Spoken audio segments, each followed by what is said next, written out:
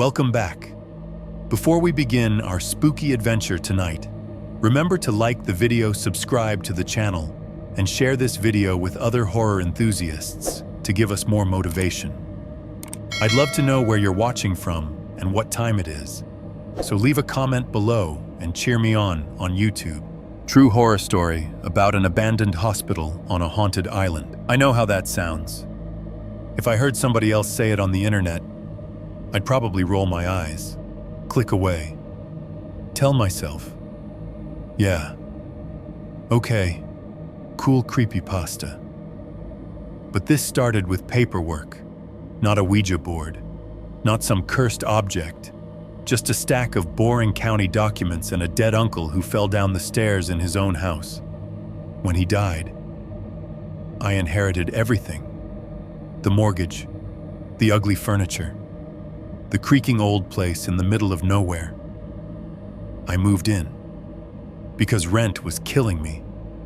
And honestly, living in a dead man's house still felt cheaper than living in my old apartment. At first, it was just normal old house stuff, weird drafts, floors that groaned like they had opinions, pipes that screamed whenever I turned on the shower. Then the insurance company asked for the exact square footage, so I pulled the floor plan from the county records, spread it out on the kitchen table, and started matching it to the actual house. That's when I saw it. On paper, the house was a few feet longer than it was in reality. Not a lot, just enough for one small room. A room that didn't exist. No window, no closet, no door. According to the blueprint, it should have been right above me, right along the side of the attic.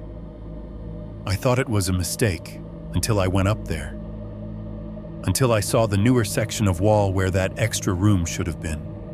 Smooth, perfect, seamless. And that night, lying in bed underneath it, staring up into the dark, I heard it for the first time. 3 slow, hollow knocks from inside the wall. If you think old houses just make noises, that's fine. I did too. But by the time the police pulled the bones out of that hidden space, by the time whatever was living in there realized it didn't have to stay, it was already too late.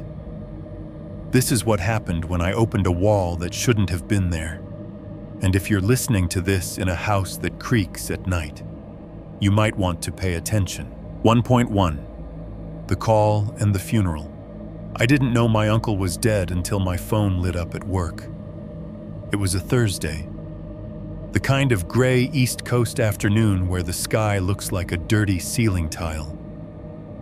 I was sitting at my desk in a cramped open office, half listening to a customer complain about their VPN while I stared at the spinning circle on my monitor. My coffee was already cold.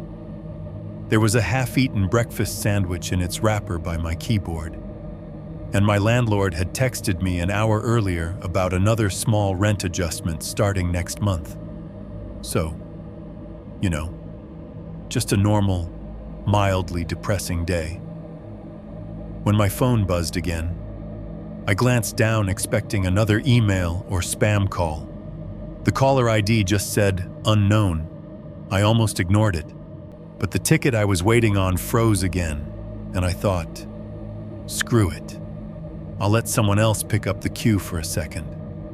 Hey, this is Daniel, I answered, doing that automatic customer service voice. There was a pause on the other end. Then, Daniel O'Connor. My heart did that weird little stutter.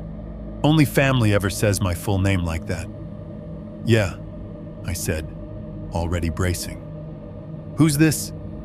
This is Alan Morris. I'm an attorney in New Jersey. Is this a good time to talk? Attorneys don't call you with good news in the middle of a Thursday. Not in my experience. Anyway, I'm at work. I said, swiveling my chair a little away from my coworkers. What's going on?" He cleared his throat. You could hear papers rustling, the sound of someone trying to find a script for bad news. "I'm calling in regard to your uncle, Mark Hennessy. I'm very sorry to tell you this over the phone, but your uncle passed away last week." For a second, I just stared at my monitor while the words bounced around in my head like they didn't know where to land. "My Uncle Mark," I repeated, stupidly, as if I had more than one. "Yes, I represent his estate. Your aunt provided me with your contact information. I'm sorry. He died in his home. The medical examiner's office has ruled it an accidental fall."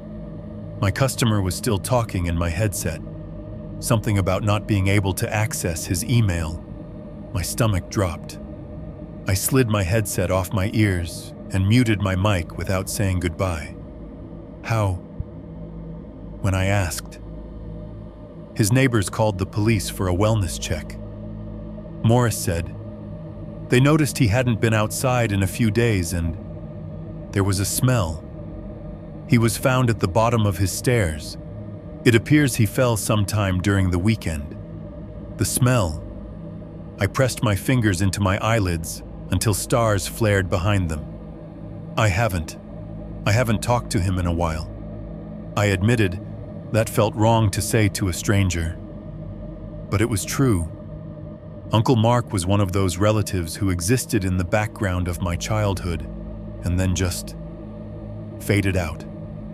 A Christmas card here or there, a Facebook like. Nothing real. "That's very common," the lawyer said, like he was reading it off a pamphlet. "I know this is a lot to process. There will be a small service on Saturday, in town. Your aunt asked that I invite you, and there are some matters regarding his will that we'll need to go over as well." Of course there were. Traffic roared down I-95 somewhere beyond the tinted office windows. The fluorescent lights hummed. Someone laughed too loud at a joke across the room. And for a moment, everything sounded very far away, like I was underwater. "Yeah," I said. "Okay. Just email me the details." When I hung up, my Starbucks cup was sweating onto my desk. My hands wouldn't stop shaking long enough to take a sip. The funeral was small. It was in one of those nondescript funeral homes that all look the same: beige walls, heavy curtains, a smell that's half flowers and half chemical. There were maybe 15 people there, mostly extended family I hadn't seen outside of Facebook in years. My Aunt Patty hugged me too hard at the door, her perfume cloying and sweet. Her eyes were red-rimmed, but dry, like she'd run out of tears a few days ago and was just going through the motions now. "I'm so glad you came," she said, squeezing my arms. "He always liked you, you know. Said you were the only one who didn't treat him like a lost cause. That stunned me more than the news of his death had. I didn't know what to do with that. So I just nodded. The casket was closed. There was a framed photo of him on a stand, Uncle Mark in his 40s, standing in front of a grill at some long-ago barbecue, beer in hand, squinting into the sun. He looked like a guy who told dad jokes and forgot birthdays, not like a man who'd lain on his own hardwood floor for days while the neighbors waited for the smell to get bad enough to call someone. Most of the talking wasn't about him, though. As people drifted between chairs and the weak coffee station, the topic kept slipping back to the house. At least the house didn't go to the state this time. My cousin Jenna muttered to me, low enough that Aunt Patty wouldn't hear. She had a styrofoam cup in her hands and a bored, angry look on her face. You know how they are. They'll slap a notice on the door and let it rot for 10 years. I frowned. What do you mean? This time she shrugged. Grandma and Grandpa's place. different situation. Long story. You were in college when that all went down. I hadn't been around much for any of it. I was too busy flunking statistics and getting married too young to a woman who eventually decided she was tired of scraping by with a guy who couldn't keep his head above water. By the time we divorced, everyone else seemed to have their lives figured out, and I was the one still juggling student loans and part-time jobs. Uncle Mark was just a name on a Christmas card with a $20 bill tucked inside. Now his whole life had been compressed into this room and a couple of vague comments about real estate. After the service, I didn't go to the little gathering at Patty's house. I drove. The GPS guided me through town to his address, like it was just another task on my list. Turn left, turn right, merge. The sun was already starting to dip, painting everything in that flat winter light that makes even nice neighborhoods look exhausted. His house was on a quiet street lined with old maples and cracked sidewalks. Kids' bikes lay on lawns, and someone had left their Christmas lights up even though it was February. When I pulled up in front of his place, I had to check the number twice to make sure it was the right one. It was a 2-story, wood-sided house, the paint peeling in strips like sunburnt skin. The front steps sagged a little to one side. The yard was overgrown with dead grass and a couple of stubborn bushes that had grown wild. There was a narrow driveway leading to a detached garage that leaned like it had given up sometime in the 90s. And up at the very top, centered over the second floor, was a tiny attic window, just a vertical slit of glass with flaking white trim, facing the backyard. Dark behind it, empty. Or at least, it looked empty from where I sat in my car. I killed the engine and just watched the house for a minute. A movement in my peripheral vision made me glance to the right. Across the street, a woman in a puffy jacket stood at her mailbox, holding a handful of envelopes but not looking at them. She was looking at me, at the car, at the house. Her expression wasn't curious. It was measuring, like she was trying to decide if she should say something. When our eyes met, she startled a little, forced a small wave, and ducked back inside her own house without checking her mail. I sat there a while longer, then put the car in drive and pulled away. I told myself I'd come back when I could talk to the lawyer, when it was official, when it was my house to walk into. We met at his office 2 days later. Morris was exactly what I expected, late 50s, thinning hair, tie too tight, surrounded by bulging file cabinets and dusty law books. The blinds were half closed, letting in strips of light that fell across the polished table where the paperwork waited. He walked me through the will in a calm, practiced voice. Uncle Mark hadn't had much cash, a checking account with a few $100s, a beat-up sedan that barely ran, no spouse, no kids, no mysterious assets. The primary asset is the real property, Morris said, tapping a page. The house at 178 Hanover.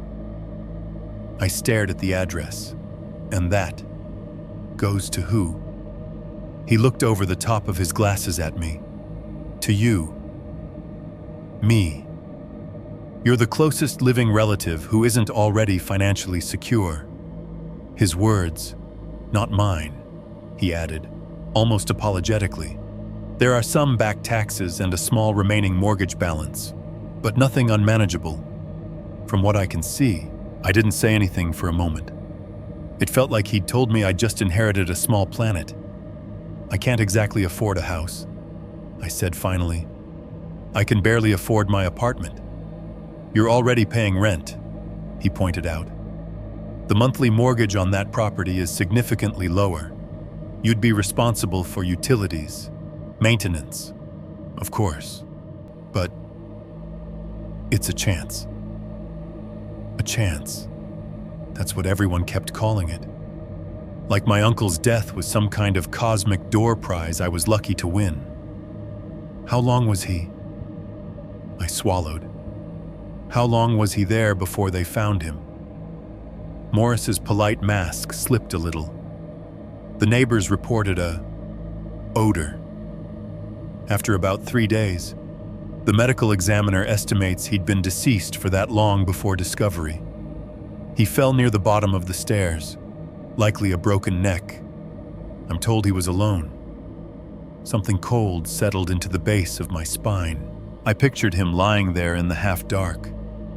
The house quiet, except for whatever old house noises I'd heard myself when I'd driven by. For 3 days, maybe 4.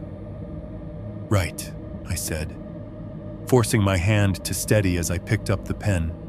So I just sign here, here, and here, Morris said, sliding the papers toward me.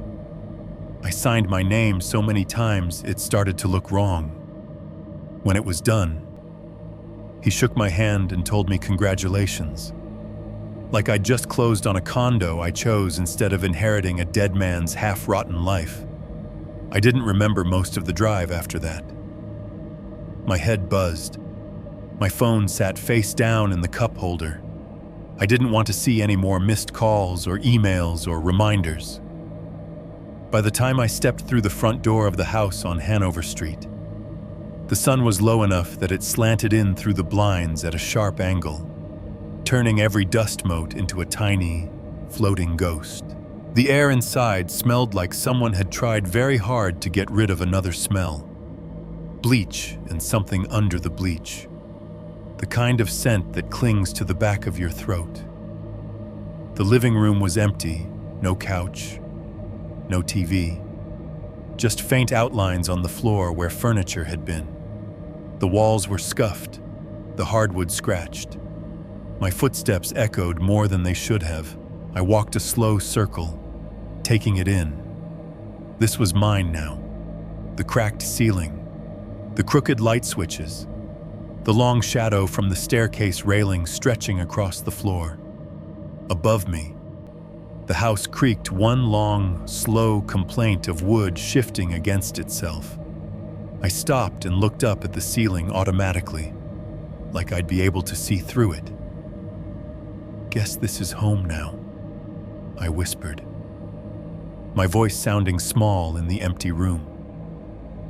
Somewhere overhead, the boards answered with one more soft, deliberate creak. 1.2 moving in.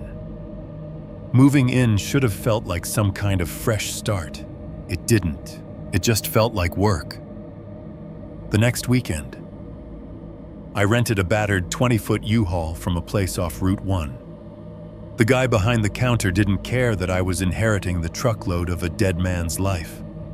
He handed me the keys, circled the pre-existing dents on a carbon copy form, and reminded me they'd charge extra if I brought it back without a full tank. I drove it back to my apartment, the engine rattling like it was held together with duct tape and prayer. My entire life fit into a handful of mismatched boxes: a cheap mattress, a particle board desk, and a TV that had one long crack down the side of the frame. I loaded everything by myself. Spotify blared through a Bluetooth speaker I kept balancing on the nearest box. Something loud and familiar, just to keep my brain from wandering to the fact that I was hauling this stuff out of a place that, for all its problems, had never smelled like bleach and old ghosts. By the time I pulled up to Hanover Street with the truck full, the sky was a washed-out blue, and my shirt was glued to my back with sweat. I backed the U-Haul into the driveway like someone who had never driven anything larger than a Honda Civic, which, to be fair, I hadn't. The neighborhood was quiet. A few cars passed. Somewhere down the block, a lawnmower droned. I wrestled my mattress out of the truck and up the front steps, swearing under my breath every time a corner slammed into the doorframe. It felt weird, putting my things into someone else's house, like I was contaminating a museum exhibit.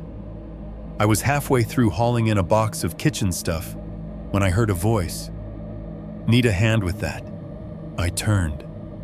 A woman stood at the edge of the yard, holding a covered plate in both hands. She was somewhere in her late 40s or early 50s, with a practical bob haircut and a sweatshirt with the local high school's mascot on it. The kind of woman who knows everyone's business on the block before the mailman does. "Oh, I'm okay," I said, automatically adjusting my grip on the box to look less pathetic.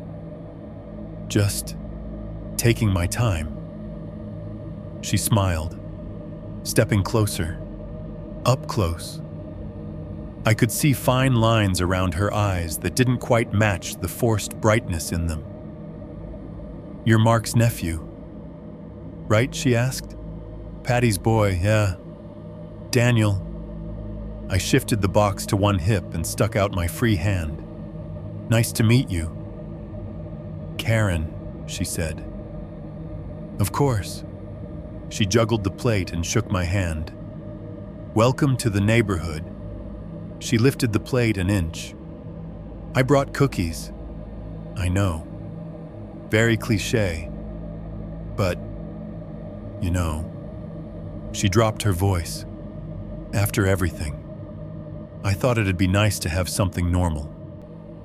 "Thanks," I said, suddenly very aware of how much dust there was on the windowsills behind me. I set the box down and took the plate. Warm chocolate chip smell puffed up through the foil. My stomach growled in betrayal. "If you need anything," she went on. "Tools, numbers for a good plumber, someone to watch the house if you're gone. We're right across the street." "My husband, Tom. He's retired. He notices things." "Yeah," I asked. She glanced at the house, at the dark rectangle of the front door yawning behind me. "He was the one who realized your uncle's car hadn't moved. And, well," she trailed off, pressing her lips together. "The smell," I said quietly. She winced. "Yeah, that. Poor man." I shifted my weight, the plate of cookies suddenly heavier in my hands. "Did you know him well?" She shrugged, rubbing her wrists with her palms like she was cold. "We tried. He kept to himself. Didn't really come to the block parties or anything. But he wasn't a bad neighbor. No loud music, no drama. Just..." Her gaze slid upward, toward the second story, then higher, to that tiny attic window squinting over the roofline. "He didn't like going up there," she said. "Your uncle, Tom says he heard him, one time, telling the cable guy he never went up there if he could help it." She gestured vaguely above us, like up there was a direction everyone instinctively understood. It sent a small, stupid chill up my spine. I laughed it off. "Well, can't blame him. Attics suck. Some more than others," she murmured, almost too quiet to hear. I pretended I hadn't heard that part. We chatted a little longer garbage days, parking rules, the best pizza in town, normal things. Then she went back across the street, waving, and I went back to dragging my life inside. By late afternoon, the U-Haul was empty. My mattress was propped awkwardly against the bedroom wall upstairs, still wrapped in its plastic. My TV sat on the floor of the living room like a guest waiting for furniture. Boxes were stacked in crooked towers in every room. I took a moment to actually look at the place now that some of my stuff was in it. The house had that particular old wood stillness, like a held breath. The floors groaned under my steps, long boards that complained in low, tired voices. The walls were stained a jaundiced yellow from decades of nicotine. Every time I brushed past, I half expected my sleeve to come away sticky.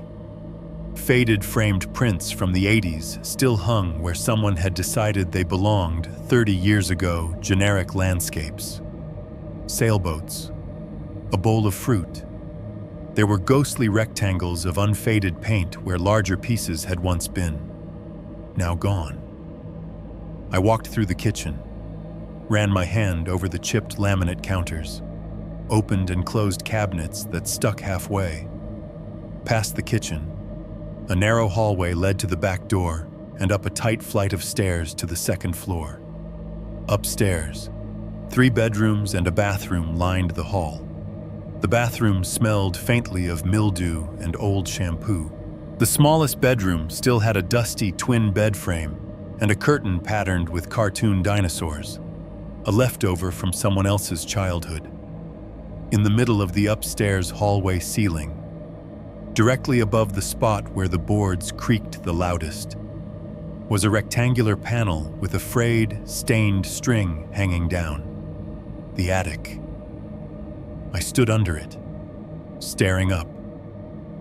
The panel was outlined in faint gray, a darker shadow in the dim light. I wrapped my fingers around the string and gave it a tentative tug.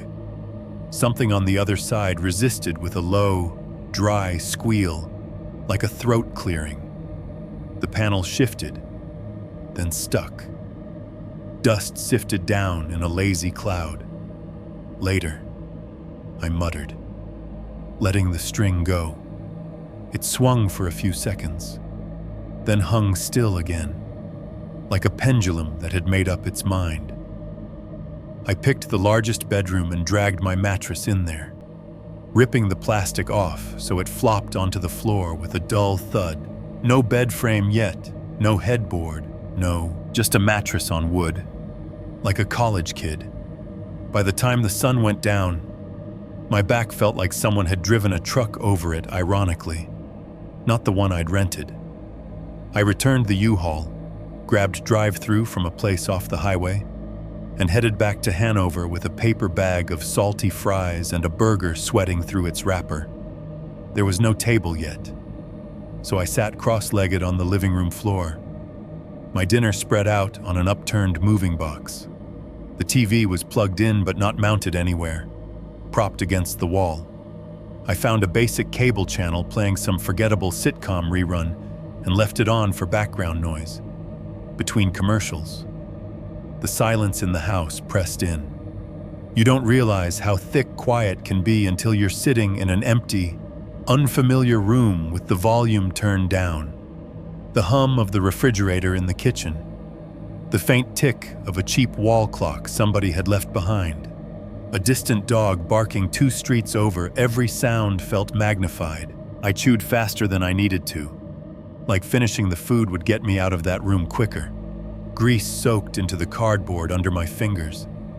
On the TV, canned laughter erupted, too loud and too cheerful. Then, somewhere above me, something tapped. Just once. A light, sharp tick, like a marble dropped onto wood. I froze, a fry halfway to my mouth. The sound came from somewhere overhead, more toward the front of the house than the back. It could have been anything. A branch, the house settling, a squirrel. I waited, nothing. The sitcom laugh track rolled on, my heart, which had spiked into my throat, slowly unclenched. Old house, I told myself, out loud, just to hear a human voice. They make noise. That's what they do. I reached for the remote and nudged the volume up a few notches anyway. Later, after I'd thrown away the wrappers and brushed my teeth in the dim, humming bathroom, I lay on the mattress in the dark, phone screen glowing blue above my face. The unfamiliar shapes of the room loomed around me, the doorway, the open closet, the single tall window with its crooked blind.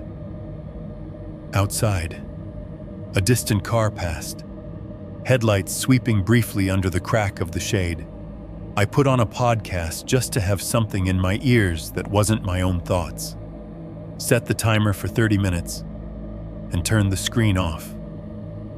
At some point, I must have drifted. When I blinked awake, the room was darker. The podcast had gone silent. My phone face down on the floor cast a faint rectangle of light on the boards from a notification. What woke me up wasn't a dream. It was a sound. A soft, irregular shuffling overhead, like something dragging lightly across the boards on the other side of the ceiling. A weight shifting. A hesitant step. Then a pause. Then another. I stared up into the dark, my breath shallow. The heating had turned off. The house was holding its breath with me. My hand groped for the phone. The screen flared bright, making me squint. 214A, glowed back at me in white numbers. Probably squirrels, I whispered. My voice didn't sound convinced, even to me. Or raccoons. Whatever New Jersey has. The sound stopped when I spoke, as if it were listening. I lay there, counting heartbeats, telling myself all the logical things old houses settle. Animals get into attics. I'm tired. I'm on edge. Sleep crept back in slowly, like standing in a cold pool 1 inch at a time. My eyelids grew heavy. The shuffling didn't return. I was just about to slip under again when something knocked. Not a tap, not a random creak. A single, hollow knock from somewhere directly above the bedroom, like knuckles on wood. I sat up so fast the mattress squeaked. My ears rang with the rush of blood. Silence. The only sound was my own breathing and the tiny ticking of that wall clock downstairs, drifting up through the floorboards. I waited. 30 seconds. A minute. 2. Nothing. Eventually, I lay back down, staring at the ceiling until my eyes burned. I decided that if it was squirrels, they at least had very good timing. 1.3 paperwork and numbers that don't add up. The next morning was aggressively ordinary. Sunlight came in weak and pale through the bedroom window. My back hurt from the mattress on the floor. My throat was dry from whatever junk food I'd inhaled the night before, for a few seconds. Waking up, I forgot where I was and reached for the wall where my old apartment window used to be. My hand hit empty air. Then I remembered new house. Dead uncle. Squirrels with suspicious timing. The silence upstairs felt heavier in the daylight, but somehow less personal in the morning. You can blame anything weird on sleep. Night is when your brain starts assigning names to things. I forced myself into motion. Shower, clothes, coffee from a sad little drip machine I'd unpacked. The water ran rust-colored for a moment before clearing, which I decided not to think about too hard. Then came the chores. Owning a house, I was learning, was just like being poor in a slightly bigger box with more phone calls to make. I started with the power company, sat at the kitchen counter with my phone on speaker, listening to tinny classical music and a recorded voice telling me my call was very important to them while I filled out change of address forms on my laptop. Finally, a tired-sounding woman picked up, took down the account number, muttered something about meter readings, and told me someone would come out sometime this week to verify. Next was the internet.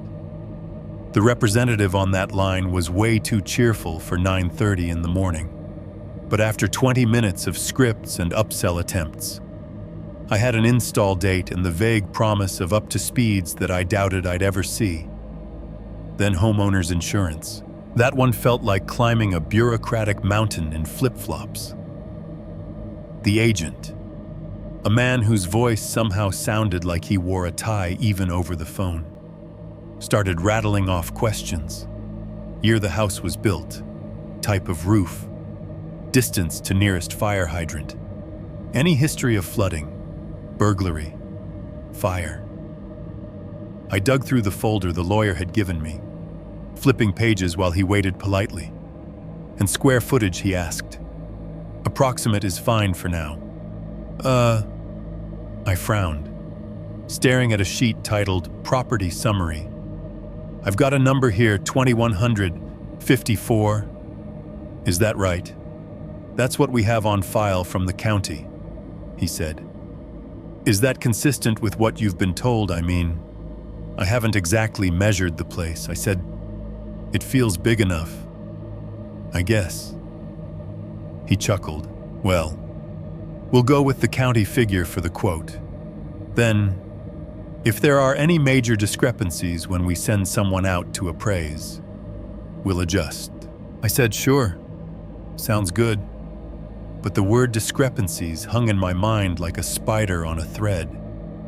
When the call finally ended, I closed the laptop and just sat there at the kitchen table, staring at the manila folder. 2,154 square feet. That was a number. It didn't mean anything to me yet. I looked around the kitchen. The room was long and narrow, with just enough space for a small table at one end. Counters lined one wall, appliances the other. I tried to imagine that number wrapping around me in invisible lines, fitting exactly over the bones of the house like skin. It bothered me that I was taking someone else's word for it.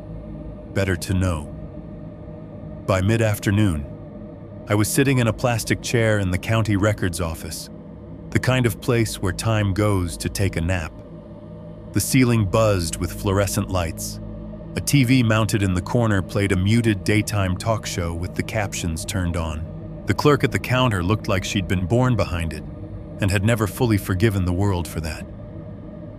She slid the request form back to me under bulletproof glass. Property maps and building plans are $7 per page, she said, in a tone that suggested she'd said the same sentence 4,000 times this year. You sure you want the whole packet?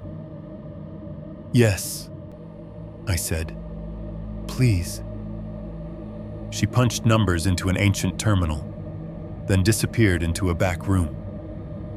I watched dust motes drift through a shaft of sunlight from a high window, thinking about that attic ladder string and the way it had resisted when I pulled it. Eventually, she returned with a stapled set of large format pages rolled in a cardboard tube. She slid it to me, had me sign a receipt, and went back to her chair without another word. The paper smelled like dust and toner and something older underneath, like it had lived in a drawer since before I was born. Back home, the house felt a little less hostile in the late-day light. I set the tube on the kitchen table, grabbed a beer from the fridge, the only thing in there besides takeout containers, and eased the documents out. They unfurled across the table with a soft crackle. Big, blue ink lines on off-white paper. Little stamps and signatures in the corners. The date in the lower right-hand corner, 1963. Notes along one edge indicated later modifications, updated electrical. In 84, some kind of roof work in 97. I took a long sip of beer, set the bottle down, and leaned over the plans.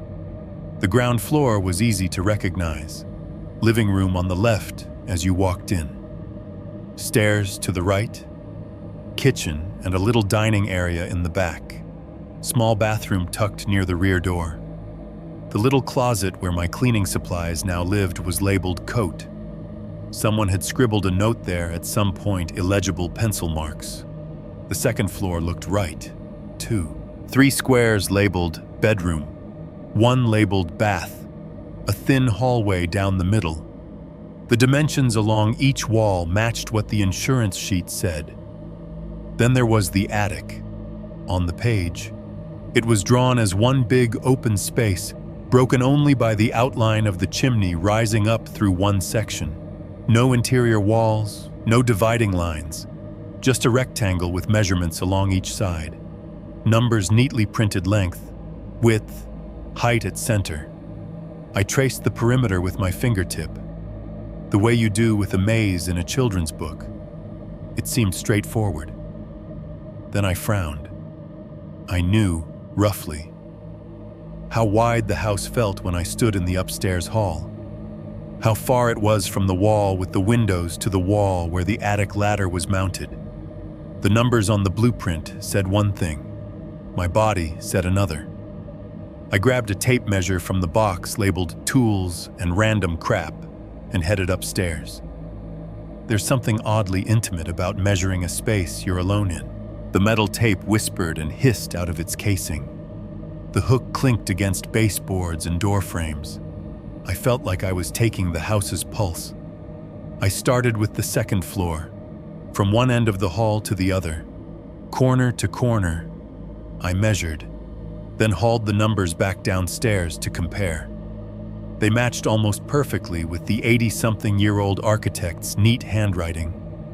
Then I went back up and stood under the attic hatch. The blueprint said the attic was the same footprint as the second floor, minus some space eaten by the roof slope. The length from front to back should have been. I checked the number again. Just over 30 feet. I tugged the hatch string, this time committing to it. The wood panel came down with a reluctant groan, the folding ladder unfolding in jerky segments until it touched the floor. Dust floated in the air like ash. I climbed one rung, then another, until my head popped up into the attic. I didn't need to go all the way in yet. I just needed a straight line, from the frontmost reachable beam to the backmost, as far as the tape would stretch in a single shot. I measured. My fingers fumbled a little. The wood under my knees felt warmer than the air. The number, when I squinted at it in the dim light, was shorter. Not by much. A couple of feet, 2.5, maybe 3, but enough that, over the span of a house, Chupin, you noticed. Enough that you could stand in the upstairs hallway and feel that an invisible slice of space was missing, like someone had taken a bite out of the floor plan and plastered over it. I did it again, from a different angle. Got the same result. Back downstairs, I wrote the numbers on a notepad. Blueprint length, actual length, circled the difference. A strip of missing volume, running along the side of the attic adjacent to the chimney. What would that look like from inside a false wall? A thickened section. Maybe some kind of built-out storage chase, except there was nothing like that in the attic. Just that solid, suspiciously newer-looking stretch of wall I hadn't wanted to think too hard about. I stared at the plans, the ink lines seeming to shift under my gaze, the crisp rectangle of the attic replaying itself in my mind over the cramped, dusty reality upstairs. Someone had drawn this the way the house was supposed to be. At some point, the house had stopped matching. I drummed my fingers on the table. The beer went warm beside my hand. The fridge hummed, somewhere in the walls. A pipe ticked as it cooled. As I leaned closer, my own breath fogging the surface of the plastic sleeve over the paper, I noticed something I'd missed before.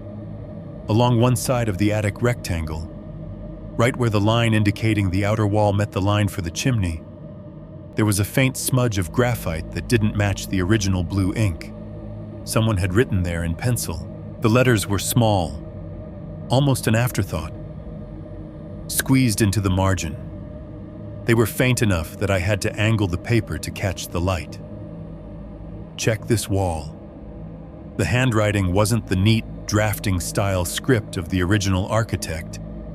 It was rougher, more hurried. It looked familiar, like the signature I'd seen on the will. I straightened slowly, the kitchen swimming a little in the corner of my vision. Above me, past the ceiling, past the second floor, and the attic hatch, and the dusty beams I hadn't really explored yet. The house creaked again, a small, settling sound, like someone shifting their weight in an upstairs chair. I sat there with the blueprint under my hands. The words, "check this wall," staring up at me, and realized that the first real problem with this house wasn't the mortgage. It was whatever was wrong with that wall. 2.1 climbing up for a couple of days. I pretended the attic didn't exist. I told myself I was busy. There were boxes to unpack, a cheap bed frame to assemble, a shower curtain to hang. I spent way too long arguing with a customer service bot about my internet installation window. I scrubbed nicotine stains off the kitchen walls until my shoulders ached. Every time I walked down the upstairs hallway, though, that hatch was there, a pale rectangle in the ceiling, with its dirty, frayed string dangling just low enough to brush my hair if I wasn't careful. Check this wall. The pencil-scrawled words on the blueprint had been sitting under a magnet on the fridge since the night I brought the plans home. I'd find myself staring at them while waiting for my coffee to drip, or while microwaving leftovers, tracing the attic outline with my eyes again and again. Eventually, curiosity and anxiety outvoted denial. One afternoon, with the house empty and quiet, I stood under the hatch and took a deep breath like I was about to go on stage. It's just an attic, I told myself, just insulation and dead spiders. Saying it out loud didn't help much, but it felt better than thinking it. I grabbed the string. It felt slightly sticky, the way old cotton cord does when it's been touched by sweaty hands for years. I gave it a firm tug. The hatch resisted for a second, then jerked open with a low, grinding squeal that sounded almost offended. Dust sifted down in slow motion, some of it catching the light from the hallway window like tiny drifting gnats, some of it going straight into my eyes and mouth. I coughed, blinking, waving my hand through the cloud. Above me, the folding ladder unfolded in jerky segments, each joint snapping into place with a hollow clack. The wood was rough under my fingers as I steadied it, a patchwork of darker stains where hands and shoes had worn it smooth over time. For a moment, I just stared up into the opening, at the gray dimness beyond. The rectangle of darkness felt like a mouth. If I see a single clown up there, I'm burning this place down, I muttered. Because being an idiot is how I cope with fear.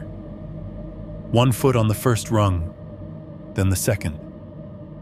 The ladder creaked under my weight in a rhythm that matched my heartbeat. Step creak, step creak. When my head finally breached the opening, the first thing that hit me was the smell. It was dry up there. Not damp, not moldy, dry. Like paper and old wood and dust that had been undisturbed for so long, it had developed its own personality. The air tasted stale, like the inside of a cardboard box left in a garage for a decade. I hauled myself all the way up, knees on the rough beam, and straightened slowly, for some reason.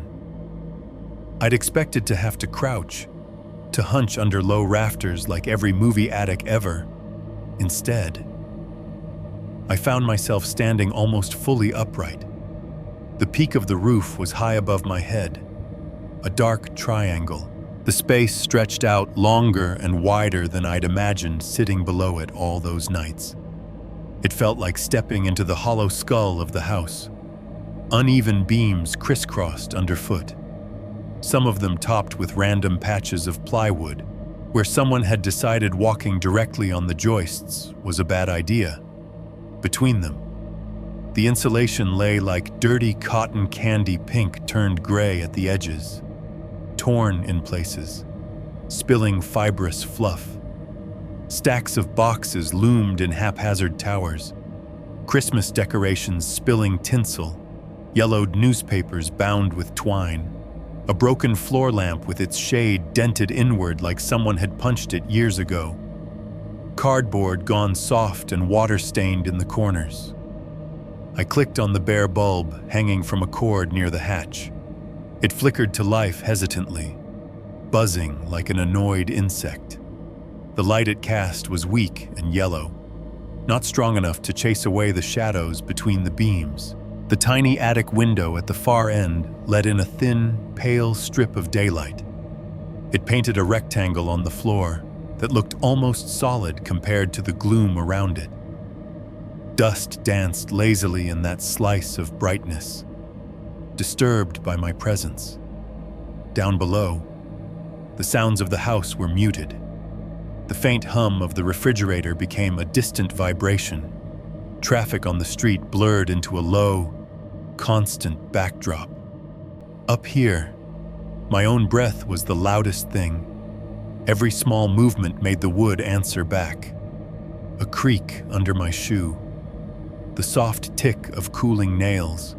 Once, from somewhere deeper in the shadows, a tiny skitter too fast to place like something small had just changed its mind about being seen. Probably a mouse, I said softly. My voice sounded wrong in the attic. Too human, too fleshy. I moved carefully, placing my feet only where there was solid wood beneath, imagining the long drop through the drywall to the hallway below if I missed. My sweat felt cold against my back despite the still air. From this angle, the layout of the attic came into focus.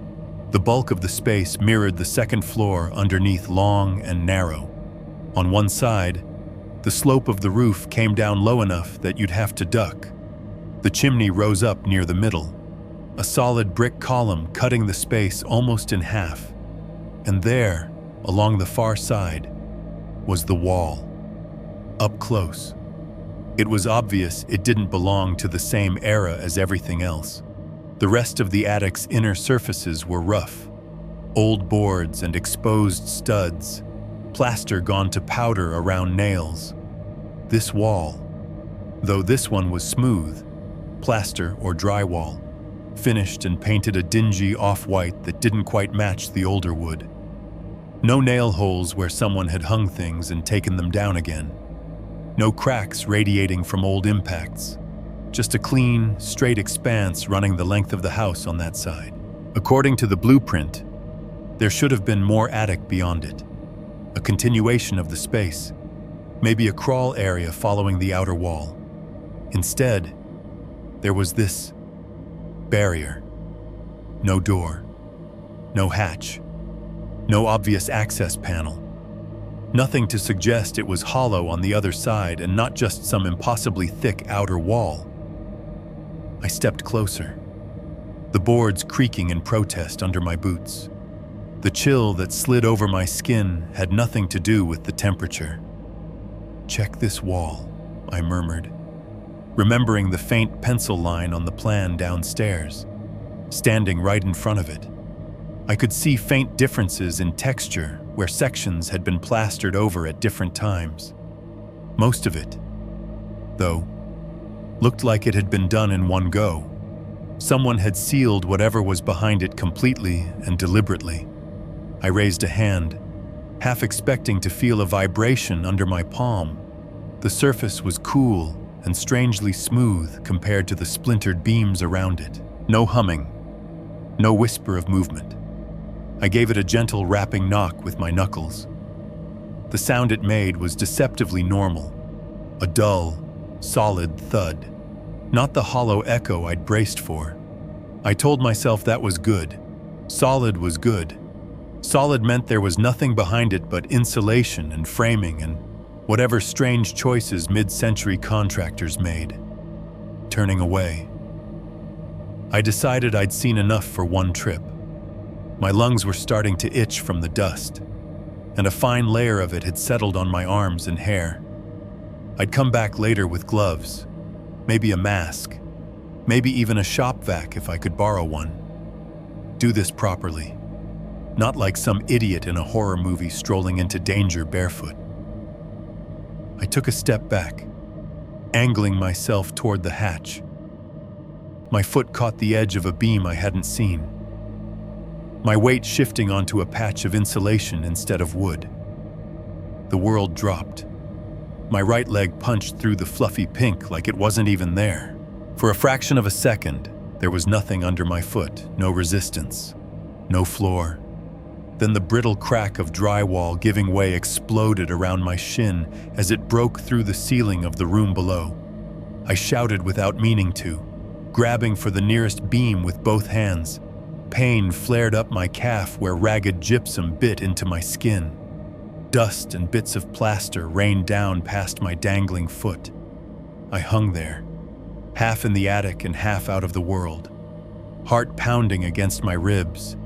The bulb swung overhead, throwing crazy shadows. The idea of not catching myself, of following my leg through that hole and hitting the floor downstairs, flashed through my mind hard enough to make me nauseous, like my uncle did. The phrase came unbidden, uninvited.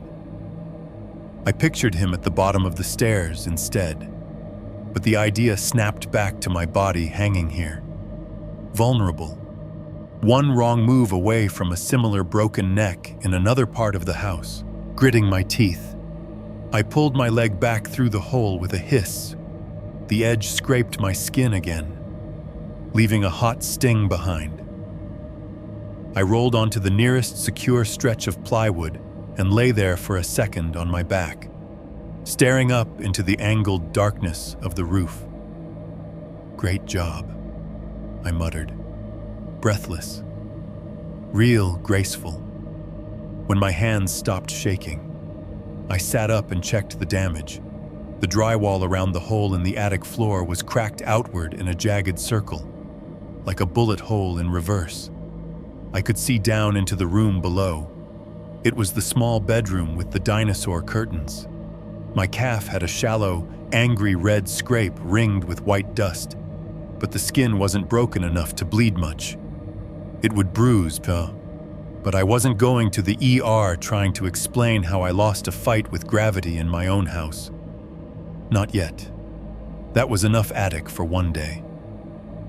As I pushed myself carefully to my feet, something caught my eye near the base of the newer wall.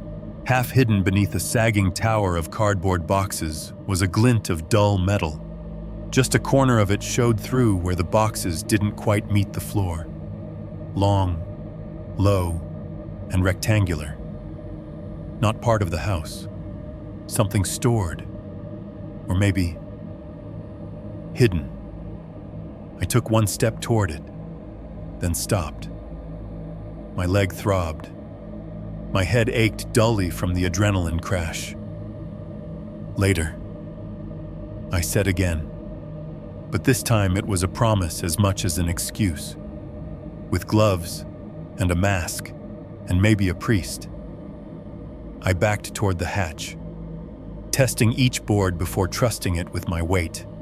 When I reached the opening and set my foot on the top rung of the ladder, the whole frame shuddered a little under me. The bulb hummed above, insects orbiting it in slow, stupid circles. That's when it happened. A sound broke the attic silence sharp enough to slice through it, soft enough that, if the house had been noisier, I might have convinced myself I imagined it. From the far side, from the direction of that smooth, newer wall, came a thump. Not the random creak of wood, not insulation settling. A single, hollow thump, like something heavy had bumped the other side of the wall, or like a fist, muffled by plaster, had struck once and then gone still. I froze halfway down the ladder, one hand white-knuckled on the rung, one foot searching blindly for the next step below, my ears strained. The attic seemed to hold its breath again, dust motes hanging perfectly still in the dim light. My own heartbeat roared in my head, loud enough that it was hard to hear anything else. "Hello," I said before I could stop myself. The word sounded stupid and frail in the dry air. No answer. No second knock. Just the faint buzz of the bulb. The distant, muffled hum of the world outside the house, and the bitter taste of dust on my tongue. After a long, stretched-out moment, I found the next rung and took it, then another. Each step down felt like peeling myself away from something that was listening. By the time I folded the ladder up and let the hatch close with a soft, final click, my shirt was damp with a cold sweat that hadn't been there when I'd climbed up. Inheriting a house, I realized, meant inheriting all its secrets too. And this one had at least one that didn't want to stay quietly behind a wall. 2.2 The lockbox. I spent the next morning pretending none of it had happened. The knock, the near fall through the ceiling, the feeling of that smooth, too perfect wall at my back. All of it got folded up and shoved into the mental drawer labeled stuff I'm not dealing with right now. Instead, I did normal things, or at least things that looked normal from the outside. I made a grocery list, because apparently people with houses are supposed to put real food in their kitchens. Bread, eggs, coffee, something green so I could pretend I cared about my health. The drive to Walmart took 15 minutes. I parked under a dead light pole and walked through sliding doors that wheezed like the ones at the funeral home. Inside, everything was too bright and too loud. Kids crying, carts squeaking, some pop song playing overhead about falling in love in a club. Or maybe in a Target you could swap the brand names out and no one would notice. I moved through the aisles like a ghost, grabbing canned soup, cereal, a rotisserie chicken sweating inside its plastic dome. At the self-checkout, the machine barked at me when I didn't put the item in the bagging area fast enough. A bored employee in a blue vest asked how my day was going without looking at me. "Just moved into a new place," I heard myself say, trying to stock up. "Oh, nice," she said, eyes still on her screen. "Congrats." Congrats, again, like I'd won something. Back at the house, I unloaded the bags onto counters that still smelled faintly of bleach and old grease. I microwaved a frozen burrito for lunch, watching it rotate behind the smeared glass. The digital clock on the stove blinked 12 o'clock over and over, accusingly, because I still hadn't set it. I told myself the thump I'd heard in the attic was a box settling, the house inhaling, maybe me bumping something without realizing. Old houses make noises. That's what everyone says. I repeated it like a prayer every time I caught myself glancing up at the ceiling. But denial has a short half-life when the evidence is sitting 3 feet above your head like a secret. By late afternoon, the light through the windows had gone golden, slanting across the floorboards and turning the dust in the air into visible strings. The house felt expectant. If I didn't go back up there, I knew I'd just lie awake all night imagining every tiny creak was that wall answering me. "Fine," I muttered, more to myself than to the house. Round 2. This time, I came prepared. I pulled a dust mask from a box of leftover COVID supplies, looped it over my ears, slipped on a pair of work gloves I'd bought for yard work I hadn't started yet, grabbed a decent flashlight from the drawer where I kept batteries and takeout menus. Upstairs, the attic string waited in the same spot, like it had been holding its breath. I pulled the hatch down. The ladder unfolded with the same protesting squeal. but it felt less like a jump scare now and more like a rehearsal. I climbed carefully, mindful of where the drywall had given way under my foot the last time.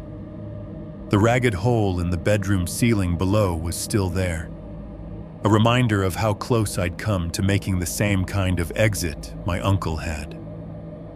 The attic greeted me with the same dry, breathless air. The bulb flickered on when I pulled its chain, buzzing. Shadows crouched in the corners and between box stacks. I made my way toward the newer wall, the flashlight beam cutting a wider path in the yellow haze of the bulb. My boot scuffed a loose nail. It skittered away with a sharp metallic ping that set my teeth on edge. The boxes near the wall were stacked 3, 4 high. Old packing tape had yellowed and peeled. Sharpie labels had faded into illegible gray scribbles: XMAS, MySC, Mark's shit. One tower leaned at a precarious angle, ready to become an avalanche if I breathed wrong. I started slowly, sliding the top box off the stack closest to the wall and setting it aside on a more secure patch of plywood. It was lighter than it looked. Inside, something clinked loosely ornaments. Maybe. The next box groaned as I lifted it, cardboard sagging under the weight of whatever was inside. A corner tore, spilling out a cascade of tangled extension cords and a plastic wreath. Underneath, the third box was half collapsed. I nudged it aside with my foot, careful not to step where it had been. That was when I saw it. A corner of gray metal, flush to the floor, catching just enough light to gleam dully under the dust. I knelt, the board under me squeaking. My gloved fingers brushed away the insulation fuzz and grit around it. It was a low, rectangular box, about 2 feet long, the top mottled with rust spots like old bruises. Someone had slapped a couple of stickers on it years ago, one peeling American flag, one faded logo for some long-defunct sports team. 2 small latches held the lid down. Between them, in the center, was a lock cylinder. The metal around it was warped and scarred, like someone had once taken a screwdriver or a crowbar to it. The lock itself hung slightly crooked, empty, the mechanism already broken. Subtle. Uncle Mark, I murmured. I wrapped both hands around the sides and tried to lift. It came up off the floor, but it was heavier than I expected, a dense, dragging weight. It wasn't empty decoration. Whatever was inside had some mass to it. Each small shift scraped the bottom of the box against the attic boards. The sound echoed sharper than it should have in the contained space, like metal on bone. I gritted my teeth and hauled it inch by inch toward the hatch, my legs protesting. My earlier near fall throbbing faintly in memory behind my knee. By the time I wrestled it to the opening, sweat had soaked the collar of my shirt. My mask felt too tight. I maneuvered it carefully onto the top rung of the ladder, then down onto my shoulder, climbing one rung at a time with all the grace of a drunk circus performer. When my feet finally hit the hallway floor, my arms were shaking. I carried the box down to the kitchen, set it on the table with a thunk that rattled the salt and pepper shakers. Standing over it, I peeled off the gloves and the mask. My face felt raw in the cooler air. I grabbed a paper towel, wiped the worst of the attic dust off the top of the box. Up close, the damage around the lock was more obvious. The metal there had been bent in, then pried back. Whatever tool had done it had left shiny gouges in the surface. There was no going back to locked now. The mechanism had been violated a long time ago. I slipped my fingers under the latches and flipped them open. They snapped up with a tired little pop. For a second, I just held onto the edge of the lid, feeling the slight stick of old rubber gasket giving way. Then I raised it, slowly. The smell that drifted out wasn't as dramatic as I'd half expected. No rush of rot or chemicals, just age, paper, a hint of mildew and ink. Inside, the box was filled almost to the brim. Several spiral notebooks lay stacked on top of each other, their cardboard covers warped from humidity and time. The metal spirals were rusted in spots, orange staining the lined edges of the pages. Underneath those, bundled sheaves of loose paper squatted in crooked stacks, held together with rubber bands that had gone brittle and cracked in places. Bits of paper stuck out at odd angles, some with dense handwriting, some with crude diagrams. Tucked to one side were a couple of printed sheets I recognized immediately, county floor plans, like the ones I'd pulled from the records office. These had been copied again, the ink a little lighter, the edges more frayed. Lines and measurements marched across them. But on top of that, someone my uncle, I guessed, had annotated in red pen. Circles, arrows, notations in capital letters. I only caught a few at a glance, attic length. Chimney. Wrong here. Nestled in a corner of the box like a discarded lighter was a cheap digital voice recorder, the kind you could buy for $20 in the electronics aisle. Its plastic casing was scuffed and dull, the little screen scratched. When I pressed the power button with my thumb, nothing happened. Dead batteries, or maybe dead something else. I swallowed. The kitchen suddenly too quiet. It was all so mundane. Office supplies and a cheap gadget. Things you'd expect to find in a desk drawer, not hidden in a metal box behind a wall in the attic of a man who died alone at the bottom of his stairs. I was about to reach for the top notebook when something inside the lid caught my eye. In thick black marker, written on the bare metal, were 10 words, all caps, all for me. If I'm gone, don't open the wall. The don't had been written, then written over again harder. The ink pressed so deeply it had scratched the metal slightly. The lines shook a little toward the end, as if his hand hadn't been steady. A laugh escaped me. It didn't sound like humor, more like something cracking. Too late, I said softly.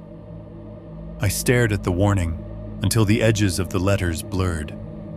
Then I let the lid fall back gently, not closing it all the way, and started lifting the notebooks out one by one, counting them, feeling their weight. There were 4 full spirals, each labeled with a date range in tiny ballpoint along the spine: 2007 to 2008, 2009 to 2010, 2011 to 2012. The last one had no dates, just smudges and a worn edge where fingers had gripped it often. I set them aside in a neat stack, then lifted out the bundles of loose pages, feeling the rubber bands crackle and snap under my fingers. Notes, sketches, floor plan photocopies with more red scrawl. Something small and stiff slid in the bottom of the box when I disturbed the papers, making a soft plastic on metal sound. I moved the last bundle aside. Underneath, lying flat against the brushed steel, was a Polaroid. The white border was yellowed. The image itself had that washed-out quality early 2000s instant film gets when it's not stored right. Grainy, slightly blurred, but the subject was unmistakable. It was the attic. This attic, taken from almost exactly the same angle I'd had when I'd stood under the hatch earlier that day. The newer wall dominated the frame, its pale surface taking up most of the image. The brick of the chimney was visible to one side. The bulb cord hung down in the foreground, frozen mid-swing. in the photograph.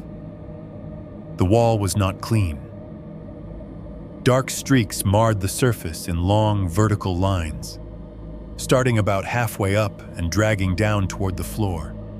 They were thickest toward the middle, thinning out as they descended, like something wet had been thrown or smeared there and then left to run.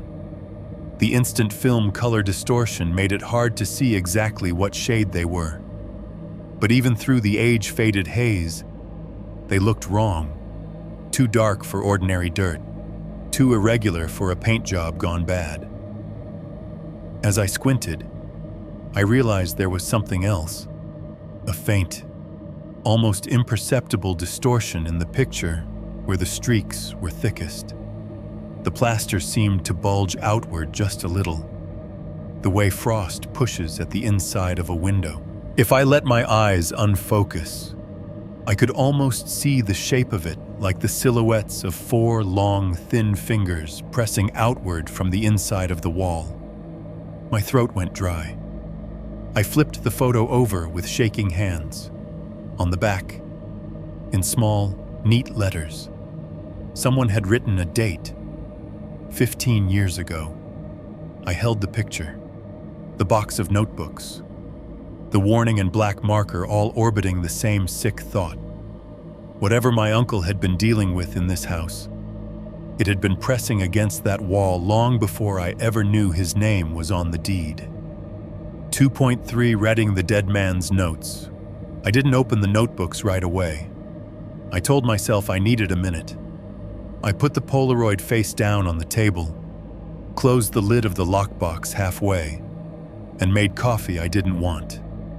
I watched the pot gurgle and spit like it might give me answers if I stared hard enough. It didn't. It just made coffee.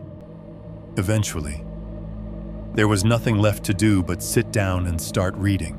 I picked the earliest notebook, the one with 2007 to 2008 scrawled in tiny ballpoint along the spiral. The cardboard cover was soft at the corners, like it had been thumbed a lot. I opened it gently, afraid the brittle pages might decide they'd had enough and give up. The first entry was dated in March. It wasn't what I expected. No talk about walls or whispers. Just life. Back still killing me. Doctor says degenerative disc disease, like that's supposed to make me feel special. Can't stand for more than an hour without feeling like someone's jamming a hot screwdriver into my spine. Further down the page, lost the last part-time gig at the bar. Cutting hours. I'm 48 years old and can't lift a keg anymore. What the hell am I supposed to do? He wrote about daytime TV, about how the judge shows all had the same 5 people in them, just in different wigs. He wrote about falling asleep in his recliner and waking up with the TV test pattern buzzing, about drinking too much cheap whiskey, because what's the point of the good stuff if you're the only one here? He wrote about holidays where nobody came. It was like reading a slightly older, slightly more broken version of my own life. Different specifics, same gravity. He complained about the weather, the mail, the price of cigarettes, the way the stairs made his knees hurt if he went up and down too many times in a day. Page after page of that. Ordinary misery. The kind you don't think is going to end with a body at the bottom of those stairs. The first time he mentioned anything else, it was almost an afterthought. Buried near the bottom of a June entry, squeezed between a note about heartburn and an overdue electric bill. Kept hearing something in the walls last night. No elaboration. Just that. I flipped the page, half expecting him to pick the thread up immediately. But the next day's entry was about a grocery store cashier he thought was cute and how his car wouldn't start. 3 days later, thought it was mice. Set traps in kitchen and basement. Nothing this morning. Still heard it though. Like little feet. Inside the wall by the stairs. Could be I'm imagining it. Not the first time I've heard shit that wasn't there. The words snagged at me. Not the first time I've heard shit that wasn't there. His handwriting was neat at first, a little old-fashioned. The way they teach in schools they don't have anymore. As the weeks went on, the lines got closer together, the letters a little more cramped. There was a restlessness in the ink.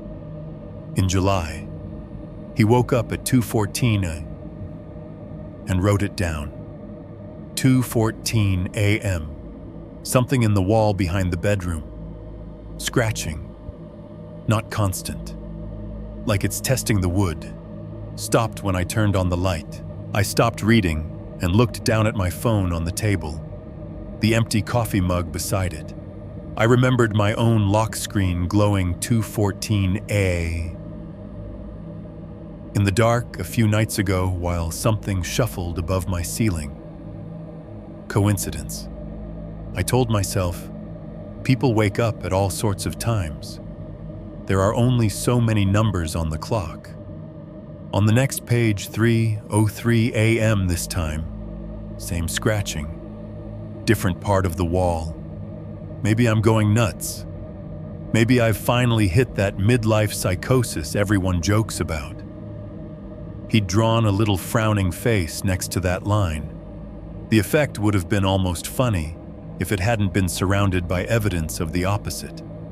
As the entries went on, more sketches appeared between paragraphs, rough overhead diagrams of the attic, like the floor plan I'd seen but hand-drawn and skewed, with circles and arrows pointing to specific stretches of wall, a star here with the note heaviest beside it, a question mark there next to Y hollow.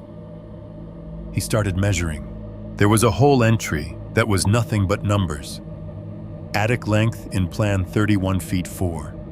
Attic length actual 26 feet 10. Difference 4.5 feet. That's not nothing. On another page, underlined twice, there is a room inside my house that doesn't exist on paper. Under that, in smaller writing cramped between the lines like he'd gone back later to add it. Or on the outside, no door, no window, no way in, no way out. I turned the page. My fingers left faint gray smudges on the corresponding margins. The tone shifted slowly from irritation to something tighter. He wrote about hearing the scratching again, this time at different times of night. Early, late, middle. He tried to set traps in the attic, but nothing sprung. No droppings, no chew marks on the bait. Instead, scratching behind the new wall today, softer, like it's being careful. Once I walked closer, it stopped. I went downstairs. It started again. It knows when I'm listening. That line was circled 3 times. The third circle had dug into the paper so hard it nearly tore through. He knocked on the wall 3 times and got nothing. The next night, it scratched for an hour. He wrote that down too. Feels like it's trying to make me come up there. Not going. Not if I don't have to. Then, some days of silence. Weather complaints. A note about his back medication making him foggy. He thought maybe the noise had stopped. Maybe the house had settled. Maybe he'd scared whatever it was off. A week later, tried something stupid. Knocked on the wall 3 times at 2:10 a.m. just to see. Waited. Thought I was being an idiot. Then, at 2:14, it knocked back. 3 times. Same rhythm. Like it was mocking me. Didn't sleep after that. The way he'd written it knocked back was different than the rest of the text. The letters were larger, sharper. The pen having dug in enough to leave an impression on the next page. I heard my own pulse in my ears, louder than the fridge, louder than the distant car passing outside. I stood up, paced the kitchen once. then sat down again because standing didn't make the words go away. The entries after that came in bursts, sometimes days between them, nothing, nothing, nothing. Other times, 3 in a day, scratching different today. Less random. Long drag. Pause. Long drag. Like nails down a chalkboard. But inside the wood, TV remote kept falling off the arm of the chair even when I hadn't touched it. Felt like the floor shifted under it. I know that sounds crazy written down. It's quieter when I have the TV on, when the house is loud, when it's just me and the walls. That's when it starts. He joked less as he went on. The little doodles dried up. The lines of text marched densely down the pages now, filling every available inch as if he was trying to pin the experience down with sheer volume. One entry near the back of the notebook was written at a slant, like his hand had been shaking, or he'd been writing in bed, heard it breathe tonight. Thought it was me at first.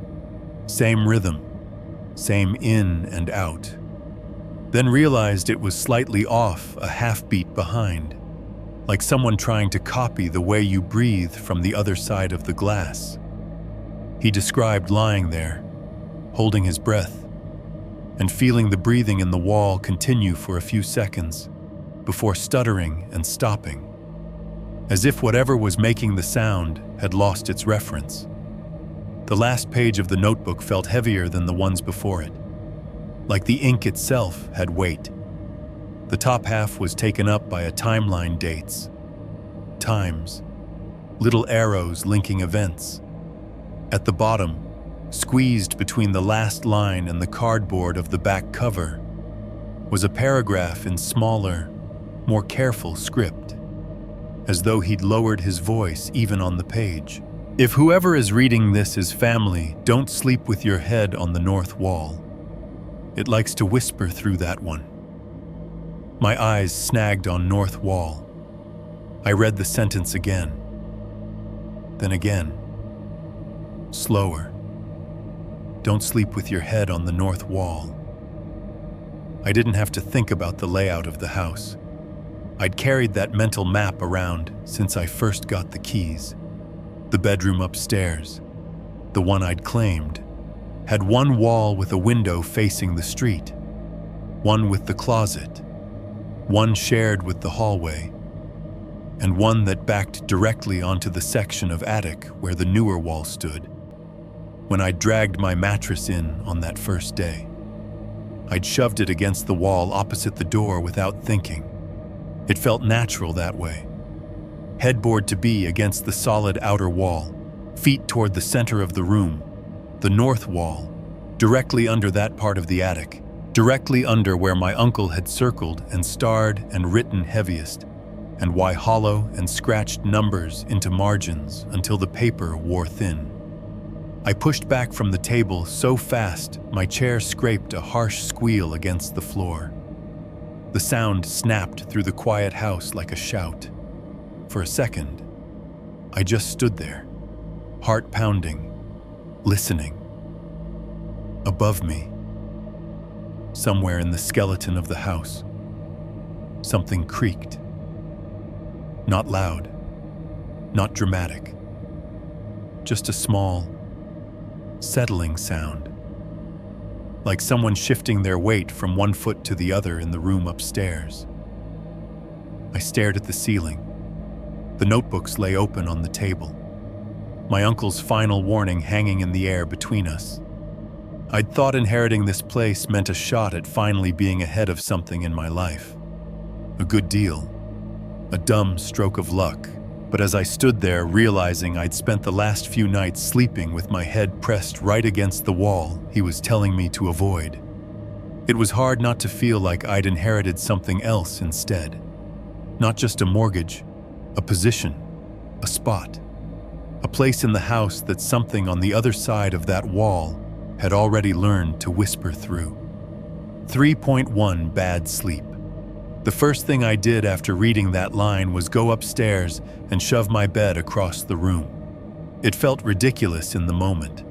overreacting to some shaky handwriting in an old notebook written by a guy who'd probably been half drunk and half deranged. But my body didn't care what my brain thought. Something deep and animal in me refused to lie down again with my head against that wall. The mattress made an ugly scraping sound as I dragged it across the floorboards, bumping into the door frame and the closet like it was trying to find excuses to stay where it was. Dust bunnies the size of fists rolled out from under it. I tried not to think about how many nights I'd slept with that mess and the forgotten crumbs of my old life inches from my face. By the time I was done, the mattress was centered awkwardly in the room, not touching any wall. Just a sad, low island in a sea of scuffed wood. I stood there breathing hard, feeling simultaneously safer and more exposed. "There," I muttered. "Happy now." No one answered. The house just watched. The next few days, I bent myself around the shape of normalcy as hard as I could. In the mornings, I made coffee so strong it could have taken the varnish off the floor if I spilled it. I logged in to work on my laptop at the makeshift desk I'd set up in the corner of the living room. The Wi-Fi finally worked. The installer had come, drilled holes, stapled a cable to the outside of the house, and left with a smile and a congrats on the new place. Man, like it wasn't a crime scene with training wheels. I took calls from users who'd forgotten their passwords, who'd somehow managed to delete their own desktop icons, who insisted the internet was down when they'd unplugged their router to plug in a space heater. I said all the right things in all the right soothing tones. Nobody on the other end of the line knew that. Just above my head, there was a sealed-off space that didn't exist on paper where my dead uncle used to hear breathing. I ate cereal out of chipped bowls, microwaved leftovers from the Walmart run, let the TV run on low between tickets. The constant murmur of daytime shows and news anchors filling the house with someone else's voice so it didn't feel like the walls were listening to only mine. I told myself the notebooks were just that, notebooks. The contents were the scribblings of a lonely man with too much time and too little sleep. Anyone can make themselves crazy if they stare at their walls long enough. And yet, every time I walked past the kitchen table, my eyes snagged on the stack of spirals sitting there, like they were waiting for me to pick up where I'd left off. At night, when I turned off most of the lights, the house felt bigger, emptier. The dark corners got taller. Sounds shifted and warped.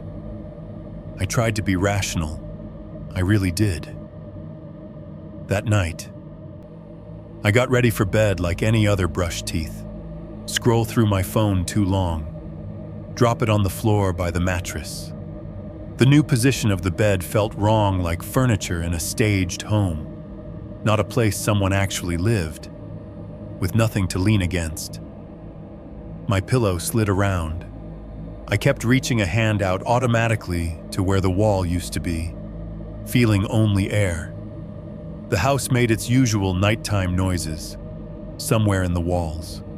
The heating pipes knocked softly as they cooled. The refrigerator in the kitchen kicked us on with a low hum, then thunked off. The faint whoosh of a car going by outside floated in through the gap at the bottom of the blinds. For a while, that was it. I lay on my back, watching the faint rectangle of the window glow and dim as cars passed. My mind replayed lines from my uncle's journal like a playlist on repeat. It knows when I'm listening. It likes to whisper through that one. I flipped onto my side, squeezed my eyes shut, tried counting backwards from 100, tried thinking about literally anything else: work, bills, the last season of some show I'd half-watched, sometime after 1 I must have drifted. When I woke, It wasn't because of a dream. It was because of the absence of one. The room was bone dark. My phone's screen was off. The digital clock on the far wall blinked its blue numbers, 2:02 a.m. The house felt like it had dropped an octave while I slept. Even the silence seemed lower. At first, I didn't know what had pulled me out of sleep. Then I heard it. A soft scratching above me, not constant, intermittent. Scritch, pause, scritch, scritch, pause. Like something with small, persistent claws was testing the ceiling. I stared up at the space where I knew the attic floor was, even though I couldn't see it. Every hair on my arm stood up. Mice, I whispered. My voice sounded dry and small. Has to be mice. The scratching came again. Slightly to the left this time. A few seconds. A stop. Then a faint drag. Like whatever it was had shifted its weight. I grabbed my pillow and shoved it over my head, pressing the cotton down around my ears until the sound dimmed. I lay there like that, breathing in my own warm breath, heart thudding. It kept going. Off and on, short bursts of noise, then longer stretches of silence, each time it stopped. I thought, okay, that's it. It's done. And then it would start again. Just as my muscles began to unclench, after what felt like 20 minutes of this, my arms started to ache from holding the pillow in place. Sweat prickled at my neck. The sound had moved around, tracing something like a path above me. Just stop, I muttered into the pillow, knowing it was stupid to talk to rodents. For 5 minutes. Just stop. As if it heard me. The scratching ceased. The silence that rushed in after it was almost worse. It pressed down on me, thick and heavy, like the weight of the house had shifted onto my chest. I slid the pillow off my face, sucking in cooler air, ears straining. Nothing. My phone lay on the floor within reach. I picked it up, thumbed the screen to life. 2:19 a.m. glared back at me. I flicked, almost without thinking, into the notebook app where I'd snapped rough photos of some of my uncle's entries. One of them showed that familiar time 2:14, another 3:03. The stupidest part of me thought, at least it's not exactly the same time. Like terror obeys a schedule. I was about to set the phone back down when it happened. 3 knocks, sharp, clean, evenly spaced, right above my head. The sound went straight through my spine, knuckles on wood, but thicker, like someone knocking from inside a hollow trunk. I froze, phone still glowing in my hand. For a moment, I couldn't even breathe. All my attention snapped to that point in the ceiling like a spotlight. The knocks weren't loud, but they were deliberate. Whoever, whatever had made them knew the difference between random noise and a signal.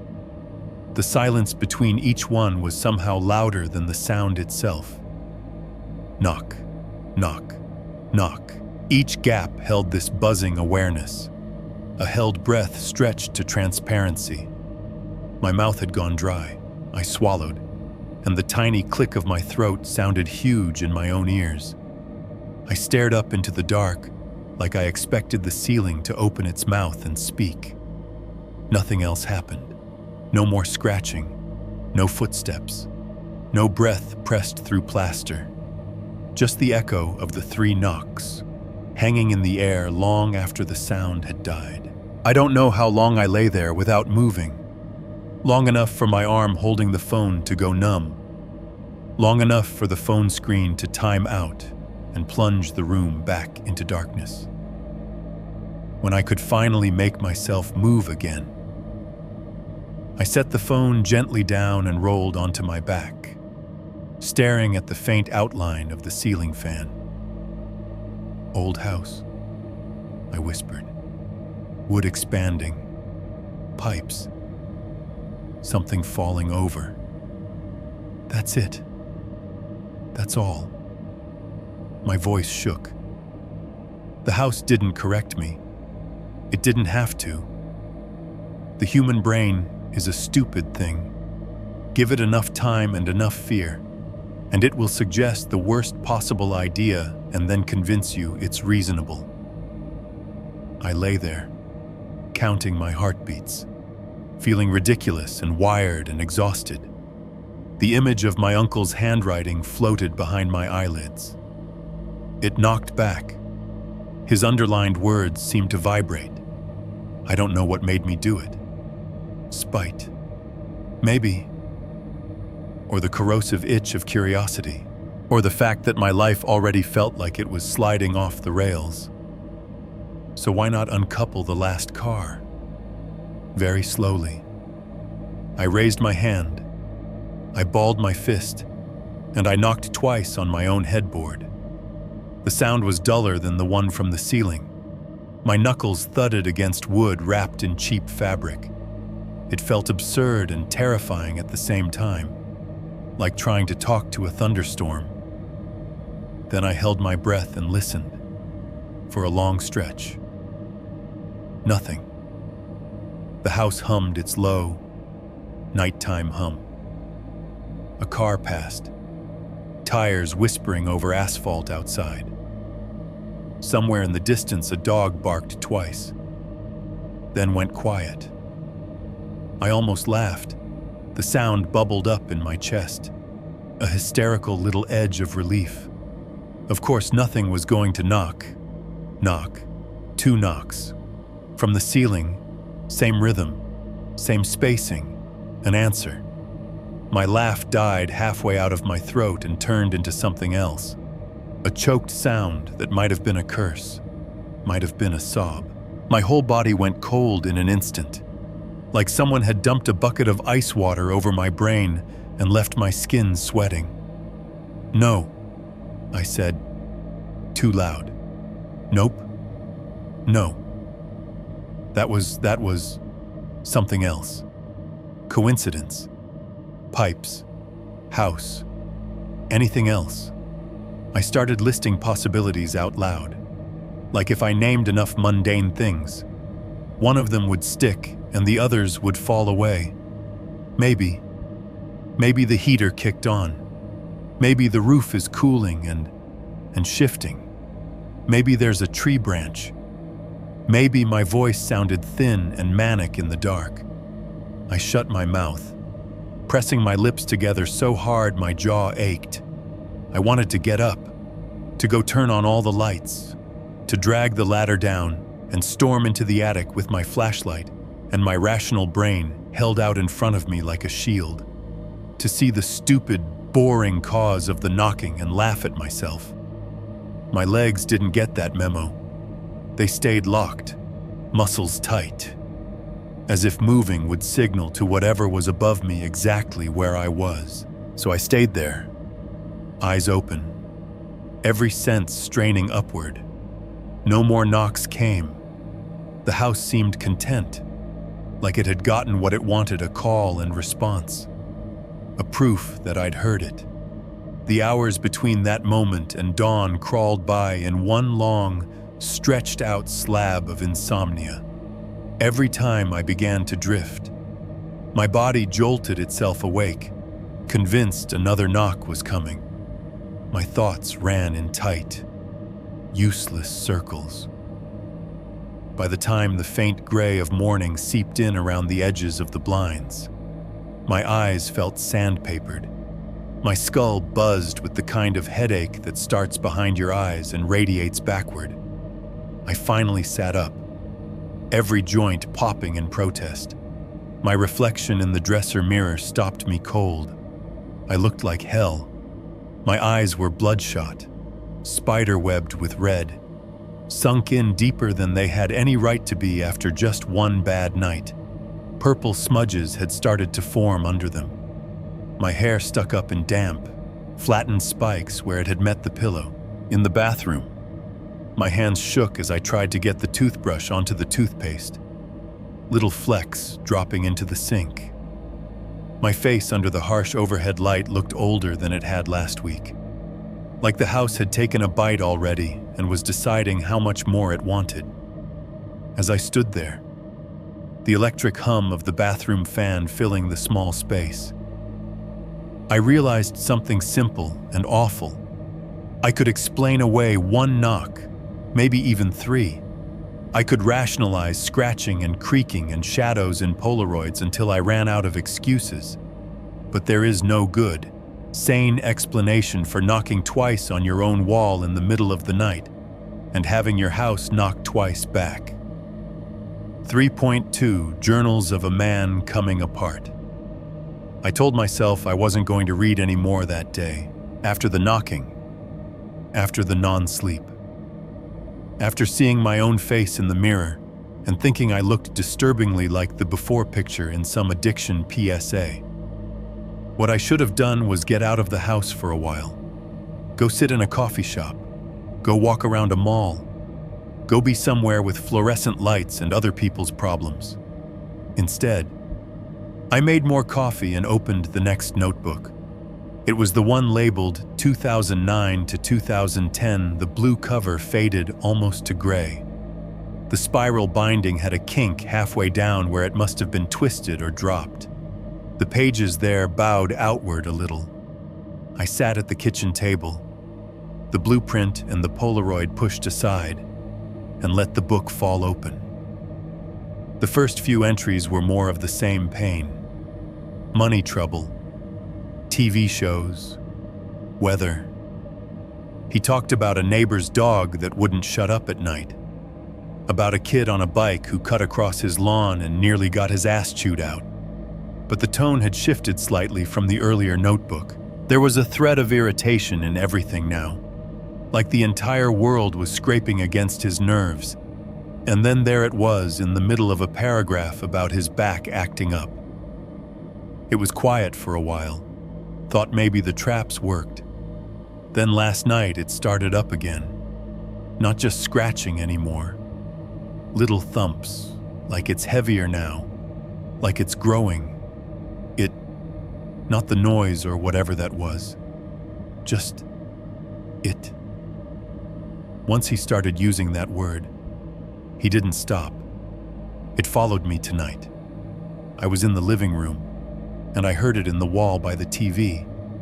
Went upstairs to the bathroom, and after a couple minutes, I heard it behind the medicine cabinet. Same rhythm, same pacing. If I go down to the kitchen, it goes down there too. It knows where I am. He started underlining phrases, not decoratively, aggressively. The pen carved grooves into the paper. I hear it when the house is quiet. If I keep the TV loud, it stays put. If I mute it, it starts moving. I took a sip of coffee, barely tasting it. My own TV remote lay on the table next to the notebook, harmless and black and suddenly weirdly sinister. I flipped forward a few pages. There was an entry written across 2 full pages, lines cramped and pressed close, like he'd been trying to get the words down faster than his hand could move. Couldn't sleep again. Back hurt too much. Lying there, staring at the ceiling. And I heard it for real this time. Not the scratching, not the knocking. Breathing. Right fucking behind the wall. At first I thought it was me. You know how when you're anxious, you start hearing your own heartbeat in your ears and shit. But this was different. It sounded wet, like there was something in its chest. Little rattle at the top of every inhale. Longer exhale than mine. Slight delay between when I breathed in and when it did, like it was copying me. But a half second behind. I held my breath to see what would happen. It kept going for a few seconds, like it hadn't realized its template was gone. Then it stuttered. Couple of hitching sounds. Then nothing. Sat there in the dark with my lungs burning, waiting for it to start again. It didn't. Not until I started breathing normally. Then it picked back up, lagging me, learning from me. I imagined him lying there alone, holding his breath, waiting for the wall to catch up. My own chest tightened in sympathy.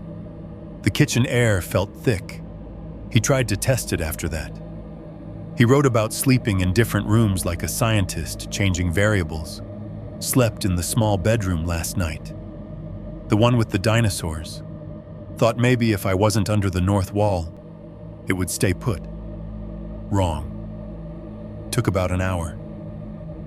But then I heard it. Little scrapes. Then a long drag behind the closet wall. Like it took a minute to find me. Like it had to crawl from one end of the house to the other through the studs. Tested again in the guest room. Same thing. Bathroom. Same. It doesn't care which room. It just cares where I am. He drew a little map of the second floor next to that paragraph.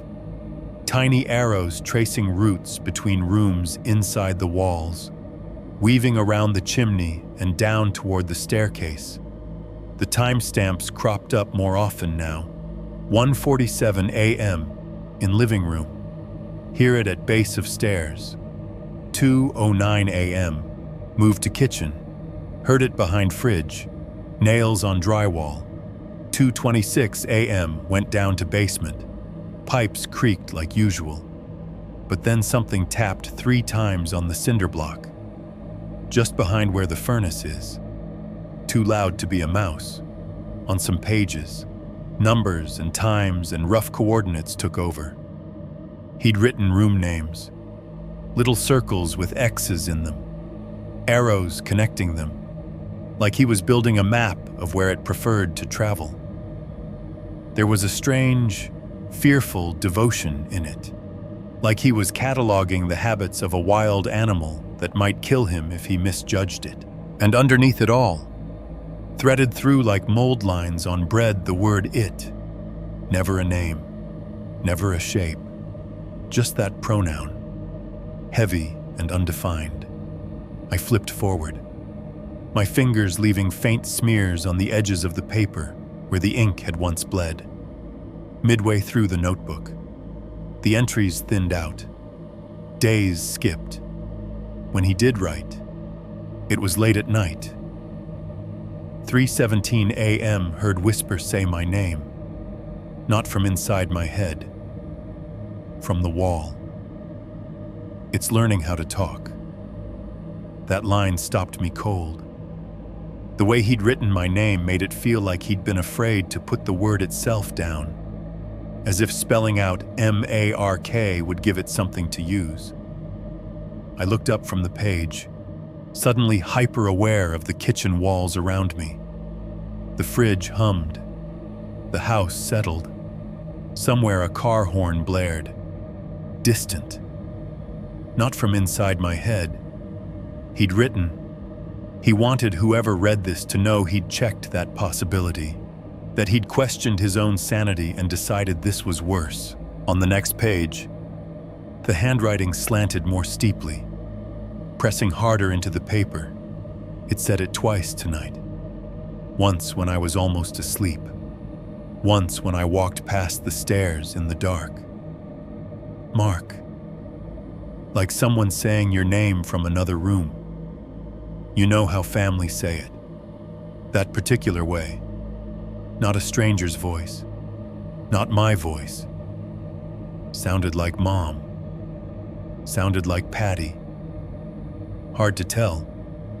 Like it was stitching voices together and trying them on. The idea made something in my gut twist.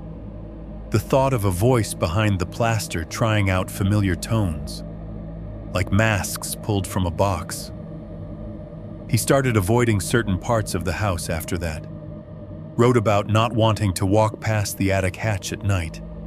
About going outside to smoke just to have a break from its presence. Tom across the street asked if everything's okay. Said he's heard me moving around at weird hours. I lied. Told him insomnia. Can't exactly say. Yeah, just trying to stay ahead of the thing in my walls that's picking up human speech. I turned another page. An entry halfway down broke off mid-sentence. I tried talking back tonight. Told it to leave me alone. To get the hell out. The pen stroke trailed off in a jagged line, ending near the margin. A tiny brownish stain dotted the bottom of the curve, like the tip of the pen had bled there when it was yanked away. I flipped to the next page. The difference hit like a slap. The writing there was still my uncle's, but it had changed smaller, shakier, the spacing irregular, like his hand had been trembling, or like he'd been writing fast, hunched over, expecting to be interrupted. At the top of the page, there was no date, no time, just a sentence, underlined so hard it was almost carved into the paper. If this is you, Daniel, don't think you're safe because you're not me. My name, seeing it there in ink that had been dry for years, made my throat close. I reread it to make sure I wasn't hallucinating. The letters were unmistakable, D-A-N-I-E-L. He hadn't written if this is family. He hadn't written if someone is reading this. He'd written if this is you, Daniel. Like he'd taken a bet on which branch of the family tree would end up here. The sentence kept going, squeezed into the space between two other lines. This thing likes family. The word likes was a mess of ink, as if he'd gone back over it again and again, trying out different verbs in his head and settling on the one that scared him most. It likes family. Not it goes after family. Not it hurts family. It likes us. As if we were its favorite show or its favorite food. I sat back slowly, the chair's wooden legs clicking against the floor. The kitchen suddenly felt too small, the ceiling too low. My own breath sounded loud in my ears. I flipped back a page, then forward again, looking for context. There wasn't any. Just that half-finished sentence about telling it to get the hell out. Then the abrupt shift to this direct address to me. Had he written it all in one night? Had he been sitting at this same table, in this same dim light, feeling the same weight pressing in on him, and thought someone else is going to see this? Someone else is going to be here, and it's going to know them too. I pictured him, older and more worn than I remembered from childhood, sitting with a pen in his cramped, nicotine-stained fingers, listening to something move in the walls while he tried to decide how much to tell the hypothetical version of me who might inherit his mess. Half warning, half apology. I glanced toward the living room, imagining the unseen space between the studs and the plaster. The unseen thing threading itself through the skeleton of the house. "I'm not you," I said aloud, to no one, or maybe to him, or maybe to the invisible thing in the framework. I wasn't sure. My voice shook more than I liked. Somewhere above, faint and delayed. The house gave a little creak, not loud enough to be an answer, but not nothing either. 3.3 jump scare face in the insulation. The night it finally showed me a face. The weather did half the work. The forecast had been talking about a nor'easter all week, bright graphics of a swirling storm front slamming into the coast. Anchors with serious faces telling people to prepare for high winds and possible outages. Karen had mentioned it in the driveway that afternoon, shouting over the gusts as she wrestled her trash can lid back into place. "Storm's gonna be nasty tonight." She called. "You got batteries, flashlights, sump pumpa." 2 out of 3, I'd yelled back, not sure what a sump pump even looked like. By late evening, the house felt like it was sitting in the throat of something big. The rain started as a steady patter and built into a full-on assault, hammering the roof hard enough that you could hear it over the TV. Wind wrapped around the corners of the house in long, low howls. Branches scraped the siding with intermittent shrieks, like nails down a chalkboard drawn out to 30 seconds at a time. Inside, the lights dimmed and brightened as the grid strained. I was on the couch with my laptop open, not really working. A mug of coffee had gone cold on the table. The TV murmured some true crime show I wasn't paying attention to, ironic, considering every few minutes.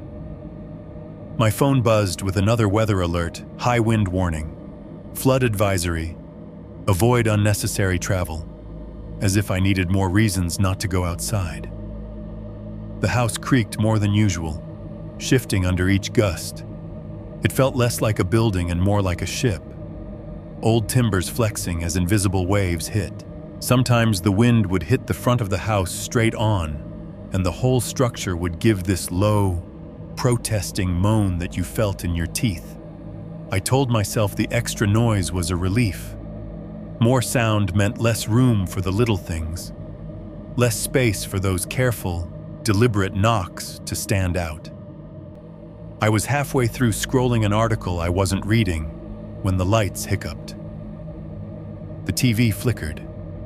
The lamp beside the couch dimmed to a pathetic glow, then flared back. The refrigerator in the kitchen let out a strangled hum. "Don't you dare," I said to nobody, looking up at the ceiling like I could negotiate with the power lines. The storm answered with a fresh blast of wind that rattled the windows in their frames. The lights flickered again, longer this time. The TV screen went black for a full second, my reflection staring back at me in the ghost of its glass. Then everything came roaring back to life. Lamp, TV, fridge, the little green clock on the microwave. My phone buzzed, "National Weather Service, widespread power outages possible in your area." "Great," I muttered. I dug out a couple of candles and a cheap LED flashlight from the drawer, where I'd started compiling emergency supplies. Set the flashlight on the coffee table within arm's reach. Tried to focus on the show as if I cared whether the reenacted killer had done it or not. The house shuddered again. Somewhere upstairs, something thumped a deep, structural thud, like a heavy piece of furniture shifting half an inch. I told myself it was just the wind pushing against the roof. The lights went out. This time they stayed out. The TV cut off mid-sentence. The hum of the fridge died. The lamp beside me surrendered without ceremony. 1 second there was the warm, yellow glow of electricity and the drone of canned dialogue. The next, there was only the sound of rain and the sudden, suffocating blackness of a house that hasn't yet adjusted to being unplugged. For a couple seconds, my brain did that panicked animal thing where it insists you're blind. Then I remembered the flashlight, and my hands found it by feel, knocking over the cold coffee mug in the process.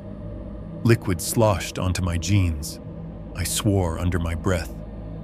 The flashlight beam cut through the darkness in a narrow, bright cone, harsh and clinical against the familiar shapes of the living room. The couch, the TV, the doorway to the hall. All of it looked off, flattened, colorless. Shadows pooled in corners like something thick. The house groaned again under a gust of wind, loud enough that the beams overhead vibrated with it. For a split second, I had the unnerving sensation that the whole structure might lift off its foundation and go tumbling down the street. In that moment, The rational part of my brain seized the wheel. Power outage, heavy storm, old wiring, all normal things. I should check the breaker. I thought, make sure nothing's blown on my end before I assume it's the whole street. The breaker panel was down in the basement, near the laundry machines that looked older than me. The idea of going down into concrete and shadows with only a flashlight wasn't appealing. But neither was sitting here helplessly if all I needed to do was flip a switch. I stood, the floorboards cold under my bare feet. The flashlight beam wobbled slightly in my hand.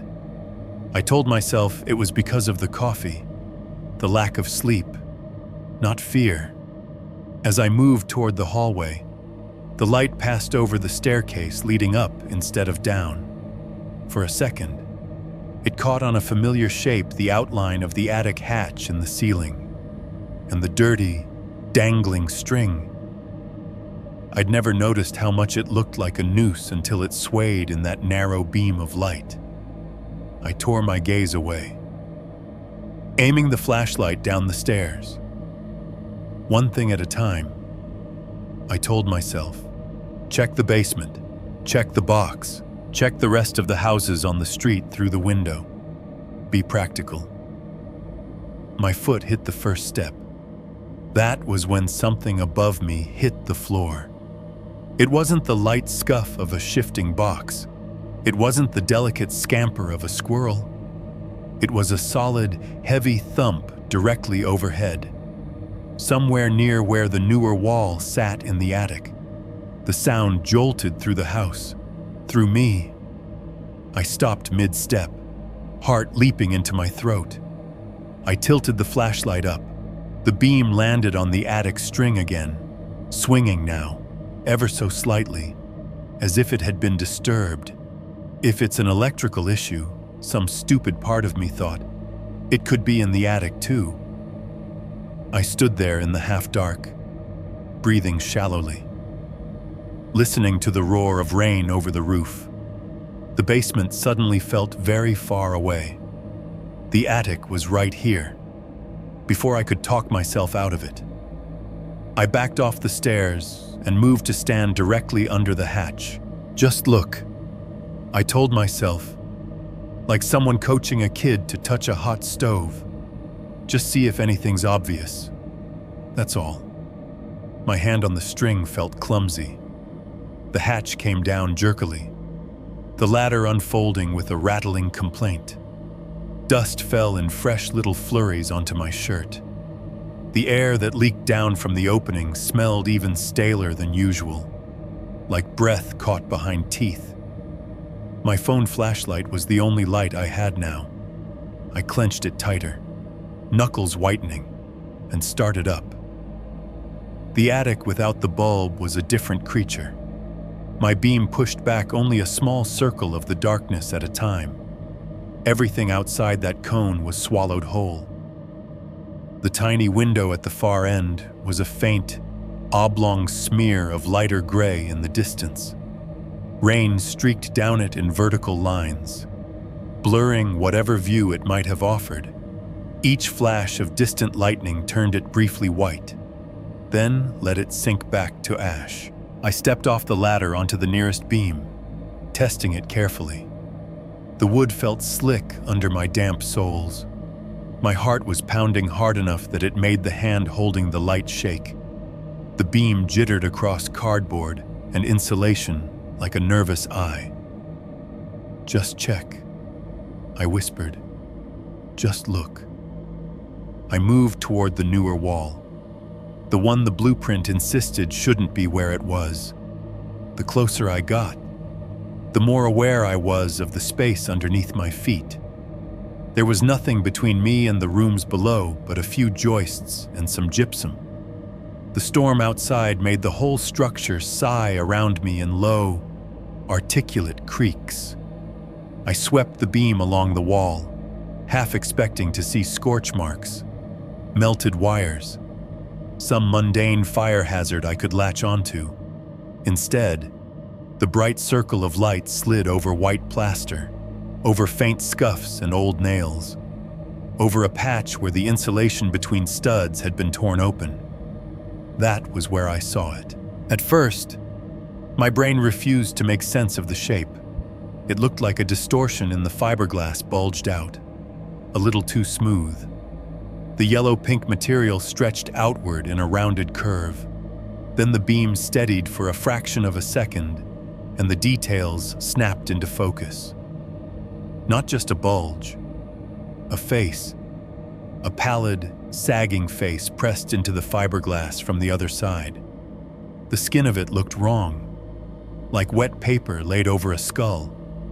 The suggestion of two deep hollows where eyes would be, dark pits that absorbed the light instead of reflecting it, a vague protrusion where a nose might have been, and lower, a slack, distorted shape that could only be a mouth, hanging open in a silent, soundless scream or grin I couldn't tell.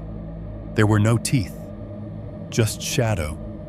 For less than a second, as my hand trembled, it looked like the whole mass pushed outward, warping the insulation further. The suggestion of fingers flexed at the edges, indenting the fiberglass, as if whatever was behind the wall had pressed itself against the thin barrier to get a better look at me. I sucked in a breath so fast it hurt. My heel slipped on the beam. The light went wild. The circle shot up to the roof, down to the floor, across a stack of boxes. For a dizzy, weightless moment, my foot found nothing but air. I flailed, arms pinwheeling, my stomach lurching up as the world tilted. Somewhere in the black around me was the image of my uncle at the bottom of the stairs, and somewhere below me was the very real possibility of my own neck breaking in a bedroom I hadn't finished unpacking. My hand caught a joist. My shoulder burned. I dropped into a crouch hard enough to make my knees slam the wood. The flashlight clattered from my grip, spinning once on the plywood and coming to rest beam down, casting a weird, sideways wedge of light up into the rafters. For several seconds, all I could hear was my own breathing and the drum of rain. My throat made a thin, high sound I'd never heard from myself before. Jesus, I hissed, not sure if I was praying or swearing.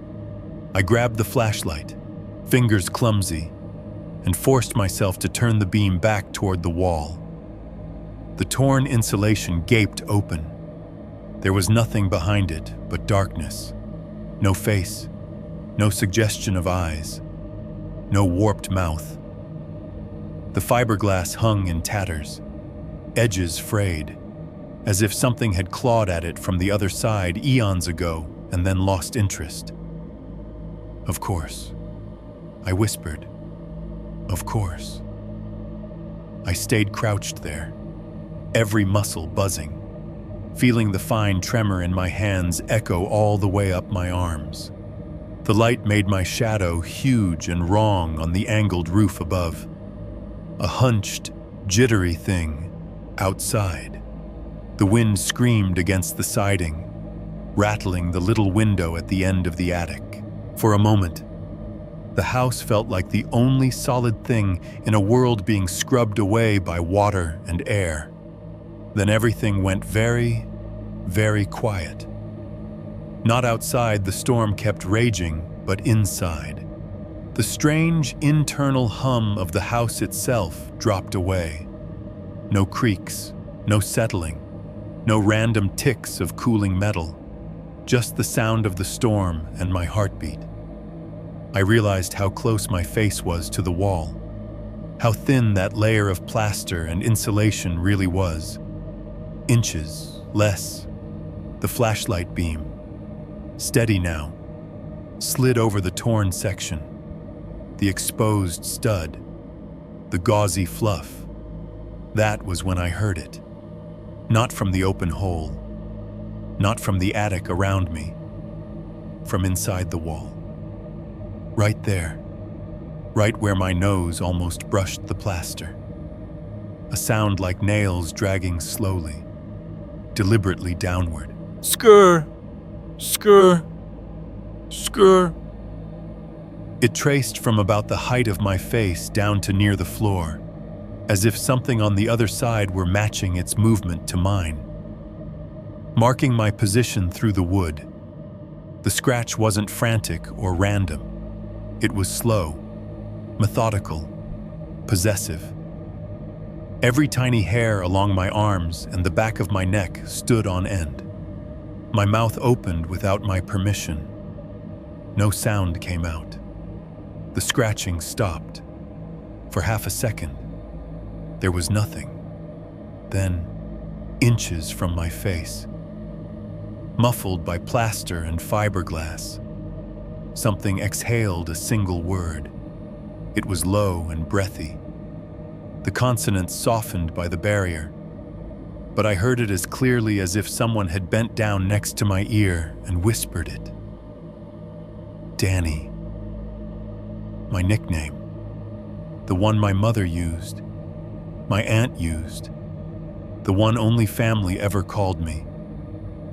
The shape of the syllables was wrong, like a recording played slightly too slow, or like someone had built the sound out of pieces of other voices. There was a hint of my uncle's drawl in it, a hint of my mother's lilt, a hint of me. My own breath hitched into a gasp. The flashlight slipped in my hand again, jerking the beam away from the wall.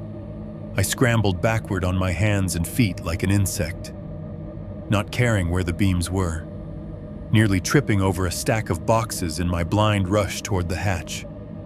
The whole time, I could feel the memory of that breath on the other side of the wall, a phantom warmth against my skin. By the time my feet found the top of the ladder, my heart was throwing itself against my ribs so hard, I thought it might crack something. I didn't look back. I clambered down, barely remembering to fold the ladder in before I yanked the hatch closed with a sharp slap. The darkness of the hallway felt almost kind in comparison. I stood there, forehead pressed to the cool paint, the storm roaring around the house, the word it had used for me echoing in my skull. It knew my name, not the one on the mortgage, the one that meant it knew who I was to them. 4.1 pest control and denial. I didn't sleep much after the storm night. Didn't sleep much is generous. I dozed in short, jagged bursts on the couch with the TV on low and every light I owned blazing, jerking awake at every crack of thunder, every gust of wind that made the siding rattle. Every time my eyes started to close, I saw that sagging impression in the insulation again, those hollow pits where eyes should be, the suggestion of a mouth, straining against the thin barrier between us. And then the word it had used for me, syllables dragged like breath through wet plaster. Danny. By morning, my skull felt like it was full of broken glass. My hands shook when I tried to drink coffee.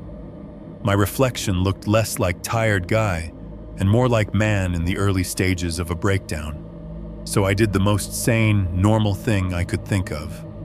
I called pest control, because that's what you do when something is living where it shouldn't be. You call a professional with a truck and a logo and a bunch of traps and chemicals. You put it into a category with raccoons and squirrels and carpenter ants, and you let someone with a printed invoice tell you it's handled. The woman who picked up at Guardian Pest Solutions sounded like she'd heard everything. What seems to be the problem, she asked, typing audibly in the background. I think there's something in my attic. I said, something big. It's not just mice. It moves around, knocks, scratches. It knows where I am. I heard myself and winced.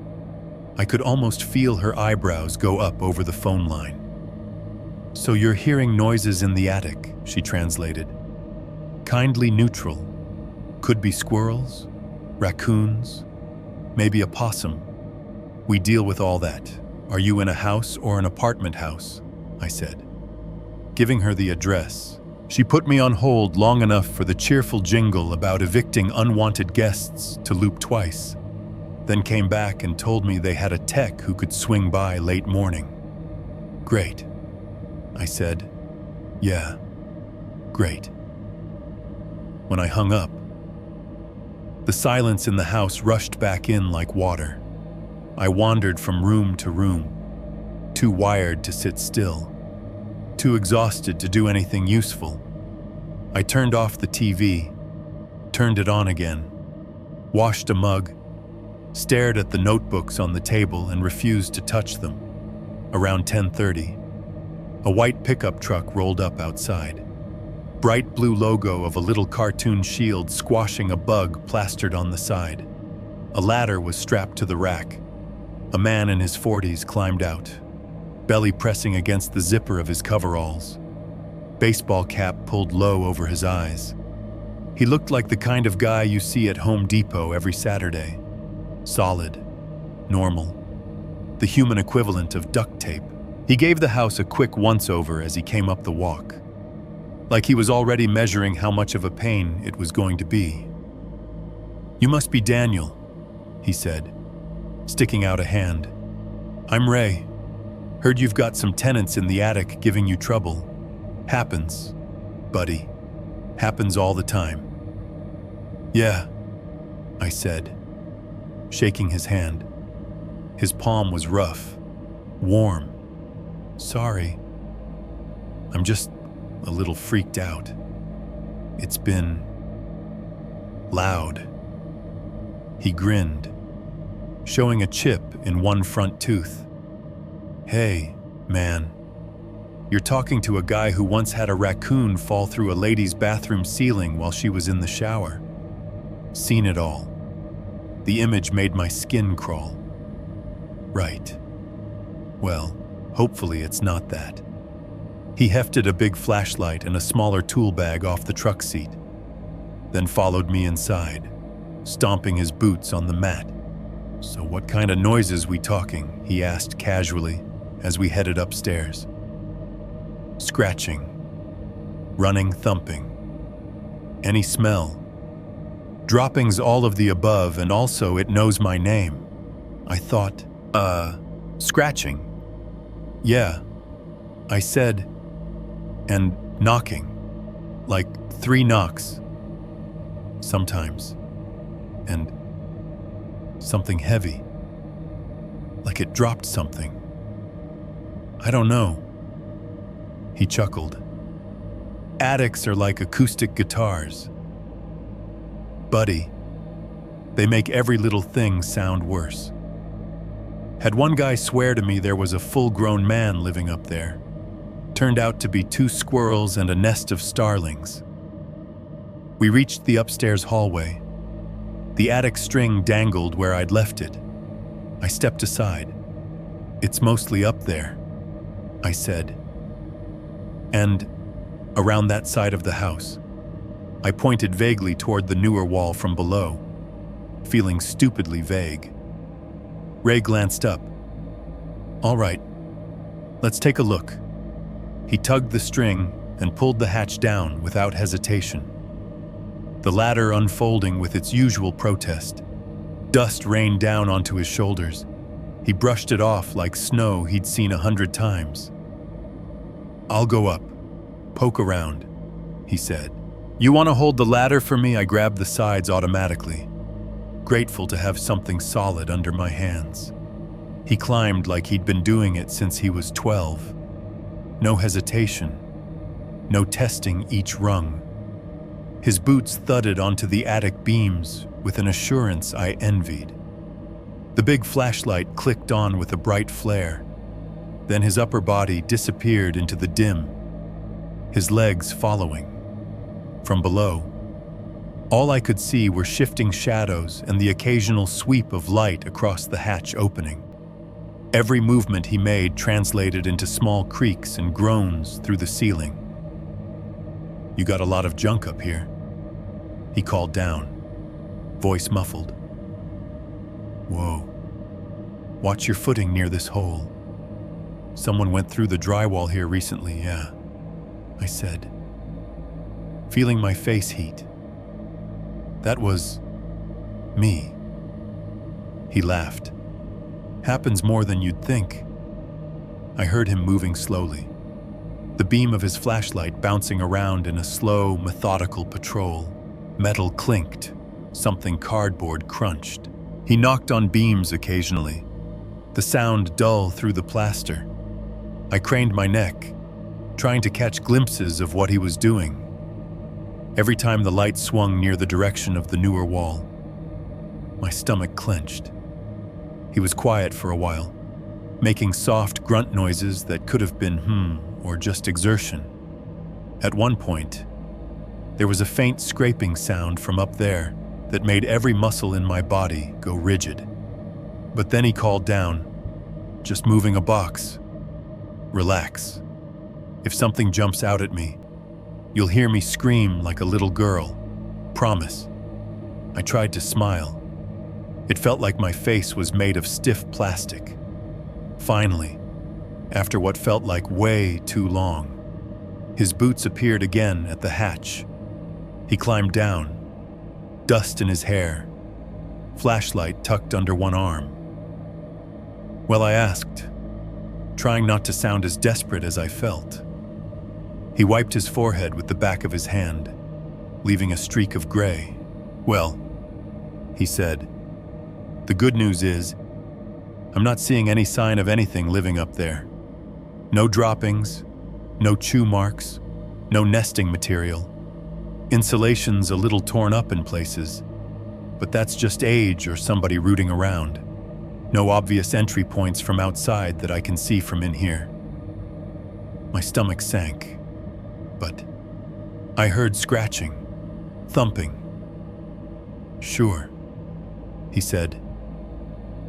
"Look, these old places, they're like echo chambers. Wind rattles a loose vent and it sounds like it's coming from the opposite side of the house. Branches hit the siding. Critters run across the roof. The whole structure amplifies it. With this storm we just had, I'm not surprised you're hearing all kinds of things." I stared at him. "It knocked," I said, hearing how insane that sounded as it came out, like 3 times, in a row. And I knocked back and he lifted his hand in a gentle, "Whoa there" gesture. Hey, I'm not saying you didn't hear something. I'm saying I don't see physical evidence of an animal infestation. No raccoons, no bats, nothing obvious. Now, if you want, we can set a couple of traps up there just in case. But from a bug and critter standpoint, you're in better shape than half the houses I see. That wall," I said suddenly, "the one along the far side. Did you notice anything weird about it?" He snorted. "Buddy, your whole attic's weird," he said, then saw my face and softened a little. "Yeah." I took a look. The framing around that section definitely looks newer. Different lumber, different nail pattern. Like somebody boxed something in, maybe closed off an old chimney chase or some kind of storage nook. Happens. People get creative with space. Could someone be inside it, I asked, the words out before I could stop them. His expression shifted, just for a heartbeat, into something between amusement and concern. Like, "You mean a person?" I felt my face burn. "Forget it," I muttered. He shrugged. "No, I mean, look, walls are hollow, sure, but there's studs every 16 inches. Electrical, insulation. You'd have to do some serious remodeling to live in there." He chuckled, as if that settled it. It didn't. Not for me. "What about..." I struggled. What about voices? Can street noise travel through the walls like that? Absolutely, he said promptly, happy to have landed on a question with a normal answer. You got any vents? Old flues? Even electrical conduit? Sound will find them. I've had people swear their houses were haunted when it was just their neighbor's TV coming through a shared pipe. This place, he pointed vaguely upward. You got wind. You got trees. You got that little attic window acting like a speaker. I'm not saying you didn't hear a voice. I'm saying it doesn't mean there's anything supernatural going on. Brains are good at filling in the gaps. I wanted to believe him so badly my teeth hurt. He rummaged in his bag, pulled out a couple of glossy pamphlets, handed me one with seasonal pest prevention on the front. We can do a preventative treatment if you're worried. Spray the perimeter. Put some bait stations down. It'll keep the mice out if they do decide to move in later. But right now, active infestation I can treat. The words "no active infestation" sounded clinical. Clean. Completely inadequate. How much do I owe you? I asked. He told me. It was less than I expected. More than I wanted to pay for the privilege of being told I was alone with whatever this was. I wrote him a check with a hand that still didn't feel entirely steady. As he headed for the door, he clapped me lightly on the shoulder. Look, Daniel, old houses are noisy. First storm in a place like this always freaks people out. You'll get used to it. If you start seeing droppings or chew marks, give us a call. Until then, try not to let it get in your head. Okay, too late, I thought. I watched from the window as he climbed into his truck, started it, and pulled away. The bright little shield on the door disappeared around the corner, taking its reassuring normalcy with it. The house felt immediately different in his absence, emptier, somehow. The quiet that fell in the wake of his engine noise was sharp and attentive. See, I said to the empty room, voice brittle. Nothing living up there. You hear that professional opinion? Maybe I was talking to myself. Maybe I was talking to the notebooks on the table, to whatever bits of my uncle still clung to the ink and paper. Maybe I was talking to the space behind the wall. I stood there in the foyer, keys still in my hand, staring at the ceiling, right on cue, as if the timing had been carefully rehearsed. There came a sound from above, a single, soft knock, not loud enough to be mistaken for someone at the front door, not random enough to be chalked up to settling wood, just one clear knock from somewhere overhead, not in the attic beams this time, higher, deeper, like it was coming from inside the wall's hollow body. I closed my eyes. Of course. Of course it had waited until the witness was gone. 4.2 Old news and missing people.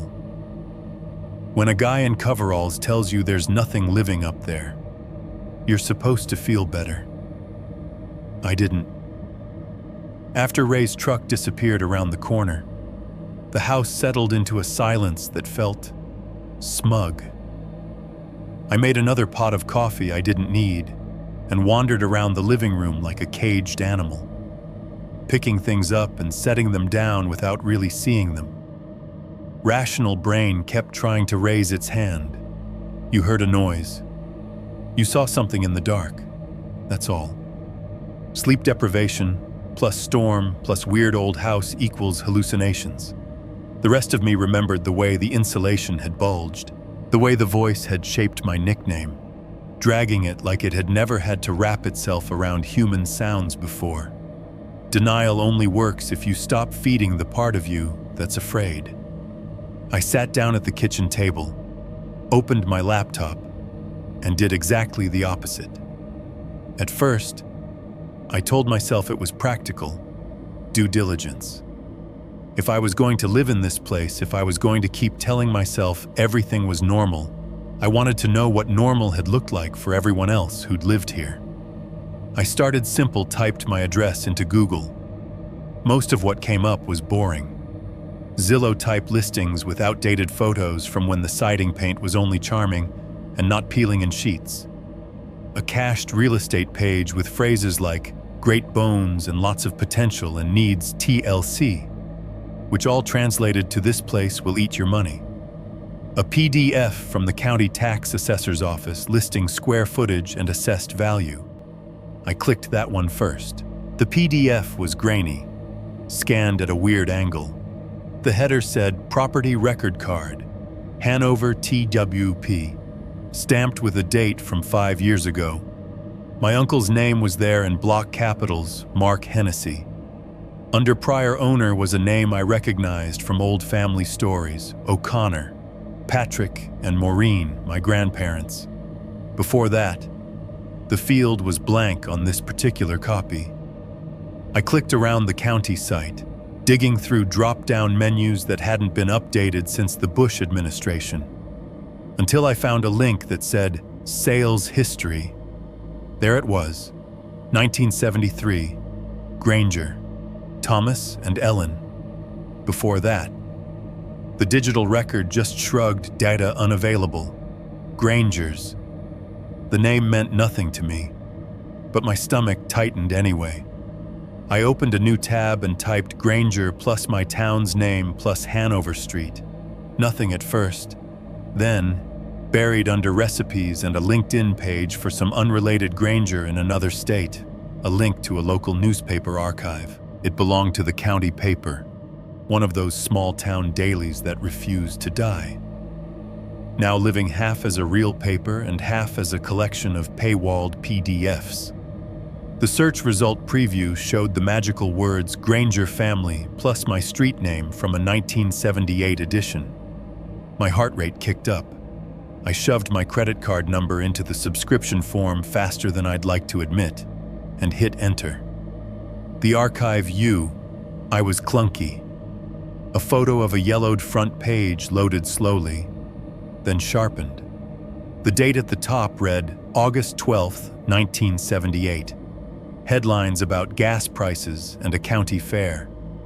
I typed my address into the search box at the top and waited while the spinning wheel chewed on it. 3 hits. I clicked the first one. The article was small, not front page material. Black and white, split between 2 columns. The headline, Local Boy, 8 still missing, family devastated. The text swam for a second as I scrolled. Authorities continued to search for 8-year-old Matthew Granger, missing since Sunday evening. Matthew was last seen playing near his family home on Hanover Street. According to his parents, Thomas and Ellen Granger, there was the address. My address. The story went on he'd been playing in the yard after dinner, chasing fireflies with a friend. The friend went home. Matt didn't. Parents assumed he'd come in. When they realized he hadn't, they called the neighbors. Then the police, canvases were done. The woods out back were searched. A pond was dragged as a precaution. At this time, the Hanover Township Police Department believes foul play cannot be ruled out. The article read, Neighbors report hearing nothing unusual that night. I read the last sentence 3 times. Neighbors report hearing nothing unusual. I pictured the house as it must have been then, still old, but less tired, maybe with fresh paint, toys scattered in the yard, curtains that weren't nicotine-stained, the same narrow driveway, the same 2 stories, the same little attic window squinting out over the backyard. I scrolled down. There was a photo family shot, probably from some church picnic. The grainy image showed a woman clutching a purse, eyes swollen but defiant. A man next to her, jaw clenched. Between them, a boy in a baseball cap grinning at the camera. Underneath, the caption, Ellen and Thomas Granger with their son Matthew, missing since Sunday. My chest hurt. I went back to the search results, clicked the second hit. It was from a follow-up a week later. No developments. Search scaled back. Police asking anyone with information to come forward. The tone had shifted from urgent to resigned. The boy's picture was smaller this time. The third hit was a fragment in a "This Week 10 Years Ago" retrospective. No new information then, either. I sat back, rubbing my eyes until stars bloomed. It didn't necessarily mean anything. Kids go missing. Houses have histories. The Grangers could have sold the place after that. Unable to live in a home where their kid had vanished from the front yard, my grandparents could have bought it cheap, thinking they were getting a deal, telling themselves tragedies don't stick to the walls. But my mind couldn't help connecting the dots: a missing boy in the 70s. Stories of neighbors hearing nothing unusual. Decades later, my uncle writing about scratches and breathing and something calling his name through plaster. And now me. I dug deeper. Typed my uncle's name into the archive search bar. This time, I got 2 hits. The first was nothing. He'd been listed once in the court reports section for a DUI 15 years ago. Mugshot barely visible. Just a white rectangle with his name under it. That was its own kind of sad. But it didn't have anything to do with the house. The second result was more recent. Strange odor on Hanover Street prompts fire depth. Response from some midsummer week, maybe 5 years back. I clicked with a sense of dread. The article was short. It described how multiple calls had come in about a strong, foul smell in the neighborhood. Fire department and police had responded, expecting maybe a gas leak or a dead animal. The smell was eventually traced to spoiled meat in a malfunctioning chest freezer in the basement of a Hanover Street home. My uncle's name was there, mentioned in passing as cooperative with authorities. The piece described him as embarrassed and remorseful for the disturbance. There were quotes from a couple of neighbors. One said something about being relieved it was nothing worse. The other was from a woman who declined to be identified, just described as a nearby resident. "You hear things," is all I'll say. She'd told the reporter, "Sometimes you just know something isn't right." That line had a different weight now that I'd heard my own something in the walls. I stared at the screen until the letters blurred, then leaned back, rubbing the bridge of my nose. The chair creaked under me. For a moment, I thought it was the house making that sound, and my whole body tensed. By any rational metric, all I had here were coincidences and bad vibes. An old missing kid case in a town where nothing else big ever made the paper. A freezer that had gone bad. An aunt who'd probably told the neighbors her brother kept to himself and meant it. But it didn't feel rational. It felt like the house had a pattern. Missing boy, bad smell, dead man, me on deck. I went back to the article about Matthew Granger. Fingers tight on the trackpad. There was a small, low-resolution photo embedded halfway down an exterior shot of the house from the street, taken back when the siding had been a different color and the trees out front were thinner. The photographer had framed it at a slight angle, the way local reporters do to make a mundane scene look more interesting. You could see the front steps, the front door, the big downstairs window. Off to the left, a sliver of the driveway. Above, barely in frame, the little attic window. Something about that tiny rectangle of shadow pulled at my eyes. I zoomed in. The image blocky pixeled into squares. The house turned into a mosaic of gray and off-white. I dragged the zoom box up until the attic window filled as much of the screen as the program would allow. It was still grainy. Lines of distortion ran through it where the scanner had hiccuped. but in the middle of the glass. In the darker gray of the interior, there were two paler shapes. They could have been reflections. Light bouncing off something behind the photographer. The ghost of cloud cover. Artifacts of the scanning process. A smudge. Rationally, I knew that. Emotionally, all I saw were two pale ovals about the size of hands, positioned side by side, as if something inside the attic had pressed its palms flat against the window, while someone down below took a photo of the house where a child had vanished. I tried to convince myself I was seeing patterns where there weren't any. I zoomed in until the image fell apart completely, the pale shapes dissolving into digital noise. Then I zoomed out again, and there they were, the suggestion of fingers. Maybe, at the top of each oval, 5 little irregular lighter spots pressing against the glass. My skin went cold, prickled all over.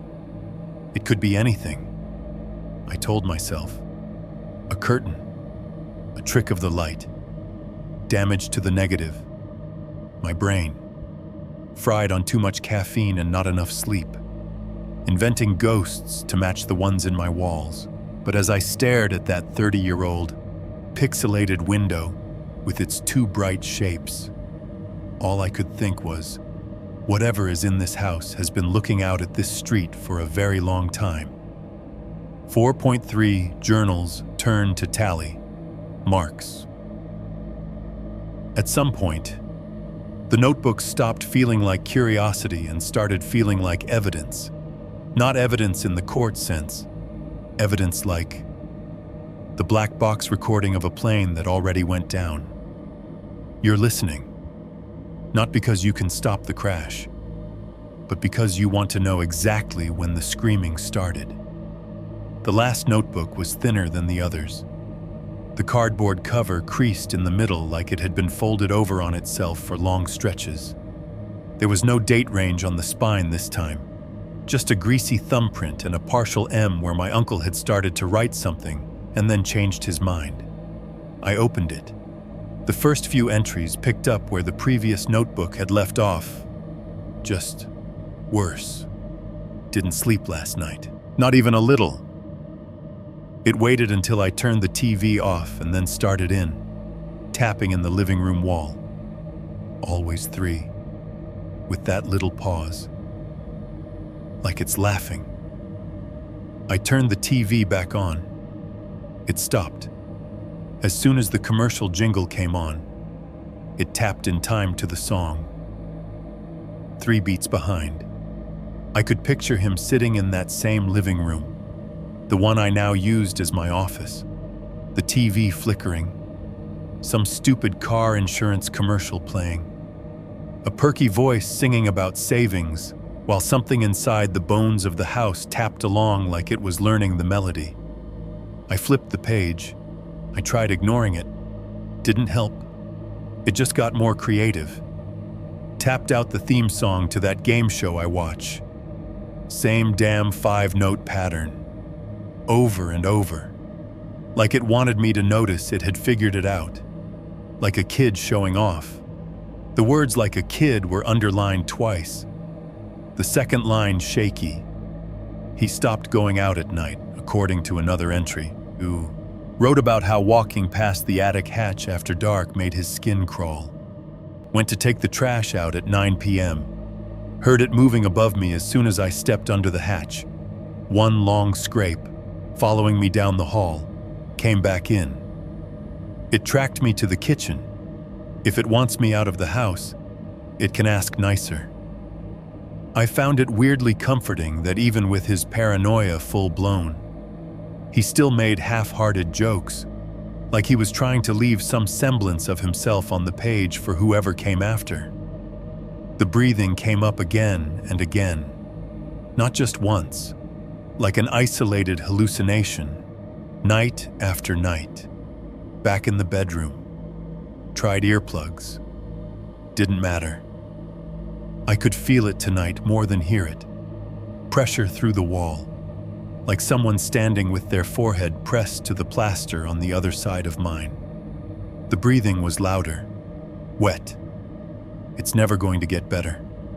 Whatever's in there. It's not like a lung infection clears up if you're stuck in a wall. Another night I coughed and it copied me. That's the part I can't get over. It wasn't immediate. I coughed once. The way I have to now because the cigarettes and the cold air make my chest feel like sandpaper. Couple seconds later, from the wall, same sound. Little rough hack, then a rattle at the end. I held my breath, waited, coughed again on purpose. 2 counts. 1, 2. Then it did it again. Off by half a beat. Like always. Lagging. Learning. It is learning my rhythms. He'd circled that last sentence. Pressed so hard the ink had bled through to the next page. The idea lodged under my skin in a way nothing else had. It wasn't just copying words or knocks. It was copying him. The tempo of his breathing. The spacing of his coughing fits. Learning the soundtrack of his body from the other side of a 6-inch barrier. I thought about the way it had knocked back at me. 2 knocks. Half a second after mine. Like an echo that wasn't quite an echo. The entries got shorter after that. Less explanation. More timestamps, 2:38 a.m. Tapping in kitchen wall. 3:41. Whisper. Right at the baseboard. Couldn't make words out this time. Here and there. A full sentence slipped through. Like he couldn't help himself. Doorbell rang this afternoon. Didn't answer. Can't decide if I'm more afraid of it or of other people seeing what I've turned into. He talked about Patty calling to check in. About ignoring it. About letting it go to voicemail and then unplugging the landline because every time the phone rang, something tapped once in the wall like it was annoyed. Then the words started to thin out in a different way. Halfway through the notebook, the neat lines of blue on the paper didn't hold sentences anymore. They held vertical strokes. 1, 2, 3, 4, a diagonal slash through them, a little prison fence of 5. Then again, underneath. And again, row after row of tally marks marching down the page, across it, filling every available space. At first I thought maybe he'd just snapped, that he'd fallen into some compulsive loop, drawing lines to keep his hands busy, to keep his brain from chewing itself raw. Then I noticed the numbers tucked into the margins, next to one cluster, in tiny script 317, next to another 402, elsewhere 1-11-2-58-303. Each cluster of marks had a time next to it, like he was logging something, events, occurrences. Either he'd decided words took up too much room, or whatever was happening was occurring so often that words became pointless. I flipped forward. More tallies. Hundreds of them. Thousands. Maybe. Pages where 90% of the space was just these ink fences. Each little group a notch in some terrible internal count. Sometimes he'd write a single word between them, wedged into the tiny gaps left. Knocks. Whispers. Breath. On one page, next to an especially dense patch where the lines blurred into a solid block of ink, he'd written 4 hours, no break. My stomach turned. I imagined him sitting here, hunched over this very table, just marking and marking and marking while something behind the wall tapped and breathed and maybe, occasionally, said his name in a voice cobbled together from people he'd loved. By the time I reached the last few pages, my hand had started to shake turning them. The cheap paper rasped against my fingertips. The second to last page was almost entirely tallies. Only a narrow strip at the bottom was blank. Like even in the middle of his obsession, he'd left himself one tiny space to say something if he needed to. He hadn't used it. The very last page was worse. The tallies here were denser, crammed in at odd angles, lines crossing lines. Some of them overlapped, like he'd run out of room but kept going anyway. The ink was darker, fresher looking somehow, as if he'd pressed harder with the pen. I ran my eyes down the page, expecting nothing but more marks. Near the bottom, right where the lines met the cardboard, there was a break, a little blank valley in the forest of ink, just a 1/4 inch high. In that narrow space, in the tiniest cramped writing I'd seen yet, my uncle had squeezed one last sentence. I had to tilt the notebook, bring it closer, to make it out. I tried to feed it something that isn't me. I don't think it was enough. The words sat there, plain ink on yellowing paper, and somehow felt heavier than anything else I'd read. Feed it. The phrase turned over in my head like a rock in a river. Feed it. Not give it. Not throw something at it. Feed. As in, something consumed. I thought of the article about the spoiled meat in a malfunctioning chest freezer. Neighbors complaining about a smell. My uncle embarrassed. The fire department writing it off as a mess, not a crime. What had he put in that freezer? Really? How long had it been there before someone called? Had he dragged that freezer down there specifically to keep something in it cold until he could shove it through a wall?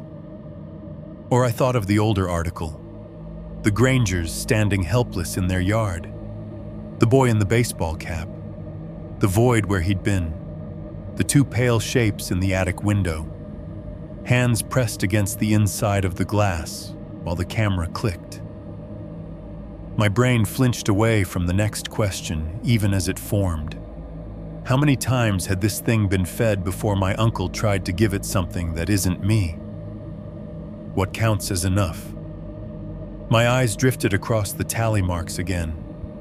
Hundreds of little vertical lines, each one a notch in some escalation I couldn't see. Each one a moment of contact, a knock, a breath, a whisper. Counted and filed until words failed. I looked up from the notebook and saw the Polaroid on the table where I'd left it. The faded photo of the wall upstairs, stained dark in long streaks. The bulge in the plaster that suggested the outline of something pressing outward. 15 years ago, he'd been feeding it before he ever wrote my name in these pages, before the ruined freezer, before the neighbors complained, before Aunt Patty told me at the funeral that at least the house didn't go to the state this time. Maybe he'd thought he could bargain with it, trade something it wanted less than him, buy himself some nights of silence with someone or something else's terror. I don't think it was enough. He'd written, squeezed into the last bit of white space he had left. The words felt like they'd been waiting for me.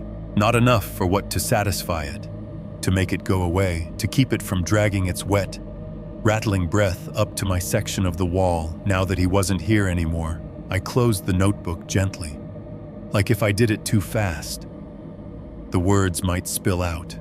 Above me, the house creaked once, a long, low sigh in the direction of the attic. Whatever was in there hadn't just been hungry, it had been fed. 5.1 breaking point. There's only so long you can go without real sleep before something gives. I don't mean staying up too late scrolling and then dragging through work the next day.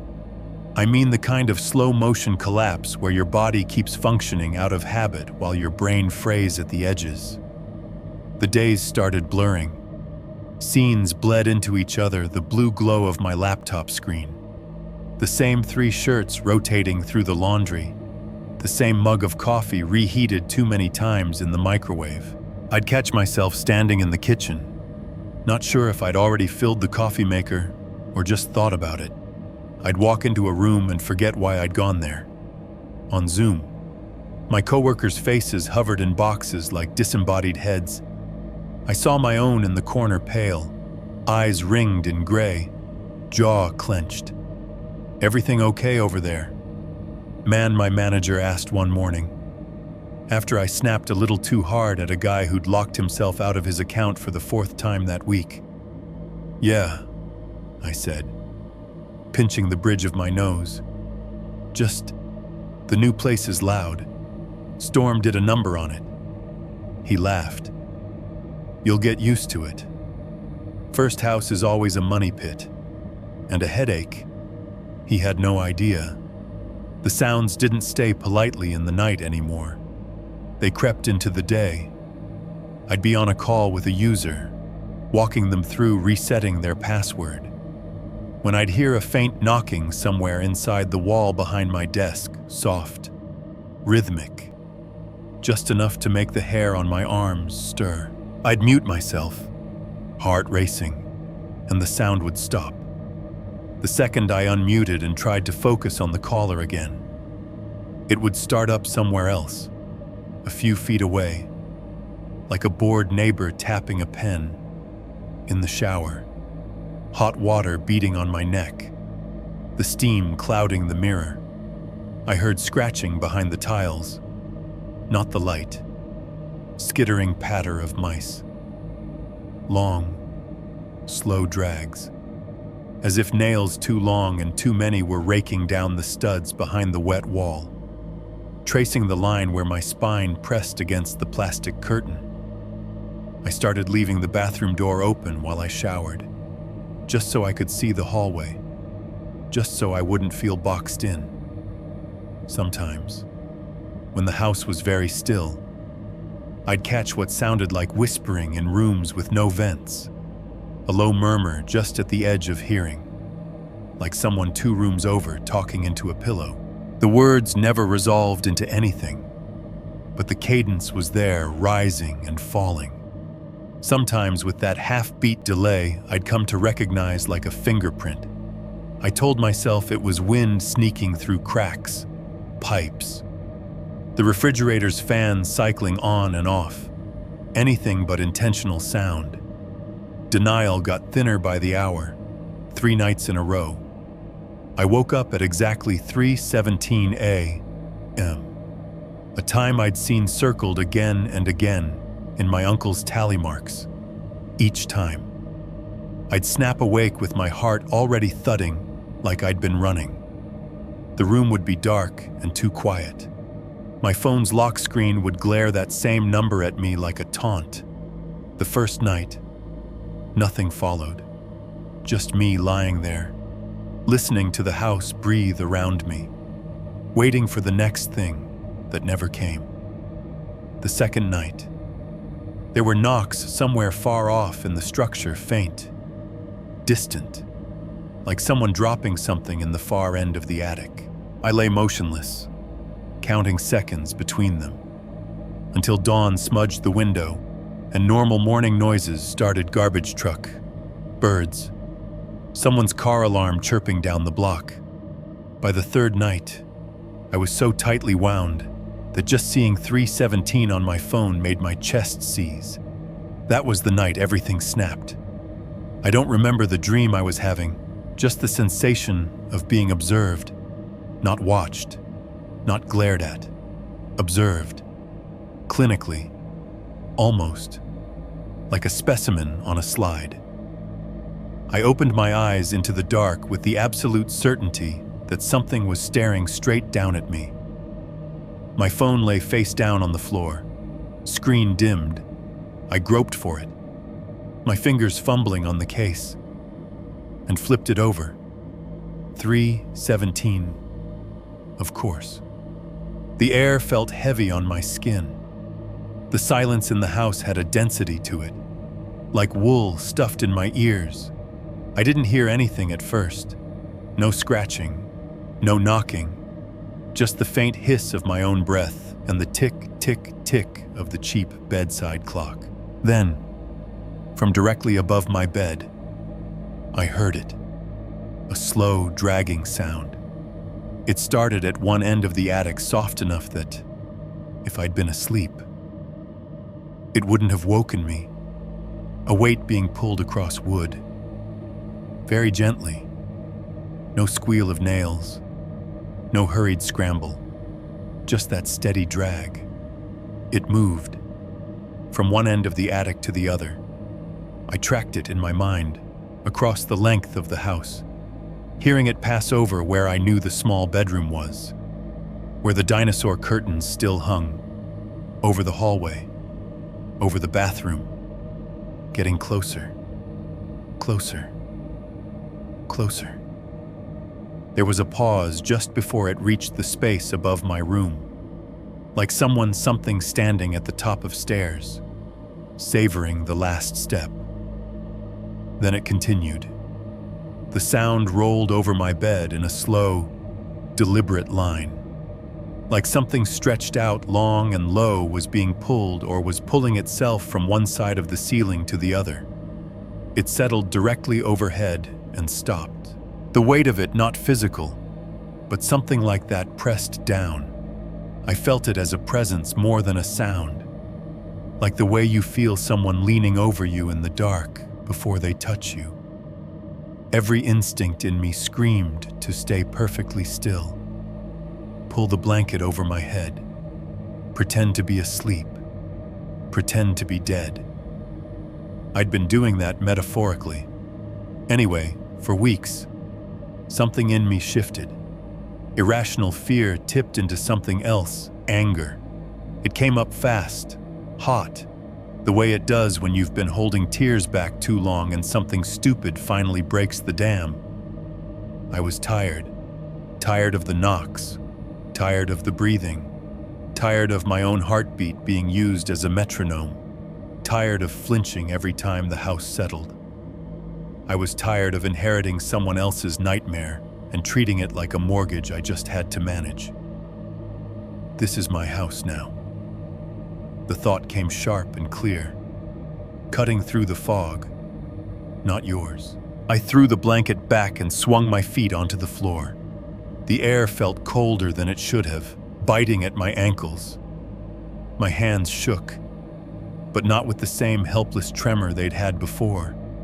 This was something closer to adrenaline. Rage wrapped in terror. "Enough," I said, my voice barely above a whisper. Enough. The dragging sound didn't resume. Whatever had tracked itself above me stayed put, like it was listening. I walked out of the bedroom, flipping the light on as I went, even though the power of a 60-watt bulb seemed laughable against whatever was happening between the studs and the plaster. In the hallway, the attic string hung in its usual place, swaying almost imperceptibly in some current I didn't feel. I didn't touch it. Not yet. Instead, I went downstairs. My bare feet slapped against the wood with more force than necessary. The house didn't creak the way it usually did under my weight. It felt like it was holding still, watching. In the kitchen, I yanked open the basement door and flicked on the light. The single bare bulb down there burned a jaundiced circle over the concrete floor, over the old washer and dryer, over the rust-stained utility sink. The air smelled like damp concrete and old metal, and something else lingering under that fainter now, but unmistakable if you'd read the words "spoiled meat" in a freezer and couldn't unsee them. Against one wall, leaning between a stack of paint cans and a half-collapsed shelving unit, was my uncle's old toolbox. Red metal, corners dented, stickers peeled halfway off. There were still cobwebs clinging to the handle. I dragged it into the light, flipped the clasps, and opened it. Inside, everything was arranged in that half-organized way of people who do their own repairs, hammers nested with screwdrivers. pliers crossing over wrenches, a box of nails rattling freely in one corner, a tape measure, a cheap level with the bubble trapped slightly off-center like it couldn't quite find true, beneath a tangle of electrical tape and zip ties. I found what I was looking for, a crowbar. It was about 2 feet long, black paint flaking off the hooked ends. When I picked it up, it felt heavier than it looked, solid in my hand in a way nothing else in this situation did. I grabbed a hammer, a claw hammer with a worn wooden handle polished by years of sweat. The weight of it was familiar from a dozen little repair jobs I'd watched my dad do as a kid. Even now, holding it, I could hear his voice saying, "Always use the right tool for the job, Danny."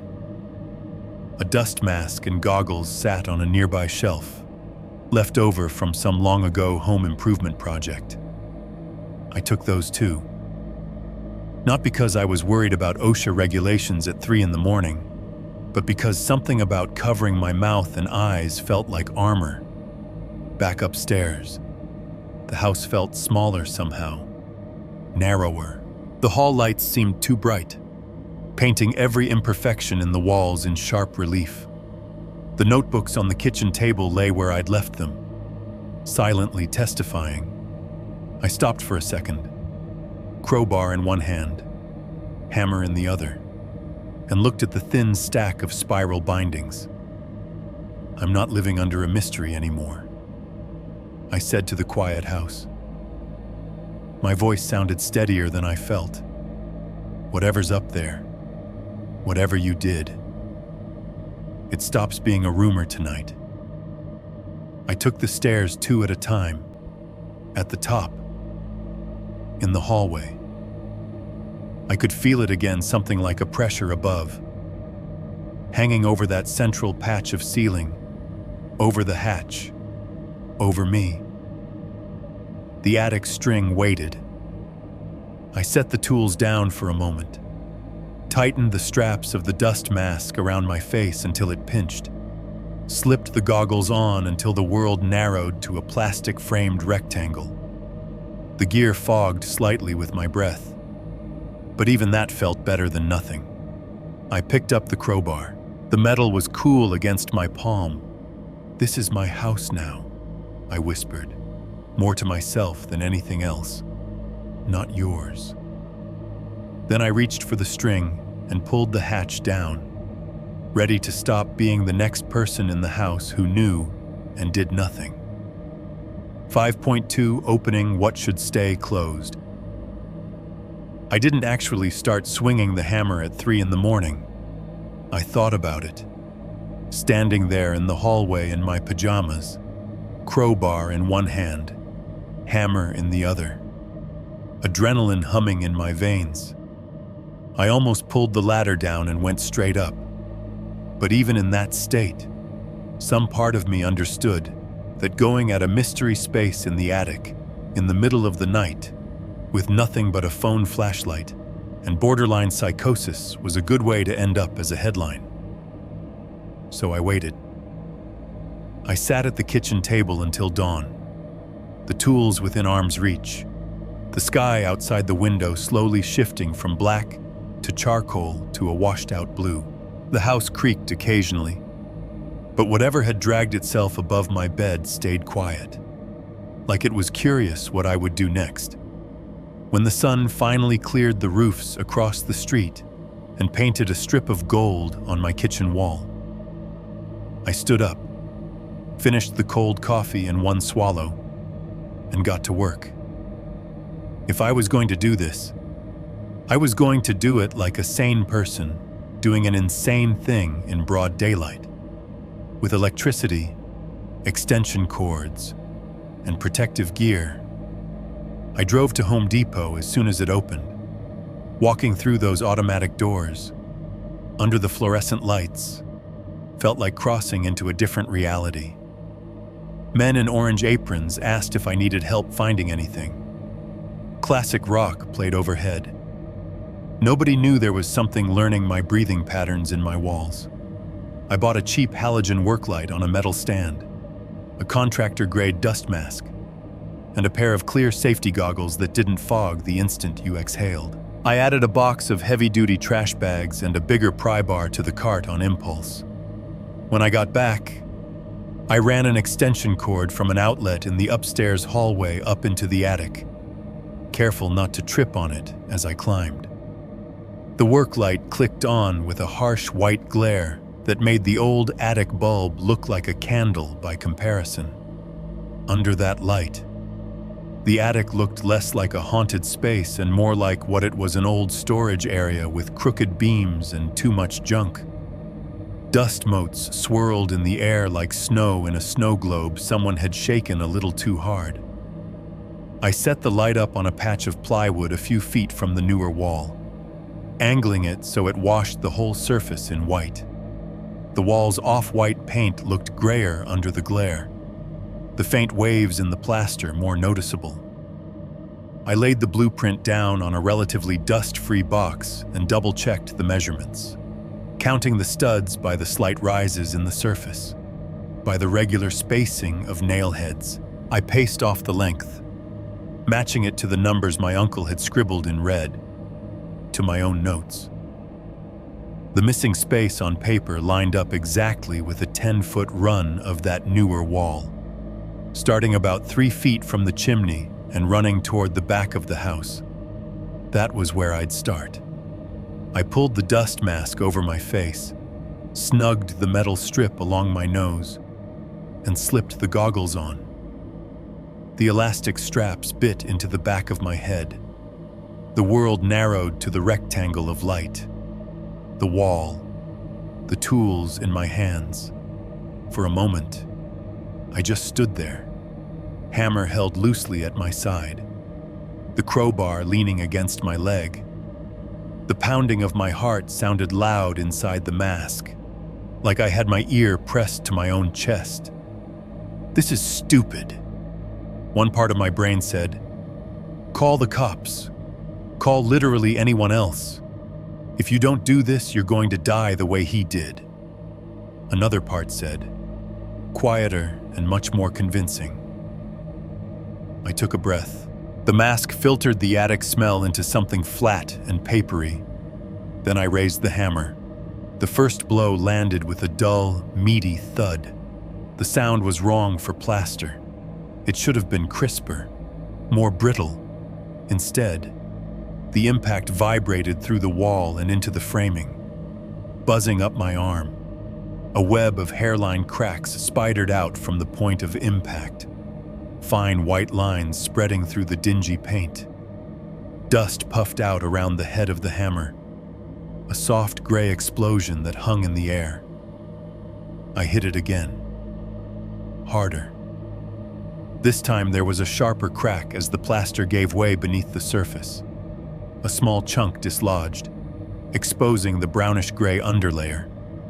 The work light made every contour stand out, every imperfection a shadow.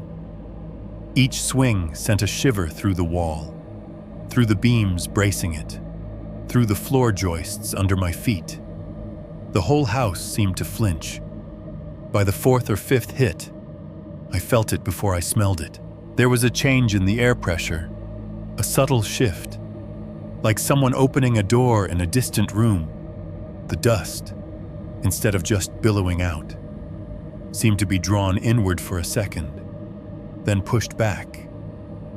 Then the smell came. At first it was faint, just a thread of something sour under the dust.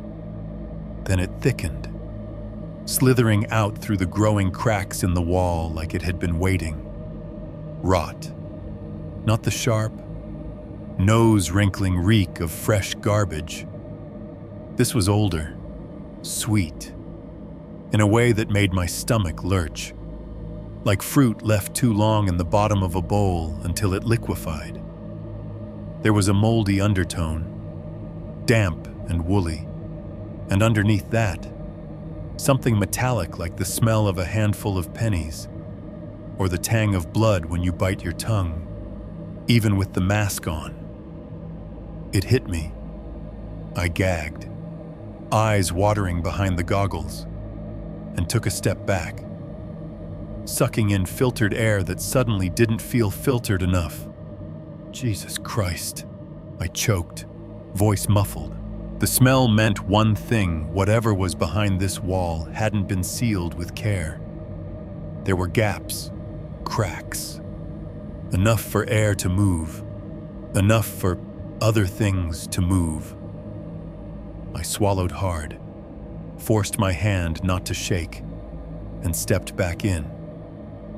The drywall wasn't thick. Once the outer layer cracked, it went fast. After a couple more blows, a section about the size of a dinner plate caved inward, disappearing into the darkness beyond with a crumbling whoosh. Cold, stale air rushed out to meet me, thick with that cloying stench.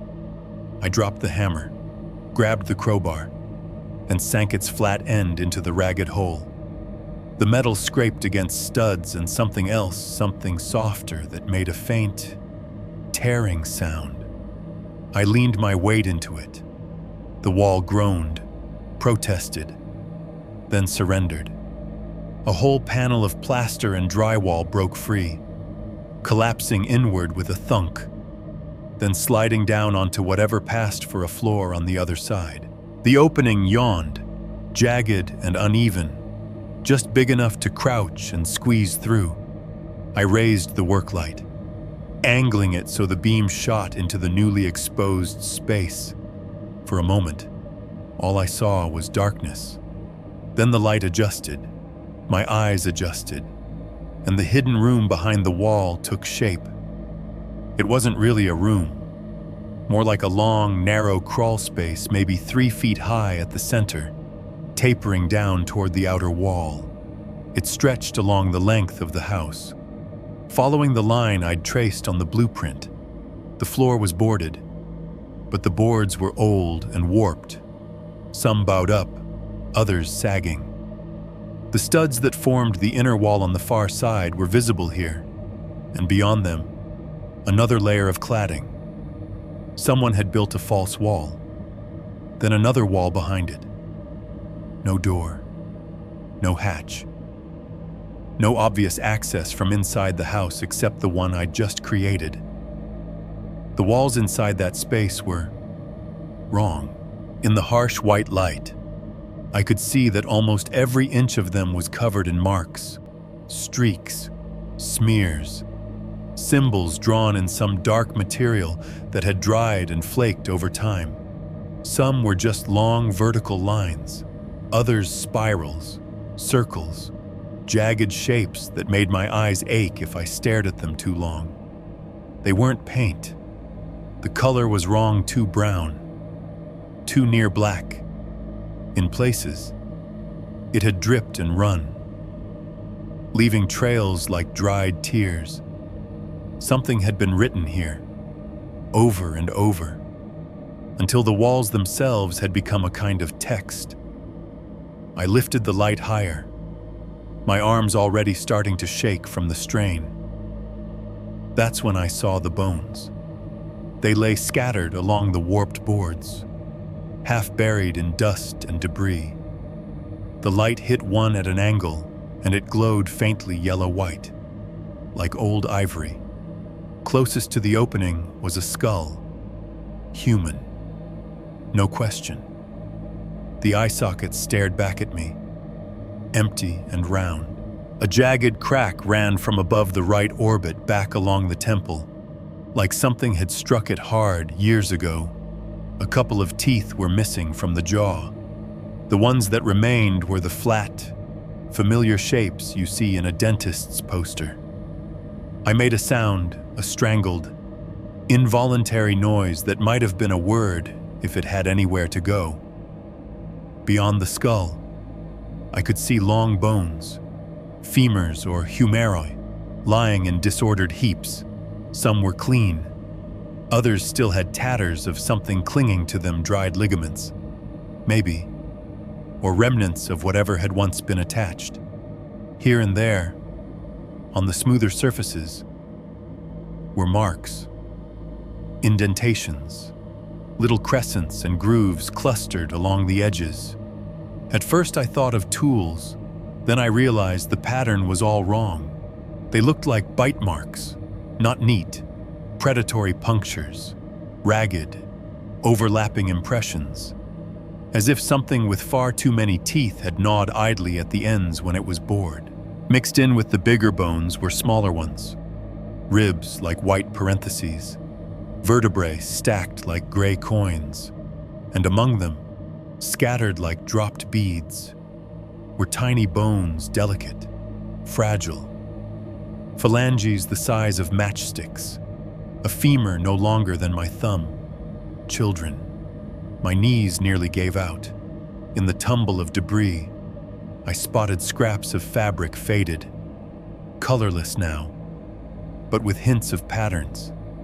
A strip of something that might once have been denim, a corner of a floral print, clinging to a shard of pelvis.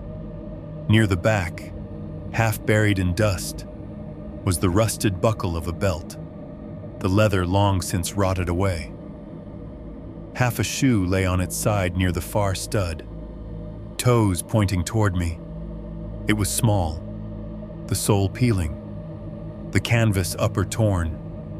A little cartoon rocket was still visible on the side, the colors almost completely gone. Something in my chest clenched so hard it hurt. This wasn't an accident. It wasn't an animal's nest. It wasn't a single terrible night that had ended with one body being hidden away.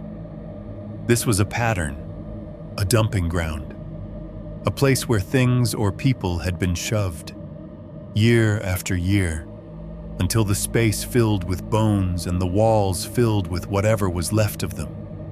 The smell washed over me again, thicker now that there was a direct opening. My stomach heaved. I bent forward, dry heaving into my mask, the plastic and fabric catching my breath in hot, sour bursts. I straightened, swaying, the work light wobbling in my hand and casting wild shadows across the skull, across the gnawed bones, across the streaked walls. My uncle's note echoed in my head like a chant. I tried to feed it something that isn't me, looking into that hidden room. It was painfully clear he hadn't been the first. He might not have been the worst. Whatever was in there had been fed for a very long time. Woo. 3 signs. It was recent for a minute or two. All I could do was stare into that opening and try not to pass out. The work light glared into the narrow space, bleaching the skulls and bones and streaked walls into a high-contrast nightmare. My mask filtered the worst of the smell, but it still clawed down my throat. Thick and sweet and rotten. It felt like the stink had weight, like it could settle inside my lungs and never leave.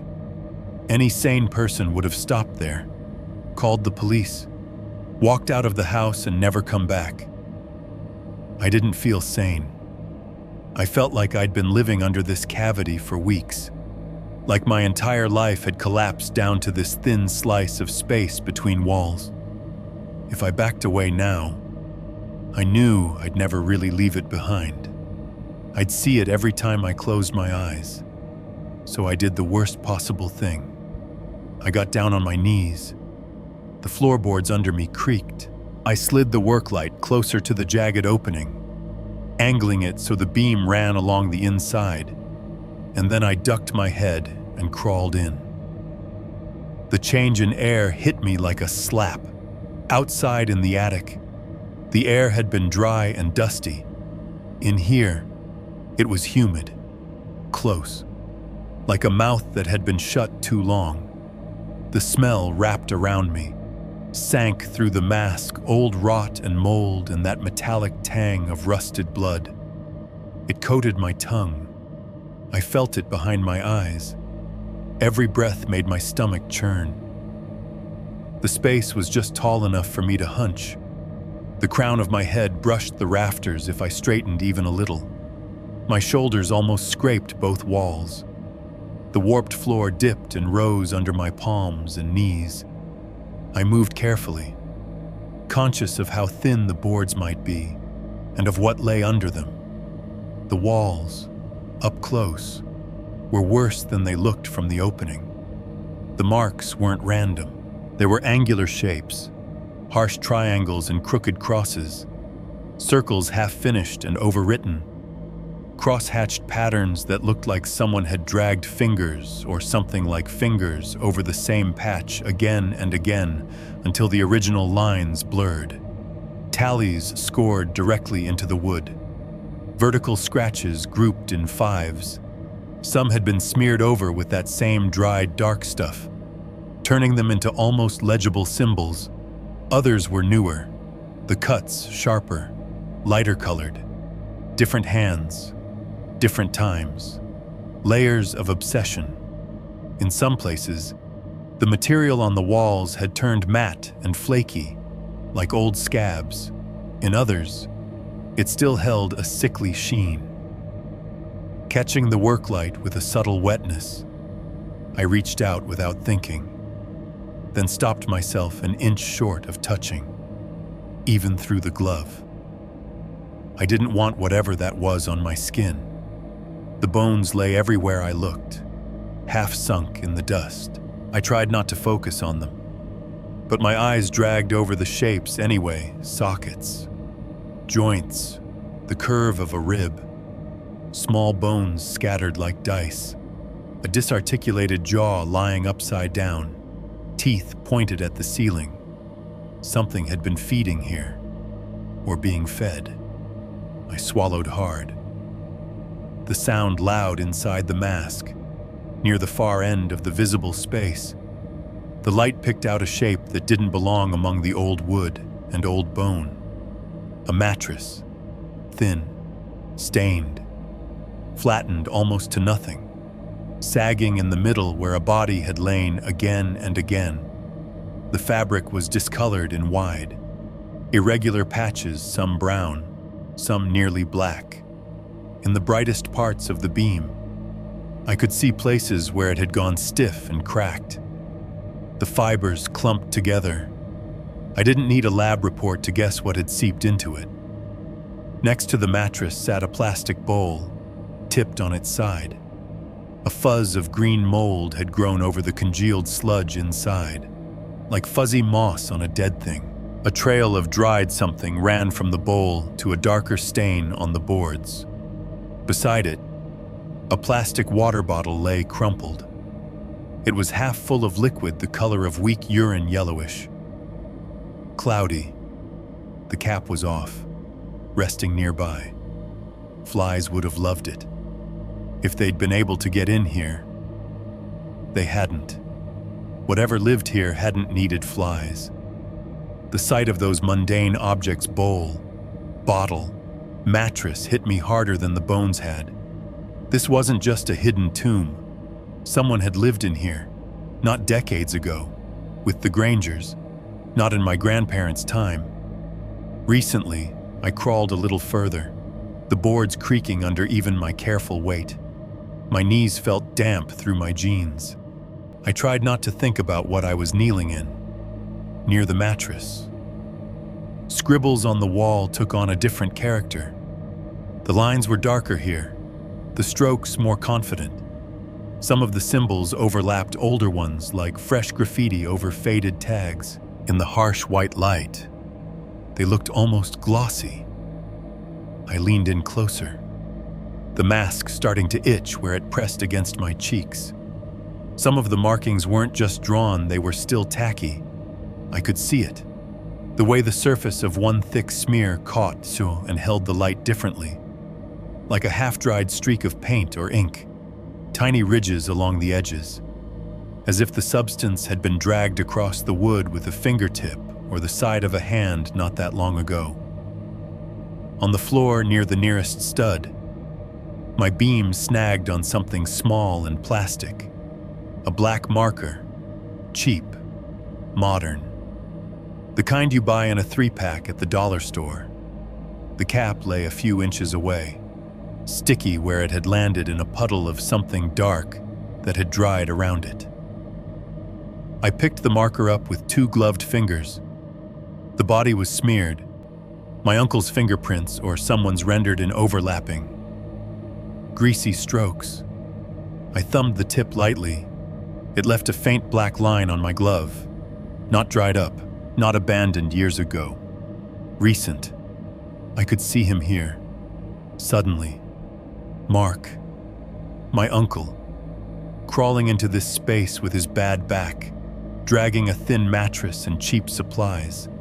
The notebooks and diagrams were one thing. This was different. This was commitment. At some point, he'd decided observing wasn't enough. He'd come in here, into its space to be closer, to study, to bargain, to feed. That thought made the air feel even tighter.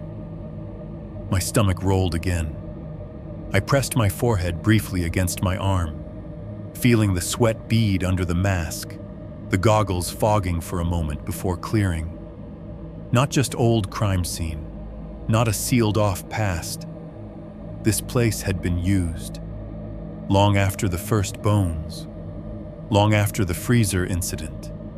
Maybe even after I'd already signed the papers, while the house sat waiting. I began backing out, inch by careful inch. The work light cord tugged against my ankle. I moved it, trying not to snag it on anything. I wanted out of this narrow throat of a room more than I'd ever wanted anything. My left hand slipped on a warped board slick with something. My palm skidded, fingers sliding into a small groove in the wood where liquid had once pooled and dried. The smell surged up around me, overpowering even through the mask. I coughed, gagging, my vision going white at the edges. The beam of the work light swung wildly, slicing across bones, across the mattress, across the streaks on the walls. Then it paused, purely by chance.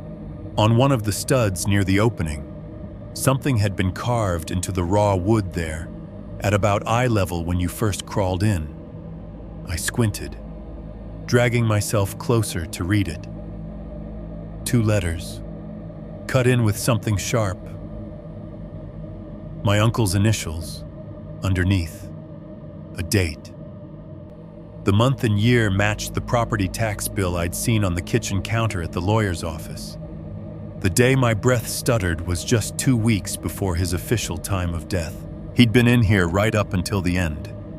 Beside the date, gouged in more roughly, the cuts deeper, slanting slightly as if done in a hurry, were words. I had to trace them with my eyes twice to make sure I was reading them right. It doesn't like being left alone. The sentence looked like a confession, or a reminder, or both.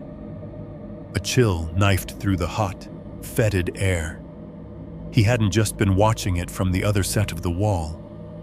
He'd been in here with it, keeping it company, feeding it something that isn't me, trying, in his warped, terrified logic, to keep it satisfied so it wouldn't come looking for anyone else. And then, for whatever reason, age, injury, guilt, he'd left it alone. He'd fallen down the stairs accidentally not long after. I didn't want to think too hard about whether those 2 facts were related. My chest felt too tight. The crawl space, with its bones and its symbols and its stale breath, was suddenly unbearable. I scrambled the rest of the way out, skin crawling, banging my shoulder against the raw edge of the opening on my way. Splinters snagged the fabric of my shirt. The work light wobbled dangerously. I grabbed it at the last second before it tipped, back in the attic proper. The air felt thin and cold in comparison, like stepping out of a crowded, overheated room into winter. I sucked it in greedily, even through the mask. The smell followed me anyway.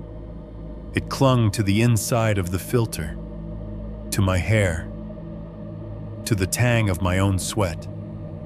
I ripped the mask off as I staggered toward the hatch, gulping the dusty attic air like it was fresh mountain breeze.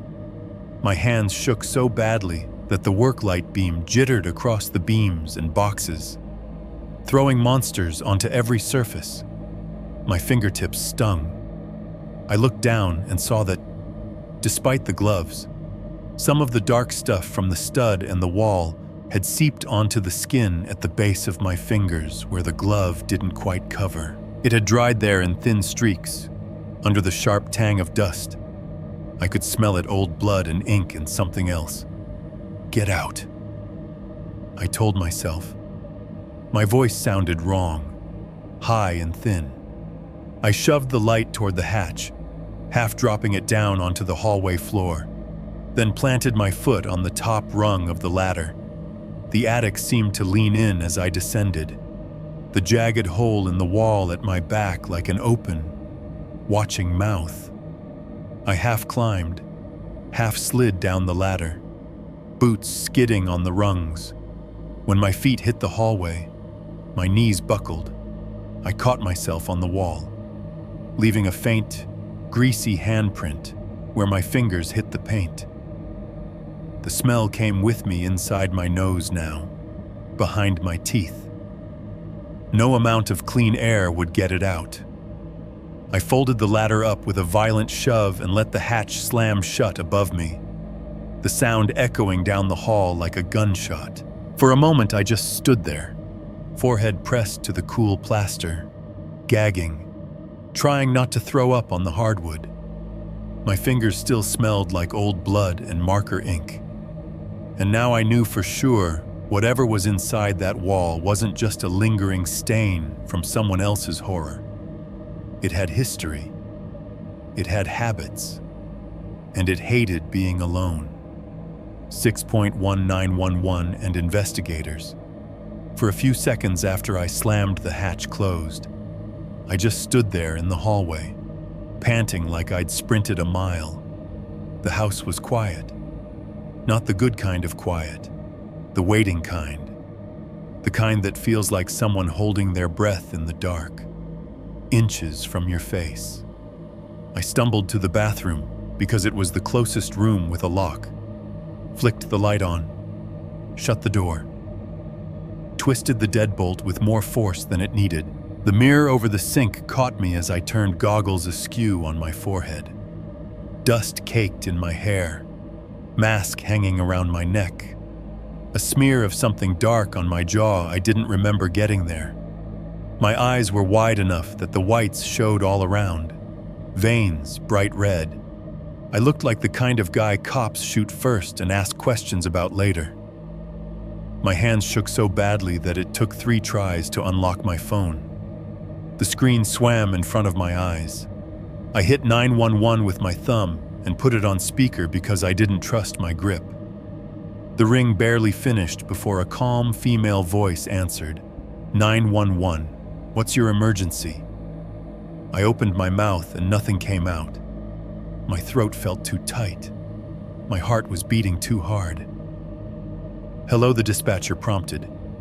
Do you need police, fire, or medical? My voice cracked. I swallowed. Tried again. Police, I think. Police. Okay, she said, tone shifting to that measured, professional concern they all learn. What's happening? I pressed my back against the cool bathroom door, slid down until I was almost sitting on the floor. The tile was cold through my jeans.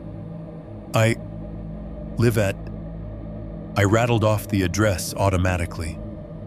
It felt weird, saying it out loud to a stranger, like I was confessing to owning something cursed. And what's going on at that address, she asked. I squeezed my eyes shut, forcing the words out. I found bones in my attic, in the wall. A lot of bones. Human. I think they're human. There's a crawl space There's a skull. And my breath hitched. The image of tiny finger bones surfaced again. The half shoe with the rocket. The dispatcher's voice stayed steady. Okay. You found what looks like human remains on your property. Are you alone in the house right now, Is? The word came out too fast. No one else is. It's just me.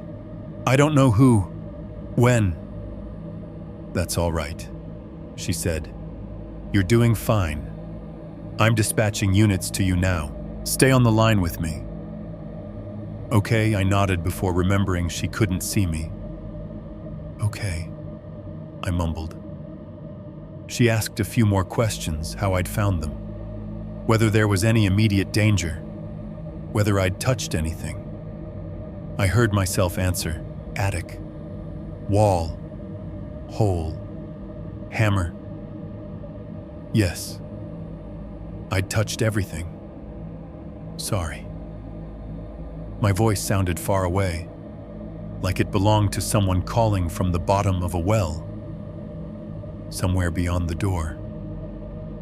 The house creaked, the faintest whisper of a shift above, near the attic. You said you're alone in the house, she asked again, just to confirm. Yes. I looked at the ceiling as I said it. Yes. Okay. Officers are on their way. You'll probably hear sirens soon. I want you to stay where you are, somewhere safe. Don't go back up there. All right. Don't worry, I said. A weird laugh hitching into the words. I'm not. We stayed on the line like that, me breathing, her asking the occasional grounding question, until the distant wail of sirens finally drifted in under the edges of the storm-stale quiet. The sound grew louder, nearer, familiar and alien at the same time. They're almost there, she said. Is your front door unlocked? No. I wiped my free hand on my jeans, leaving a smear. I'll go unlock it. Okay. You can hang up now if you want, or stay on until they make contact.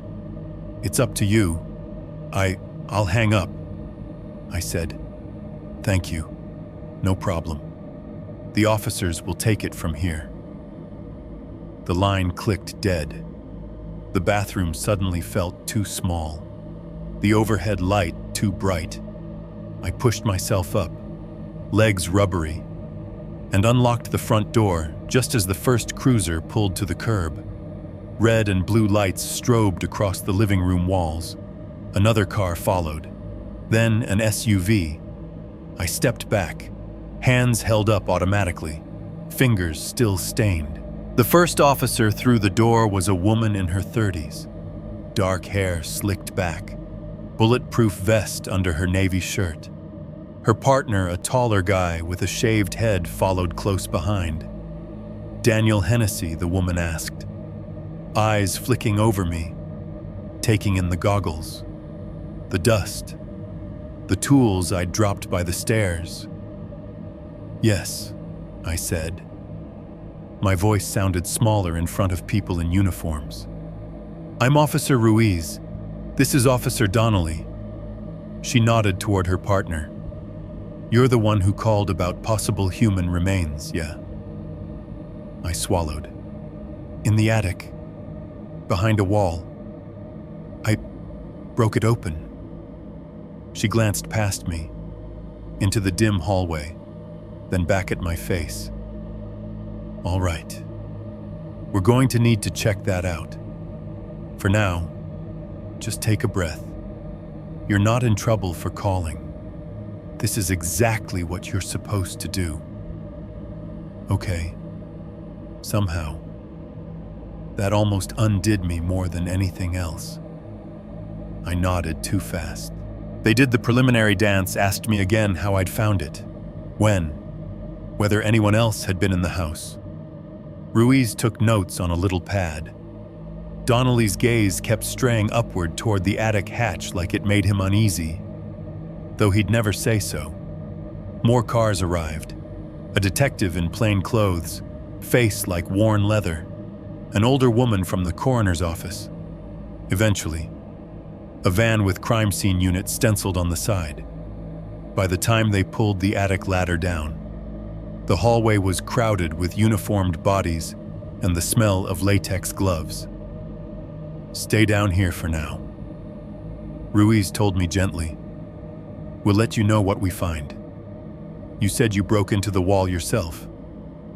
"Yeah," I said. About 10 minutes before I called. I didn't know what was in there." "It's okay," she repeated. "We've seen worse." I wasn't sure whether that was supposed to comfort me or not. The crime scene techs went up first, a guy and a woman in gray polos, blue gloves already on, carrying hard plastic cases and extra lighting. The detective followed more slowly, one hand on the ladder, muttering something about his knees. From below, I could hear their footsteps overhead, the way the attic boards complained under multiple weights. Muffled voices drifted down low, professional, saying things like, "Careful there, and watch the cord, and Jesus." A minute later, Ruiz's radio crackled. A voice I didn't recognize spoke in clipped halves of sentences. She listened, then looked at me. Her jaw tightened just a fraction. "They're confirming skeletal remains up there," she said. "Multiple." The words hit in a strange, double way. On one level, they were just an official restatement of what I'd already seen with my own eyes: skull, bones, a hidden room. On another, they made it real in a way my own observation hadn't. It was out of my head now, on a report, part of a case. My knees felt weak. Relief and horror surged in the same breath. Someone else saw it. Someone else smelled it. I wasn't crazy, but that meant it was real. Ruiz must have seen something in my face. "Why don't we step outside for a bit?" "Huh," she suggested. "Let them work. You don't need to be here for this part." I let her guide me out like I was sleepwalking. The early afternoon air felt too clean, too bright. The sun was out. The sky a crisp blue that didn't fit the contents of my attic. A breeze moved through the trees, rustling leaves that had nothing to do with anything dead. They sat me on the curb in front of my own house. Someone, another officer.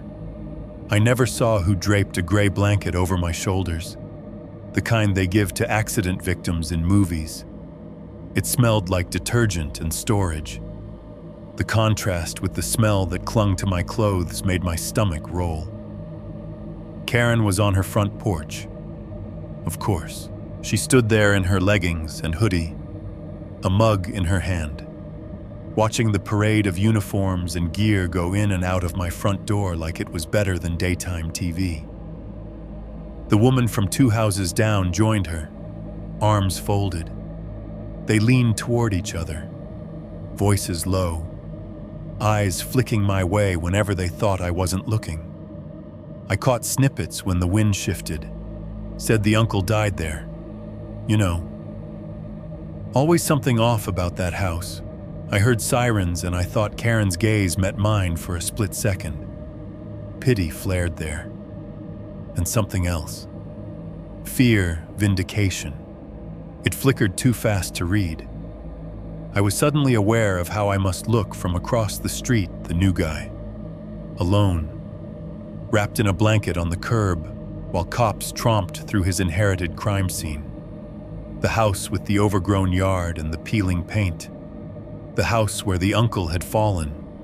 The house that now, apparently, had bones in the walls. The detective came out after a while, squinting in the sunlight. He spoke to Ruiz, to the coroner, to a man in a suit who'd arrived in an unmarked car. I heard the words historic and multiple individuals and will need to contact missing persons. Crime scene techs filed in and out, carrying stainless steel trays and hard cases. Each time they passed, I caught glimpses, chalky fragments laid out on gleaming metal, zip-top bags with tags attached, a camera flash popping in the attic like distant lightning. At one point, a tech knelt on a tarp in the driveway, carefully brushing dust away from something small and white before lifting it with tweezers into a dish. The way she handled it, gentle, meticulous, made my chest hurt. It deserved more dignity than it had gotten shoved in a wall. I sat there, fingers curled in the edges of the blanket, feeling split. Part of me felt guilty, irrationally, like I'd done something wrong by revealing what was there, like I'd broken some unspoken pact the house had with the people who'd lived in it. We won't talk about you if you don't talk about us. The other part felt a twisted kind of relief. I wasn't the only one carrying it anymore. Forensic techs in blue gloves and booties had gone into that crawl space. Detectives had crouched there with their little notebooks. The horror had been seen, cataloged, bagged, photographed under harsh white light. It was out in the open now, as if in response to that thought. A faint vibration shivered through the curb beneath me. A sound followed a second later, almost too soft to hear over the murmur of voices and the occasional squawk of a radio. From somewhere inside the house, somewhere above, behind the sealed-off section that wasn't sealed off anymore, came a knock. Just one. Soft, muffled, out of rhythm with the normal chaos of a crime scene. I watched the open front door, the line of yellow tape they'd strung across it. No one inside seemed to react. No heads turned. No radios crackled. Did you hear that? Only me, sitting on the curb with a blanket around my shoulders. Felt the way that single, patient knock threaded through the official version of events like a reminder. They could bag the bones. They could take the skulls and the scraps of fabric, the Polaroids and the notebooks. They could write reports and open cold cases and give closure to families who'd never gotten it. But whatever had been pressing against that wall all this time, that wasn't leaving with them. 6.2 The detective and uncle's death revisited. They finally let me back into the house that night. After hours of photographs and hushed conversations and the thump of people who weren't me walking around my attic like they owned it. They didn't make me sleep there. Nobody suggested a hotel either. They just took down some of the tape, told me not to touch the sealed areas, handed me a card with a case number, and left. I tried the couch, left the TV on until the infomercial hosts started talking directly to me.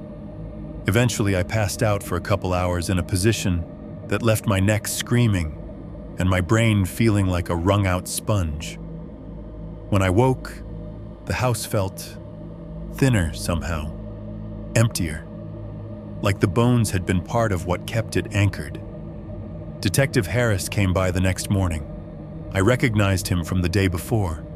Late 40s, maybe early 50s, tall, but starting to stoop a little, as if the weight of too many bad stories had pressed his shoulders down over the years. His suit was off the rack, dark and a little shiny at the elbows, tie loosened. He had the kind of face that had seen too many late-night fast food drive-thrus and not enough sunlight. He flashed his badge more out of habit than necessity, then stepped inside, looking around like the house might tell him something it hadn't told anyone else.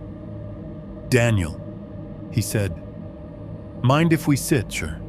I said. My voice still sounded like it belonged to someone who'd been sick for a while. We sat at the kitchen table, because that's where people sit when bad things have to be discussed. The notebooks were gone, bagged and tagged the night before, The lockbox was gone too. The only evidence that anything had happened in this room were a few stray flecks of plaster on the floor and the blank square of wood where the box had sat long enough to leave a dust outline. Harris set a small notebook in front of him, flipped it open. He had the kind of pen that clicks, and he clicked it once. A sharp sound in the quiet kitchen. "How long have you lived here?" he asked. "Couple weeks." I said, "Less. Really. I inherited it after my uncle died. I moved in the day after the funeral." He wrote that down. "You living here alone?" "Yeah. Not renting a room out. Nobody staying over regular, no." He nodded, as if that matched the picture he already had. Then looked up. His eyes were a pale gray blue, bloodshot at the edges, like mine. "You said on the call you broke into the space yourself," he said. "Before you saw what was in there." "What made you do that?" I told him, in a stripped-down way, about the blueprints, the mismatch in the attic dimensions, the newer wall. The feeling that there was a gap in the house the paper knew about, but the house didn't. I didn't tell him about the face in the insulation, or the way it had said my name, and the journals he asked, the writing we found, my uncle's. I said, "They were in a metal box behind some junk up there. I read some of them before I called you." I swallowed. He thought something was in the walls. He was keeping track. Times, sounds, a whole thing. Harris's mouth twitched. Not quite a smile.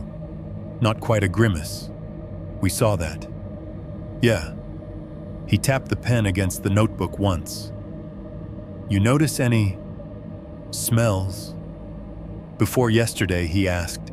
"Neighbors said they didn't notice anything until the sirens, sometimes in the basement." I admitted. "I figured it was the old freezer. I read that article, the one about the smell. I thought it was just leftover." I shrugged helplessly. I didn't know there was a wall full of that. He watched me for a few seconds, like he was trying to decide how much I could handle. "What about sounds?" he asked. "You said something about sounds on the 911 call. Scratching, knocking." My mouth went dry. "Yeah," I said slowly. "At night, sometimes during the day. Scratching behind the walls, knocks, sometimes 3 in a row." I hesitated. Once it sounded like someone saying my name in the bedroom wall. His gaze sharpened at that. Just a flicker, but I caught it. "How long has that been going on?" he asked. "Since the first week," I said. "First night it woke me up was, I don't know, a few days after I moved in. It's been getting worse." "And you didn't call before?" He kept his tone neutral, not accusing, just a fact-finding question. "I thought I was losing my mind." I said, "I thought it was the house. Pipes, squirrels. My uncle's journals got in my head." I laughed once, a short, humorless burst. I didn't want to be the crazy guy calling the cops because the walls were breathing. He nodded like he'd heard that exact sentence from a lot of people. "What do you know about your uncle?" he asked. "Shifting tracks. You close." "Not really. I picked at a chip in the tabletop. Saw him on holidays when I was a kid. He was always the one in the corner. You know, smoked too much. Kind of a family cautionary tale. Don't end up like Mark. We lost touch when I went to college. I didn't even know he still lived here until the lawyer called.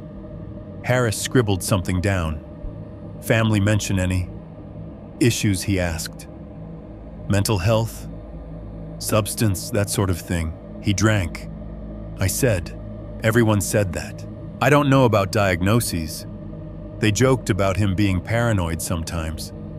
Mark and his noises, that kind of thing. He clicked the pen again. All right, he said. I won't take up much more of your time right now. We're still sorting through what's up there. His eyes flicked toward the ceiling. What happens now? I asked. For the remains, he shrugged one shoulder. They go to the medical examiner. We get age estimates, sex, possible cause of death. We cross-check old missing persons cases. Might be some families who finally get answers after a long time. And for me, I asked, quieter. For you, right now. You try not to touch anything we've flagged. And if you remember anything else, you call me. He slid a card across the table. D-E-T, G, Harris, stamped above a phone number and an email address. He stood, the chair scraping lightly. We'll be in touch, he said. He left with a small nod.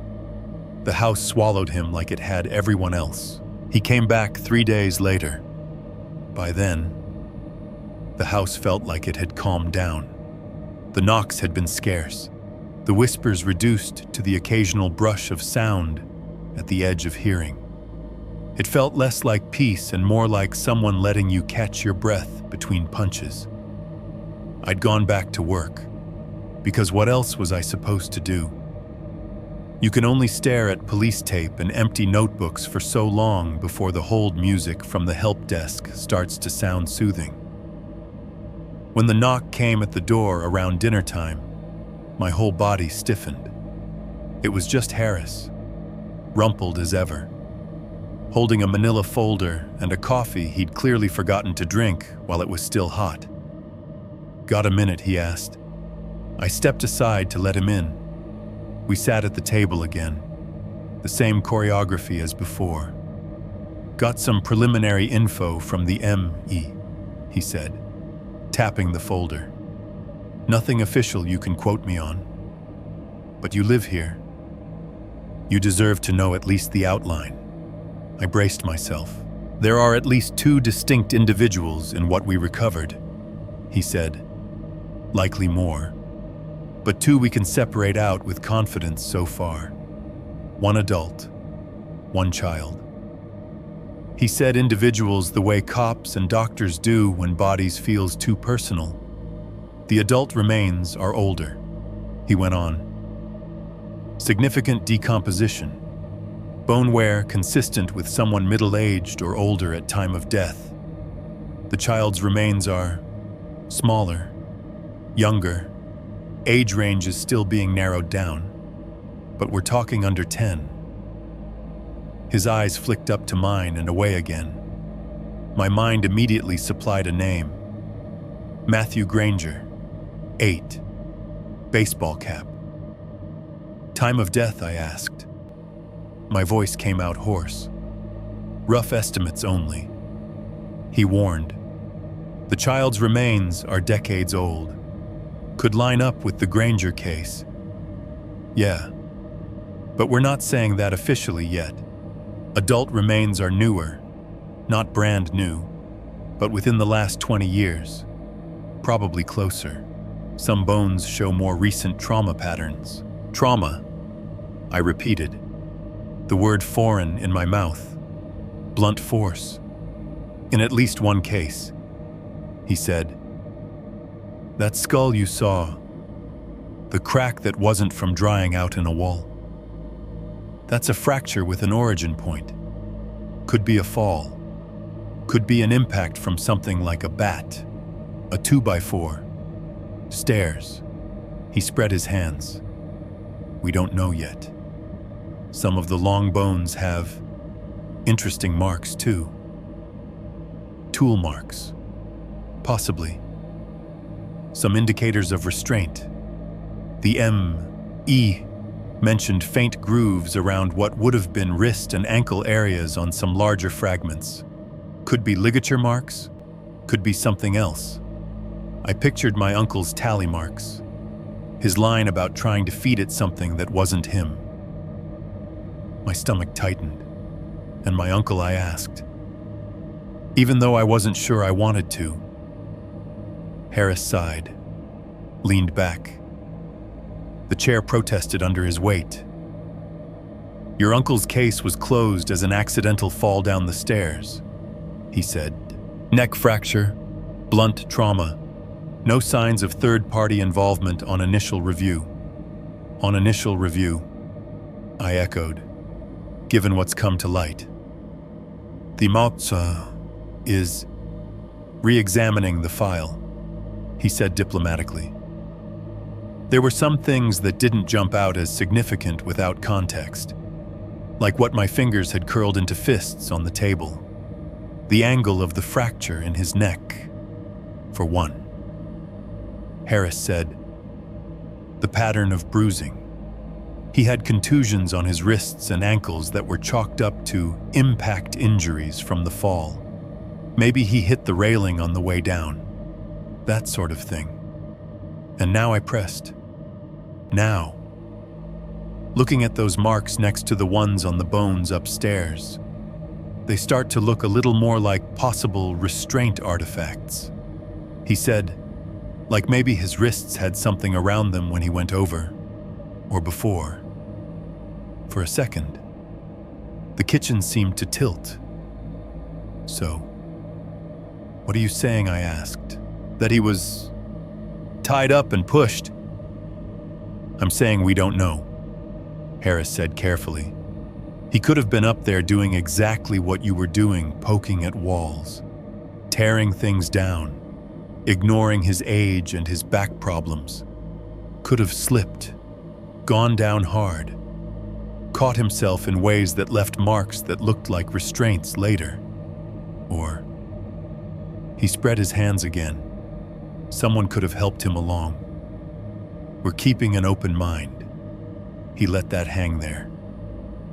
The implication sat heavy between us, Uncle Mark alone in this house, crawling into a wall to keep something from being left alone, then ending up at the bottom of the stairs with injuries nobody asked too many questions about.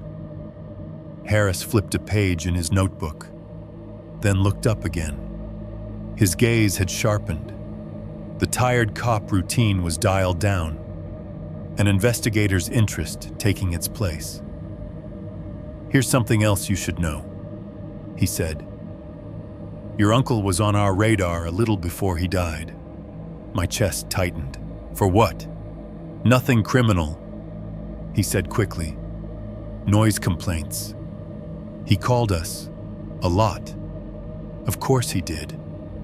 I thought. He reported. What he thought were intruders sometimes. Harris went on, scratching, knocking, said someone was trying to break in through the walls. He tapped his temple lightly with the pen.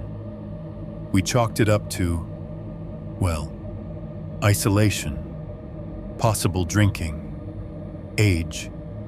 It happens. How many times, I asked? A handful in the last couple years of his life. He said, mostly at night. We'd send a car. Officers would walk the perimeter, check the attic if he let them. Never found anything. No forced entry. No footprints in the yard. Nothing disturbed. Tears burned at the back of my eyes. Not sad tears, something closer to rage. He wasn't, I started, then stopped. He wasn't making all of it up. I finished lamely. I believe that he believed it, Harris said. It was as close to sympathy as he was going to get. He flipped another page, scanned something, then added, almost as an afterthought. Last call we got from him was 2 days before he died. I swallowed. About noises. He nodded. He told the dispatcher there was something in the walls calling his name, wouldn't elaborate, just kept repeating it. It knows my name. It's in the wall where my head is when I'm sleeping. Patrol went by. He wouldn't open the door. Said it was quiet now. Didn't want to make it angry. The officers noted he sounded agitated. That's the word they used. My skin crawled. I heard it in his voice, overlaid with my uncle's handwriting. It said it twice tonight. Sounded like Mom. Sounded like Patty. I thought of the low, breathy whisper inches from my face in the attic, muffled by insulation and plaster, dragging my nickname into the shape of something it could use. Danny. He said it was calling his name. Harris repeated. From inside the wall. So do I. I said. Harris's pen stilled. For the first time, he really looked scared. Not much, just a flicker around the eyes. But it was there. Have you heard it since we took the remains out? He asked quietly. I hesitated. The house seemed to lean in. Not like before, I said. It was technically true. The voice hadn't tried my name again. Not yet. The knocks were different now. More patient. More spaced out. Like someone pacing a cell. Knowing the door is open, but waiting to see who comes in. Harris studied me for a long moment, then nodded, as if he'd expected that answer, no matter what I said. If you do, he said, sliding his card a little closer across the table. Call me. Even if you think it makes you sound like your uncle. He stood, turned toward the hall. As he reached the doorway, a small, hollow sound came from somewhere overhead. A creak, a subtle, almost polite little tap in the bones of the house. Harris paused, head tilted. You've got a noisy place. Daniel, he said. Yeah, I said. I noticed. After he left, I sat alone at the table, his card under my fingers, listening to the house settle around me, somewhere above.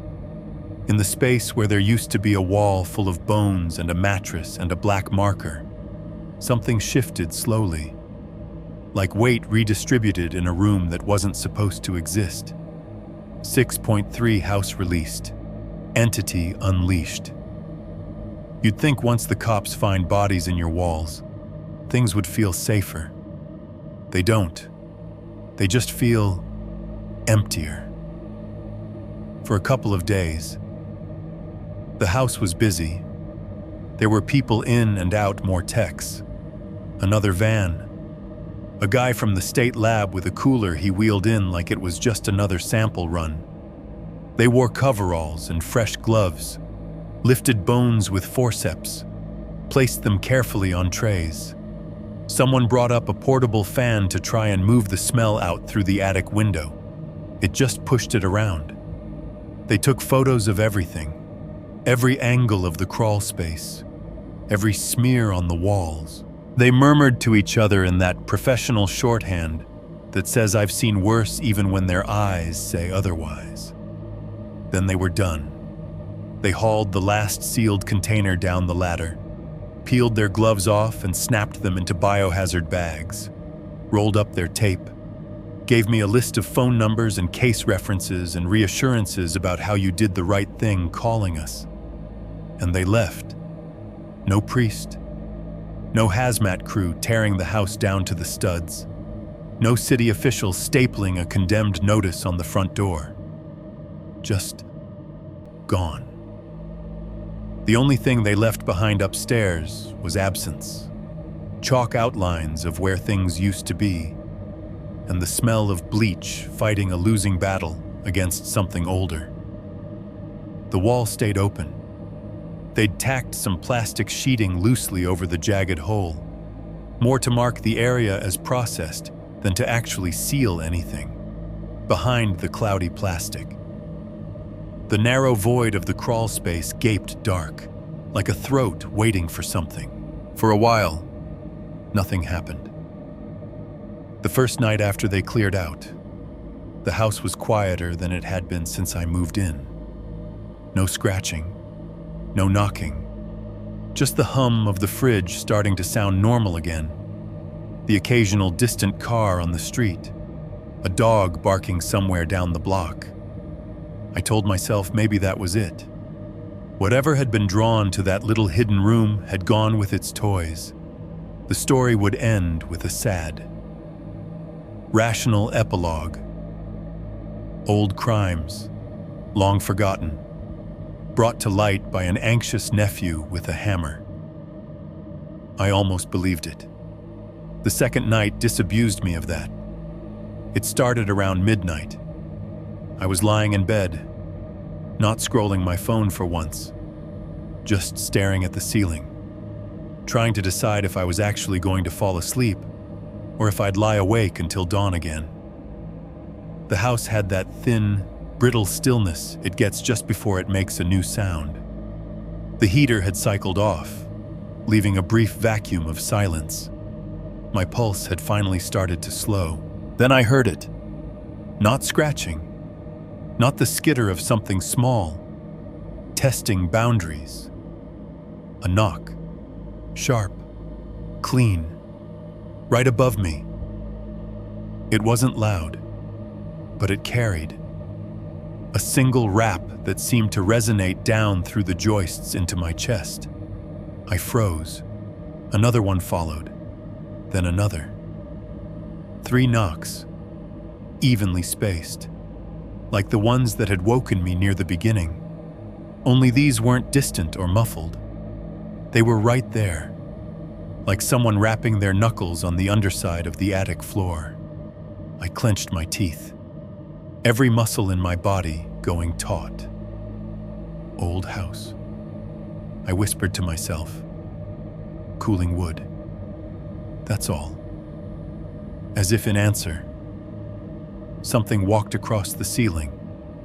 Not the quick, skittering patter of tiny feet, not the random thunk of a box settling. Footsteps. Heavy, dragging steps, back and forth, tracing the length of my bedroom overhead. I could map the route by sound from over the door to the far wall. Turn, back again. Each pass was the same, like someone pacing in a very small room. The boards creaked under the weight. I heard the slight shift of nails in old wood. Once, there was a long, low groan like a beam, bearing more than it wanted to. I lay there and listened, every breath quiet as I could make it.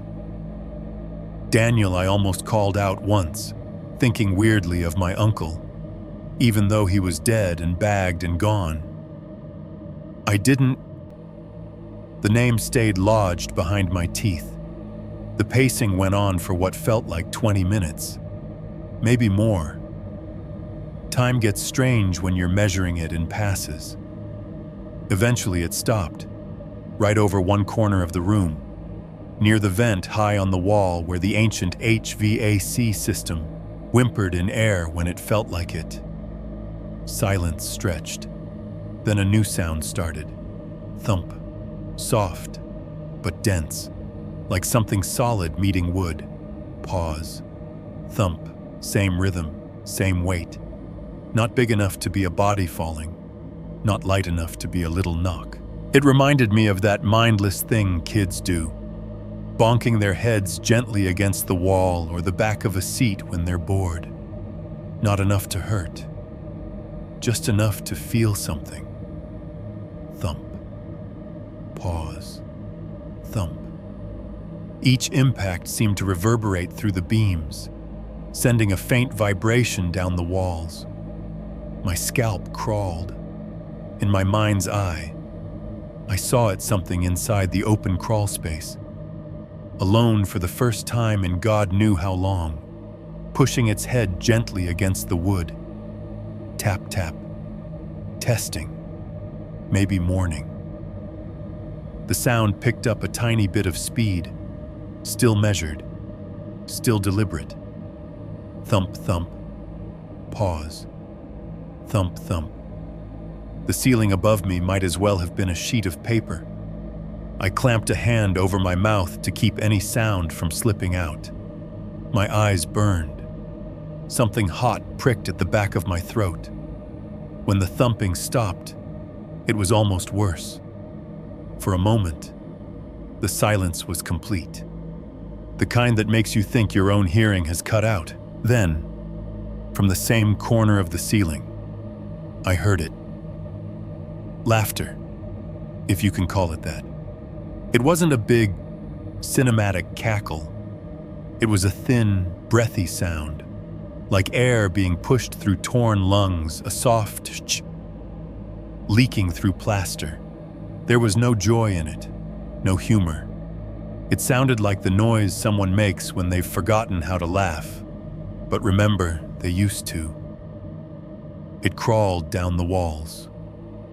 That sound made the tiny hairs in my ears vibrate. My heart hammered so loud I was sure whatever was up there could hear it, could pace its steps to it the way it had paced to my uncle's cough. I stared at the vent, a dark square high on the wall above the bed. The slats were dusty, angled downward. I could see nothing but shadow beyond. Stop. I whispered into my own palm. Stop. Stop. Please. As if it had been waiting for the cue. The laughter cut off mid-ch. The quiet that followed was not empty. It was full, brimming. I heard the faint rasp of something dragging itself closer to the vent.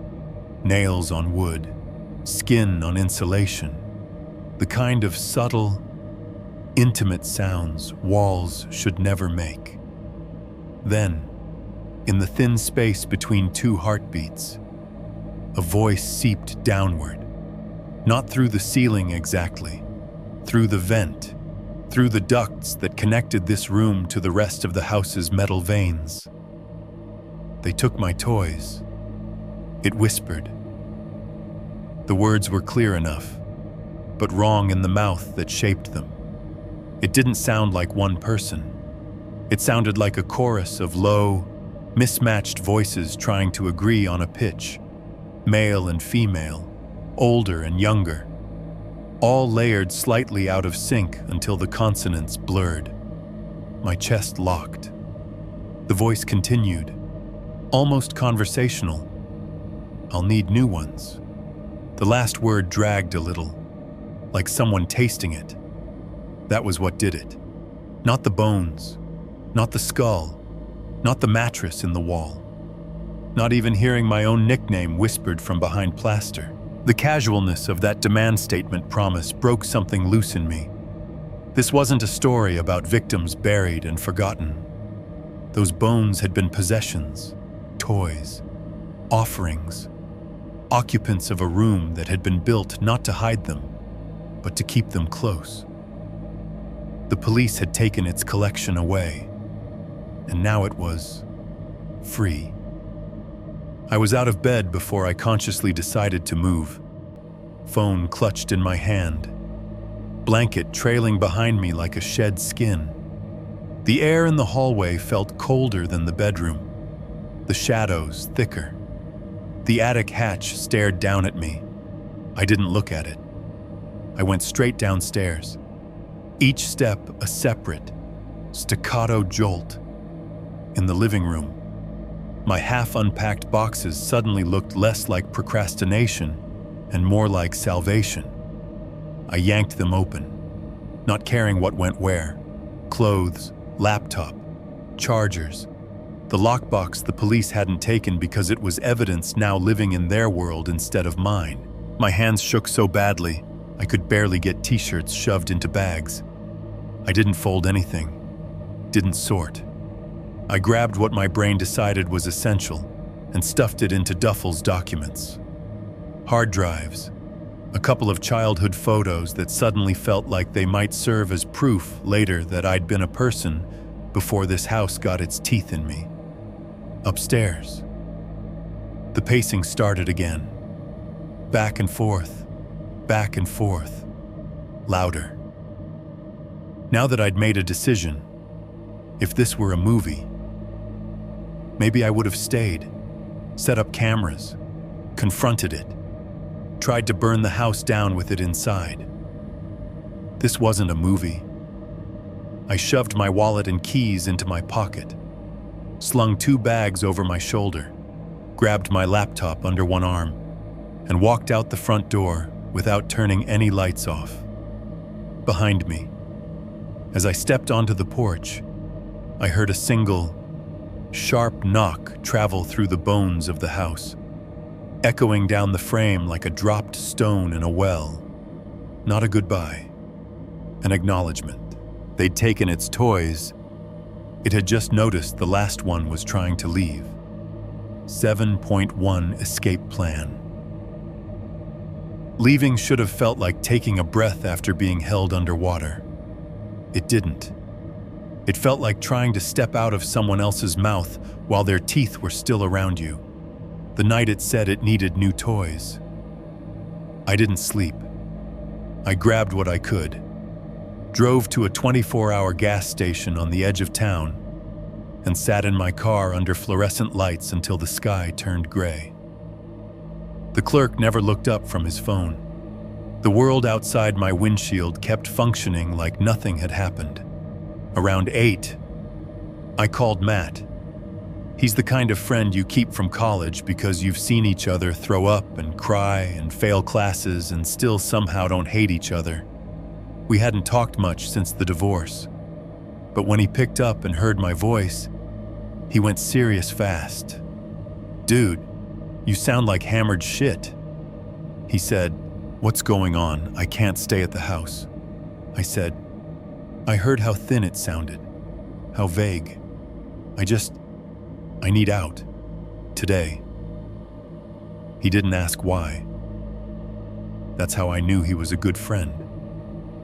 "You can crash here," he said immediately. "Pull-out couch is all yours. My roommate works nights. He won't care. How bad is it? You running from a stalker or an electrical fire or what?" "Something like that." I said, "I'll explain later. Text me the address." He said, "I'll help you move whatever's left if you want. And hey, whatever it is, you're not staying in it alone." "All right." For a second, my throat closed. "Yeah," I managed. "Thanks." Next call was to a realtor. I Googled "sell house fast as is New Jersey" and picked the first agency that didn't look like an outright scam. A woman named Janet answered, her voice bright and businesslike. "How can we help you today?" she chirped. "I want to list my house," I said. "As is, I'm relocating. I don't want to do any work on it. I just need it gone." "Sure, we do that all the time," she said. "What's the address?" I gave it to her. There was a tiny pause as she typed it in. "Oh," she said, tone dipping a hair. "That one. You know it?" I asked. "We've had it in our records before." She said quickly, "Family house, right. Been in the same name for a while, yeah. Not anymore." She cleared her throat. "Well, with older properties, we usually recommend a full disclosure, especially given recent events. But we can absolutely list it. Investor special, that kind of thing. Cash buyers love a project." I could almost see the listing in my head. "Up-and-coming neighborhood needs TLC." Great bones. The phrase made my skin crawl. I don't want to be the one to show it. I said, I don't want to be here when you bring people through. That's fine, she said. We can handle all showings. We'll need you to sign some paperwork and leave keys with us. You can do that in this office, or I can meet you at the property this afternoon. Property. The word sounded wrong, like calling a lung a storage unit. Meet me there, I said before I could talk myself into never going back. I have a couple things to grab and I'll be out. We agreed on 5 p.m. That gave me the day to pretend my life could still be arranged with calendars and appointments, like normal people's. Coming back to the house in daylight felt like walking back onto the scene of a hit and run, where you were both driver and victim. The afternoon was clear and bright. Kids' bikes lay on a neighbor's lawn. Somebody's grill smoked faintly halfway down the block. My house just sat there with its peeling paint and crooked shutters, looking like a cheap horror movie location that hadn't been dressed yet. I parked across the street and just stared for a minute. From this angle, you could see the tiny attic window. The glass looked dull in the sunlight, reflecting only sky, as far as anyone driving past would know. It was just a weirdly proportioned old place with a for sale sign pending. I grabbed the folder with my uncle's remaining papers from the passenger seat and forced my legs to move. The key resisted a little in the front lock, like the house had warped while I was gone. When the door swung inward, the first thing that hit me was the echo. It was so much louder, empty. The furniture was gone. Matt had helped me haul the sofa, the bed, the cheap bookcases into a storage unit the day before. We'd worked fast, like a fire sale, both of us aware of the way the air inside the house felt heavier as the sun went down. Without the couch to absorb sound, without the rugs and the boxes and the lived-in clutter, every tiny noise bounced around the rooms. My footsteps on the hardwood clicked too loudly. My breath sounded like someone else's. Dust outlines marked where things had been. In the living room, a pale rectangle showed where the couch had sat. Just a slightly cleaner patch of floor in a sea of duller wood. The coffee table had left a faint ring. Even the TV stand had a ghost. A darker strip where less sunlight had hit over the years.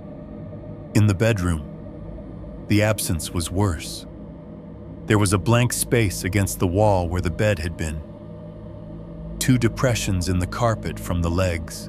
Standing there, I could see exactly where my head had been each night. I could look straight up and imagine the mirror position in the attic, the path where something had dragged itself back and forth, the corner where it had rasped my name through the vent. Today, the attic hatch above the hallway was closed. I could feel it anyway. Not noise, not even vibration, just a sense like when you walk into a room where someone very angry has just left. The air still feels charged, as if whatever passed through had scraped its fingers along the inside of the space and left marks. I told myself I was being dramatic. All I had to do was grab the last of my uncle's paperwork from the desk drawer, check the mailbox, sign some things with Janet, and I would never have to walk through this door again. 10 minutes, I muttered. Saying it out loud made it sound like a contract. 10 minutes, and I'm gone. I moved through the house faster than I meant to, my pace just shy of a jog. Every creak my foot made on the floorboards had an answer. I didn't realize it at first. Old houses creak. That's what they do. Step, groan, step, groan. But as I crossed the living room toward the small built-in where my uncle had kept his files, I noticed the timing. I took a step. The board beneath my heel sighed. A heartbeat later, from directly above, another board answered with a slightly higher-pitched creak. Not loud, just responsive. I froze. The house went still. Coincidence? I whispered. Weight shift. You're hearing patterns because that's what brains do. I took another step. The floor complained softly. Above, something gave a faint answering sound. Not exactly a creak, more like a shift, wood moving against wood. I looked up, as if I'd be able to see through a floor and a ceiling and whatever roamed in the space between. Nothing, of course. Just plaster. Paint. The familiar hairline cracks spidering toward the corners. I forced myself to move again, walking more deliberately this time. Step. Creak. Beat. Answering creak above. No matter where I went, the kitchen, the hallway, the bedroom, the pattern held. Like someone pacing me in the room above, matching my movements a half second out of sync. My skin crawled. The fine hairs on my arms rose. 10 minutes. I repeated. More to whatever might be listening than to myself. I'm just signing papers. Then you can have the place to yourself. Forever. The house didn't answer. Not with anything I could call a sound. Anyway, I found the papers I needed where I'd left them. In the top drawer of the little desk by the front window. The drawer stuck halfway. I had to yank it, making it screech in protest. Somewhere overhead, something else scraped, as if dragged in sympathy. I stacked the documents in the folder, hands careful even though my heart was hammering. Deed copies, utility records, the letter from the lawyer that had started all of this, we regret to inform you. I shoved it to the back of the stack, not wanting to see my uncle's name at the top of the page, in the front hall. I paused to grab the mail from the little niche in the wall. A few pizza coupons, a glossy flyer from a church, one envelope addressed to Estate of Mark Hennessy, in officious block letters. I stuffed them into the folder without opening them. Behind me, somewhere overhead, something shifted. It was a soft sound, barely louder than a breath, but in the empty house. With no competing noise, it carried a drag along wood, the faint rasp of something moving slowly across a floor it didn't quite lift itself from, not back and forth anymore, not pacing. Coming closer to where I was, I closed my eyes for a second and pictured the attic, the plastic sheeting over the crawl space hole, sagging slightly now, the bleach-streaked boards, the open void where bones had been, the thing that had been kept behind walls for decades with its toys suddenly walking freely across a more open space. I didn't want to be under it when it decided what to do next. Headlights flashed briefly across the front window, sweeping the wall. A car door slammed outside. Relief flooded me so hard my knees wobbled. Janet. Right on time. I opened the door before she could knock.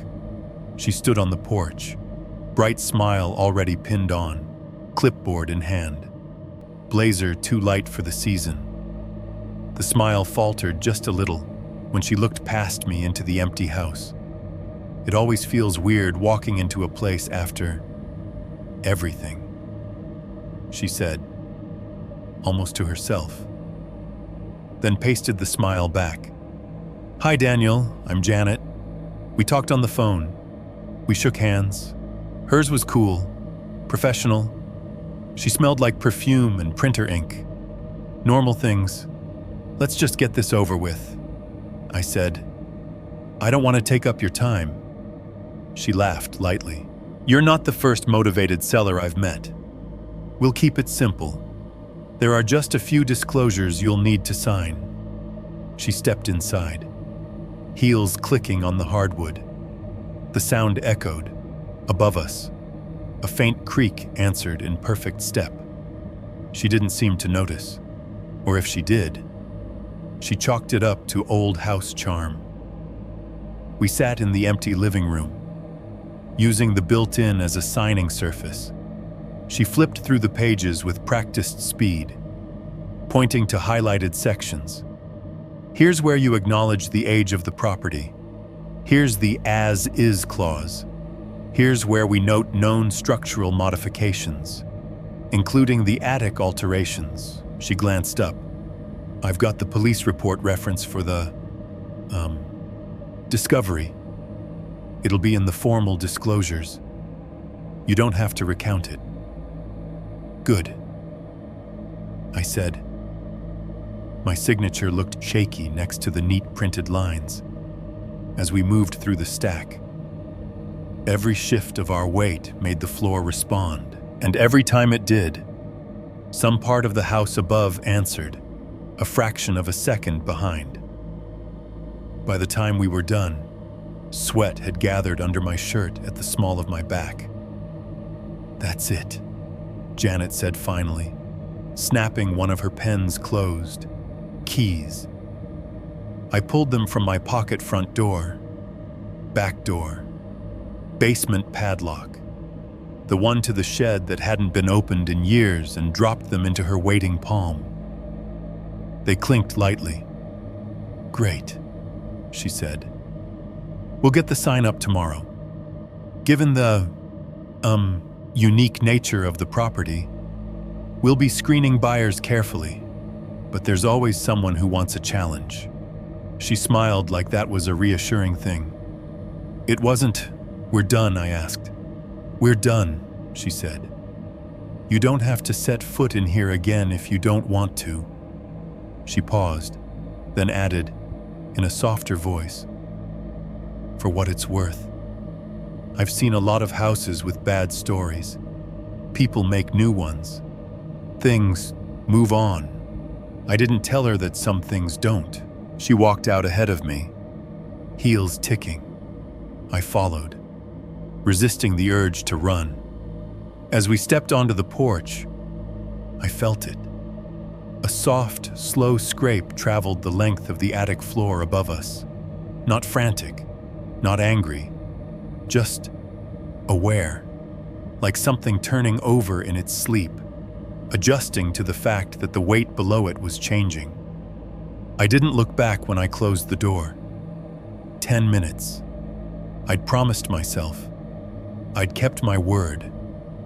I told myself, as I walked toward my car, that whatever remained in that house inside its walls, between its beams, would stay there, behind me, unseen.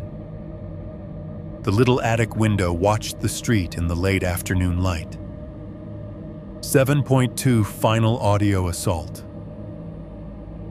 Janet was gone before the light really started to bleed out of the sky. We'd finished the signing in the living room, exchanged awkward half-smiles, and she'd walked me to the door like a guest instead of the person handing her a haunted asset.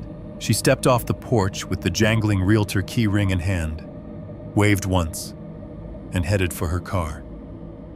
Don't worry, she'd said. We'll take it from here. I watched her taillights disappear down the block, the sound of her engine fading into the usual late-day simmer of the neighborhood cars, a dog barking, someone's TV faint through an open window. I should have left right then. Instead, I remembered there was one more document in her folder, something she'd flagged for me to look over later and initial. The kind of boilerplate no one ever reads. She'd left the packet on the kitchen counter just in case, promising to swing by and collect it in the morning. It's not urgent, she'd said. Sign tonight if you feel like it. I don't know why I felt like I owed the house the courtesy of finishing the paperwork. Maybe I wanted the last act I performed inside it to be something normal, something as mundane as signing my name. By the time I wandered back into the kitchen, the light outside had shifted from late afternoon gold to that gray-blue stage between day and night, where shadows start to feel like they have their own intentions. The house grew dim fast. Without lamps on or furniture to soften the edges, the rooms looked skeletal. The hallway was a long, narrowing tunnel. The doorways on either side like open mouths. The only real light came from the window over the sink and the little rectangle of glass in the back door, both of which framed the same fading sky. The paperwork sat where Janet had left it, a neat stack on the counter. My name was already printed in sterile black at the top of every page. I flipped to the flagged line, uncapped a pen, and scrawled my signature. The loop of my last name snagged slightly. The ballpoint skipped. As I pressed harder, the house knocked. 3 solid blows came from directly overhead. They weren't the delicate taps of settling wood this time. They were fists on floorboard knocks, spaced evenly, carrying through joists and plaster and into the bones of my teeth. My hand froze on the paper. The pen left a tiny ink blot at the end of my name. I didn't move, didn't breathe. 3 more knocks followed. Exactly the same spacing, exactly the same force. A little louder. Like it had noticed the first round hadn't quite gotten my full attention. "Okay," I whispered, pulse thudding in my throat. "Okay." I set the pen down carefully, as if any sudden motion might provoke the ceiling. "This is your place now," I said out loud, because the silence felt too thick. My voice sounded small in the empty kitchen. "You win.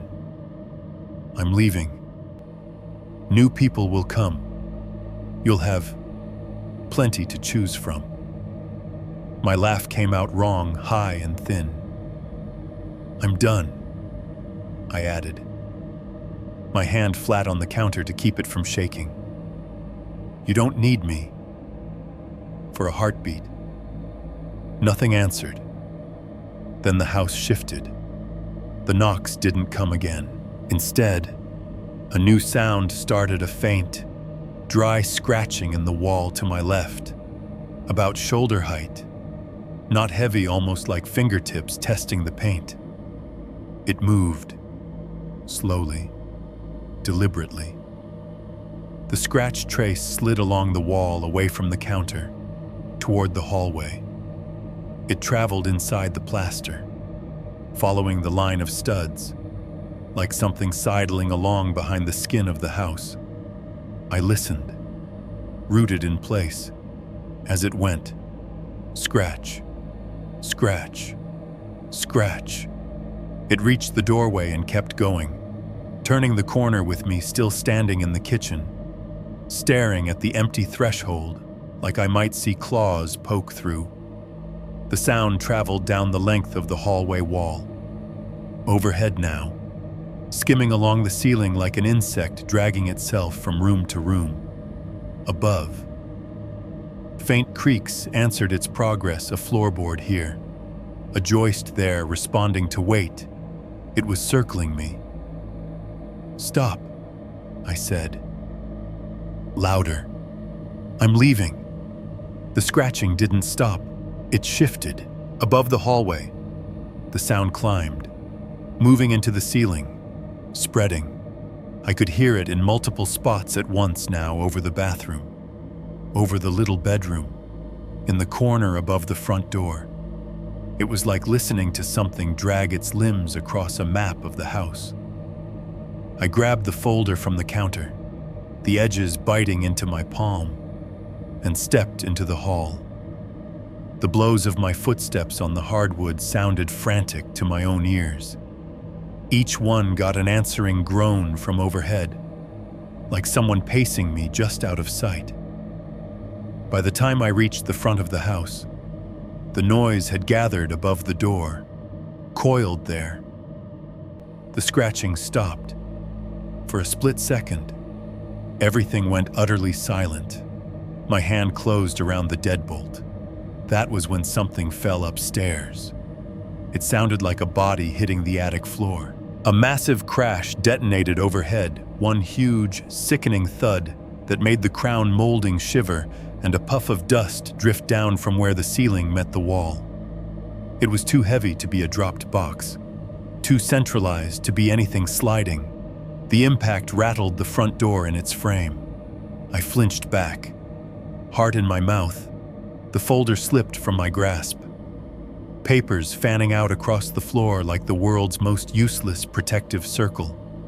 For a breathless few seconds, I just stood there, staring up, waiting for the follow-up, a second impact, a scream, something, nothing. Just the ringing echo of that one blow, fading into the house's bones. Just wood.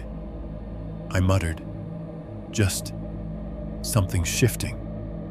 They took half the weight out of the crawl space. Everything's adjusting. The words landed like lies. I turned back to the door, grabbed the knob, and twisted. The deadbolt slid with a clicking sound I'd never been more relieved to hear. I tugged the door toward me. It didn't move. For a second, I thought my hand had slipped. I tightened my grip, leaned my weight back, and pulled harder. The knob bit into my palm. The door stayed where it was. The frame creaked in protest, as if the wood had warping overnight and decided to hug the door tight, or as if something on the outside was bracing against it with both hands. I swore, tugged again, shoulders straining. The old brass hardware groaned, but the bottom edge of the door remained flush with the threshold. "Come on," I hissed. Panic rose sharp and metallic in my throat. "Come on." The house listened. From somewhere just above my head, in the space between the door frame and the ceiling, the scratching started again, closer, more confined. It sounded like nails working their way along the header, testing spots, searching. The hair on the back of my neck prickled so hard it hurt. I planted one foot against the wall and yanked with everything I had. The door moved half an inch, then stopped dead. Something snapped in me. "Let me out," I shouted at the wood, at the plaster, at whatever listened from within it. The sound bounced around the empty foyer, came back at me thinner, right then, at ear height. The doorbell rang. The chime was shrill in the silence, a too cheerful ding-dong that made me jump hard enough that my shoulder slammed into the frame. For a fraction of a second, my brain tried to latch onto the normality of it. Someone outside, a neighbor, Janet, coming back because she'd forgotten something. Literally anyone with skin and a car. Slowly, like someone in a bad dream. I lifted my eyes to the little frosted glass window set into the upper half of the door. A dark shape stood beyond it. The glass blurred details, turning the world outside into a smear of grays and blues. But there was no mistaking it, a silhouette. Filling most of the narrow pane, no porch light was on. It was backlit by the last of the dusk. I couldn't make out a face, just the outline of a head and shoulders, completely motionless. My lungs seized. "Janet," I called, voice cracking. The shape didn't move. The bell didn't ring again. I stared, unable to look away, my heartbeat roaring in my ears. The rational part of me whispered stupid things. Could be a kid. Could be a delivery person. Could be a trick of the light. The rest of me knew better. The scratching above the door stopped. The entire front wall seemed to lean inward, just a fraction, as if listening. I don't know how long I stood there. It might have been 3 seconds. It felt like 30. Then adrenaline kicked through the paralysis. With a noise that was half sob, half growl, I braced my foot again, grabbed the knob with both hands, and yanked with everything I had left. Something gave. The wood around the hinges creaked in a long, pained sigh, and the door lurched inward, almost sending me sprawling. Cold air rushed in, thick with the smell of damp leaves and distant exhaust. I caught myself on the frame, heart hammering, and looked up. The porch was empty. No dark figure, no neighbor, no Janet. Just the bare boards of the porch, the peeling white railing, the short cement steps leading down to the sidewalk. The street lamps had flicked on while I was inside. Their sodium glow painted the yard in flat, fake orange. The only movement was a stray fast food wrapper skittering down the street in the wind. Behind me, from somewhere deep in the house, something dragged itself a few inches across the floor.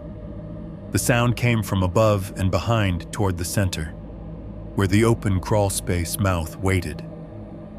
I stood in the doorway, one foot on the porch, one still inside. The gap between the threshold and my heel suddenly feeling like a line between worlds. I didn't look back. I stepped out, letting the door swing half shut behind me, its weight catching on the warped frame with a soft, unfinished click. 7.3 cold ending it leaves the walls. I made it all the way to the porch before I remembered the keys. Not the house keys, Janet had those. My car keys. The only thing between me and getting the hell away from this street. This house, this zip code. They were still on the kitchen counter. I could see them in my mind, exactly where I'd dropped them, next to the half-signed paperwork. Loop of metal and black plastic fob glinting under the fading light. For a second, I considered walking away anyway. Just leaving the car, calling a tow later, letting future me deal with the logistics. But the idea of coming back here, even in daylight, even with someone else, made my stomach flip. Better to rip the Band-Aid off now. I turned back. The front door hung slightly ajar from my earlier struggle, a thin strip of darkness showing between wood and frame. It looked like a mouth that had stopped just short of closing. I pushed it open with my fingertips, not wanting more of my skin on it than necessary, and stepped over the threshold. The house had that strange, hollow feel places get at dusk when all the light is outside and none of it is in. The window over the sink showed a rectangle of bruised purple sky. Inside, everything was gray on gray. I didn't bother with the lights. I just wanted in and out. My footsteps sounded loud in the foyer, then louder in the hall. Each creak of the floorboards seemed to arrive a half second before my foot actually came down, like the house was anticipating me. Just the keys. I muttered. That's it. The kitchen felt smaller, somehow. The shadows in the corners deeper. The smell of bleach, faint but persistent, still clung to the air. Undercut now by something damp and sweet I tried very hard not to identify. The keys sat where I'd imagined, exactly where I'd left them. A stupid, ordinary object in the middle of all of it. I reached out. As my fingers closed around the cold metal, something leaned in behind my right ear and whispered, "You opened it." The words brushed directly against my skin, warm and damp. The air around my ear went instantly, impossibly cold, like someone had exhaled freezer air straight into the side of my neck. Every hair along my scalp and down my arms stood up in the same instant, a wave of static racing across my skin. I jerked forward, spinning so fast I nearly lost my footing on the slick wood. There was no one there. The kitchen was empty. The hall behind me was just a darker strip of nothing. The front door beyond that was a shape, a suggestion of outside. No figure, no face, not even the echo of a footstep. But the smell of the crawl space hit me like a physical blow. It wasn't faint anymore. It wasn't something that drifted down from above in thin, stale tendrils. It was here, downstairs, thick and immediate, rot and mold and that copper tang, all wrapped in the acrid sting of bleach that had never stood a chance. My eyes watered. My throat closed. For a second, I was back in the wall, on my knees, elbows brushing studs, bones at my hands. Only now, I wasn't upstairs. It was... The house exhaled. I felt it in the walls more than I heard it, a low, almost inaudible groan traveling through the studs, down into the floor joists, up into the ceiling. Not structural settling, something moving inside the structure, displacing air as it went. Then the sound started. Scratching. Not from one spot, not anymore. From everywhere.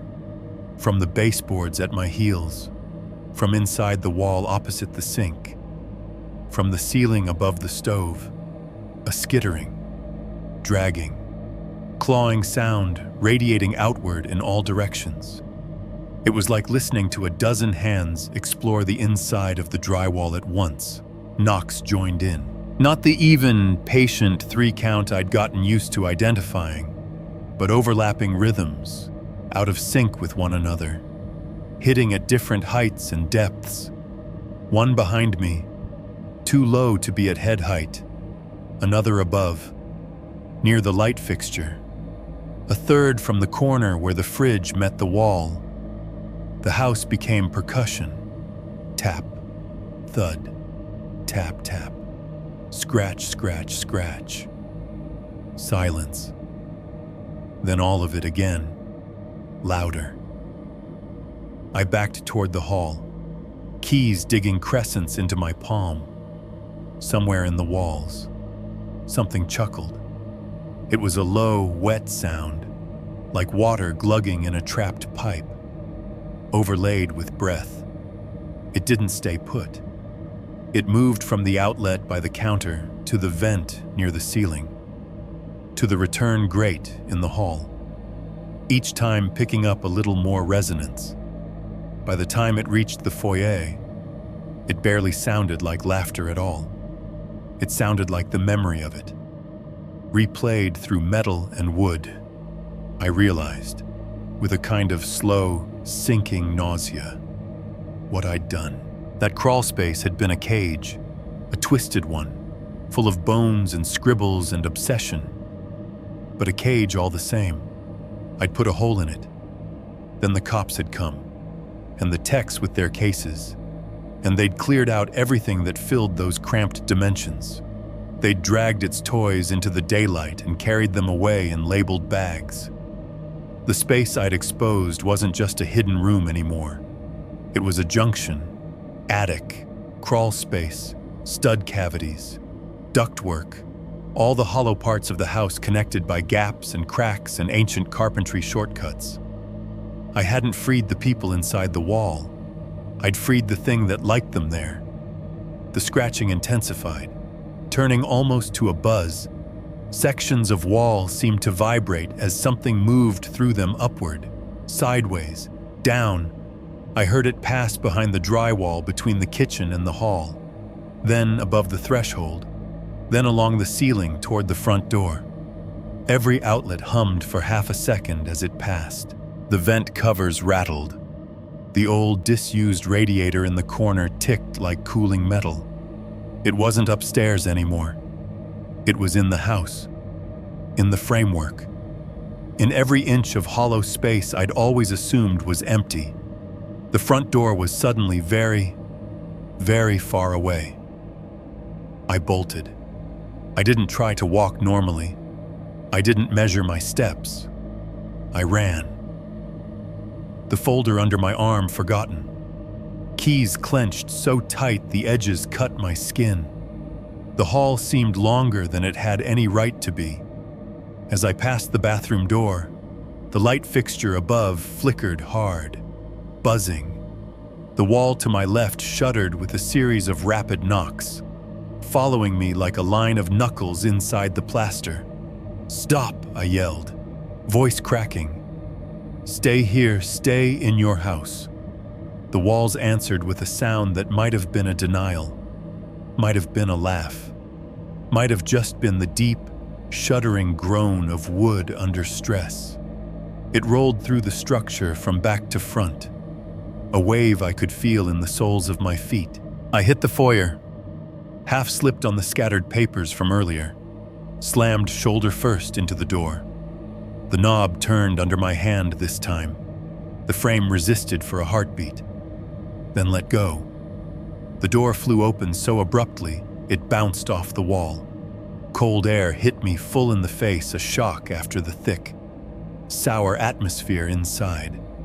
I stumbled out onto the porch, nearly tripping over the top step. Behind me, just as my foot cleared the threshold, the sound changed again. It wasn't scratching now. It wasn't knocking. It was a slow, heavy slide, like something long and weighty dragging itself off a high ledge onto a lower one. The house shook, just a little, with the impact. I didn't wait to see what that meant.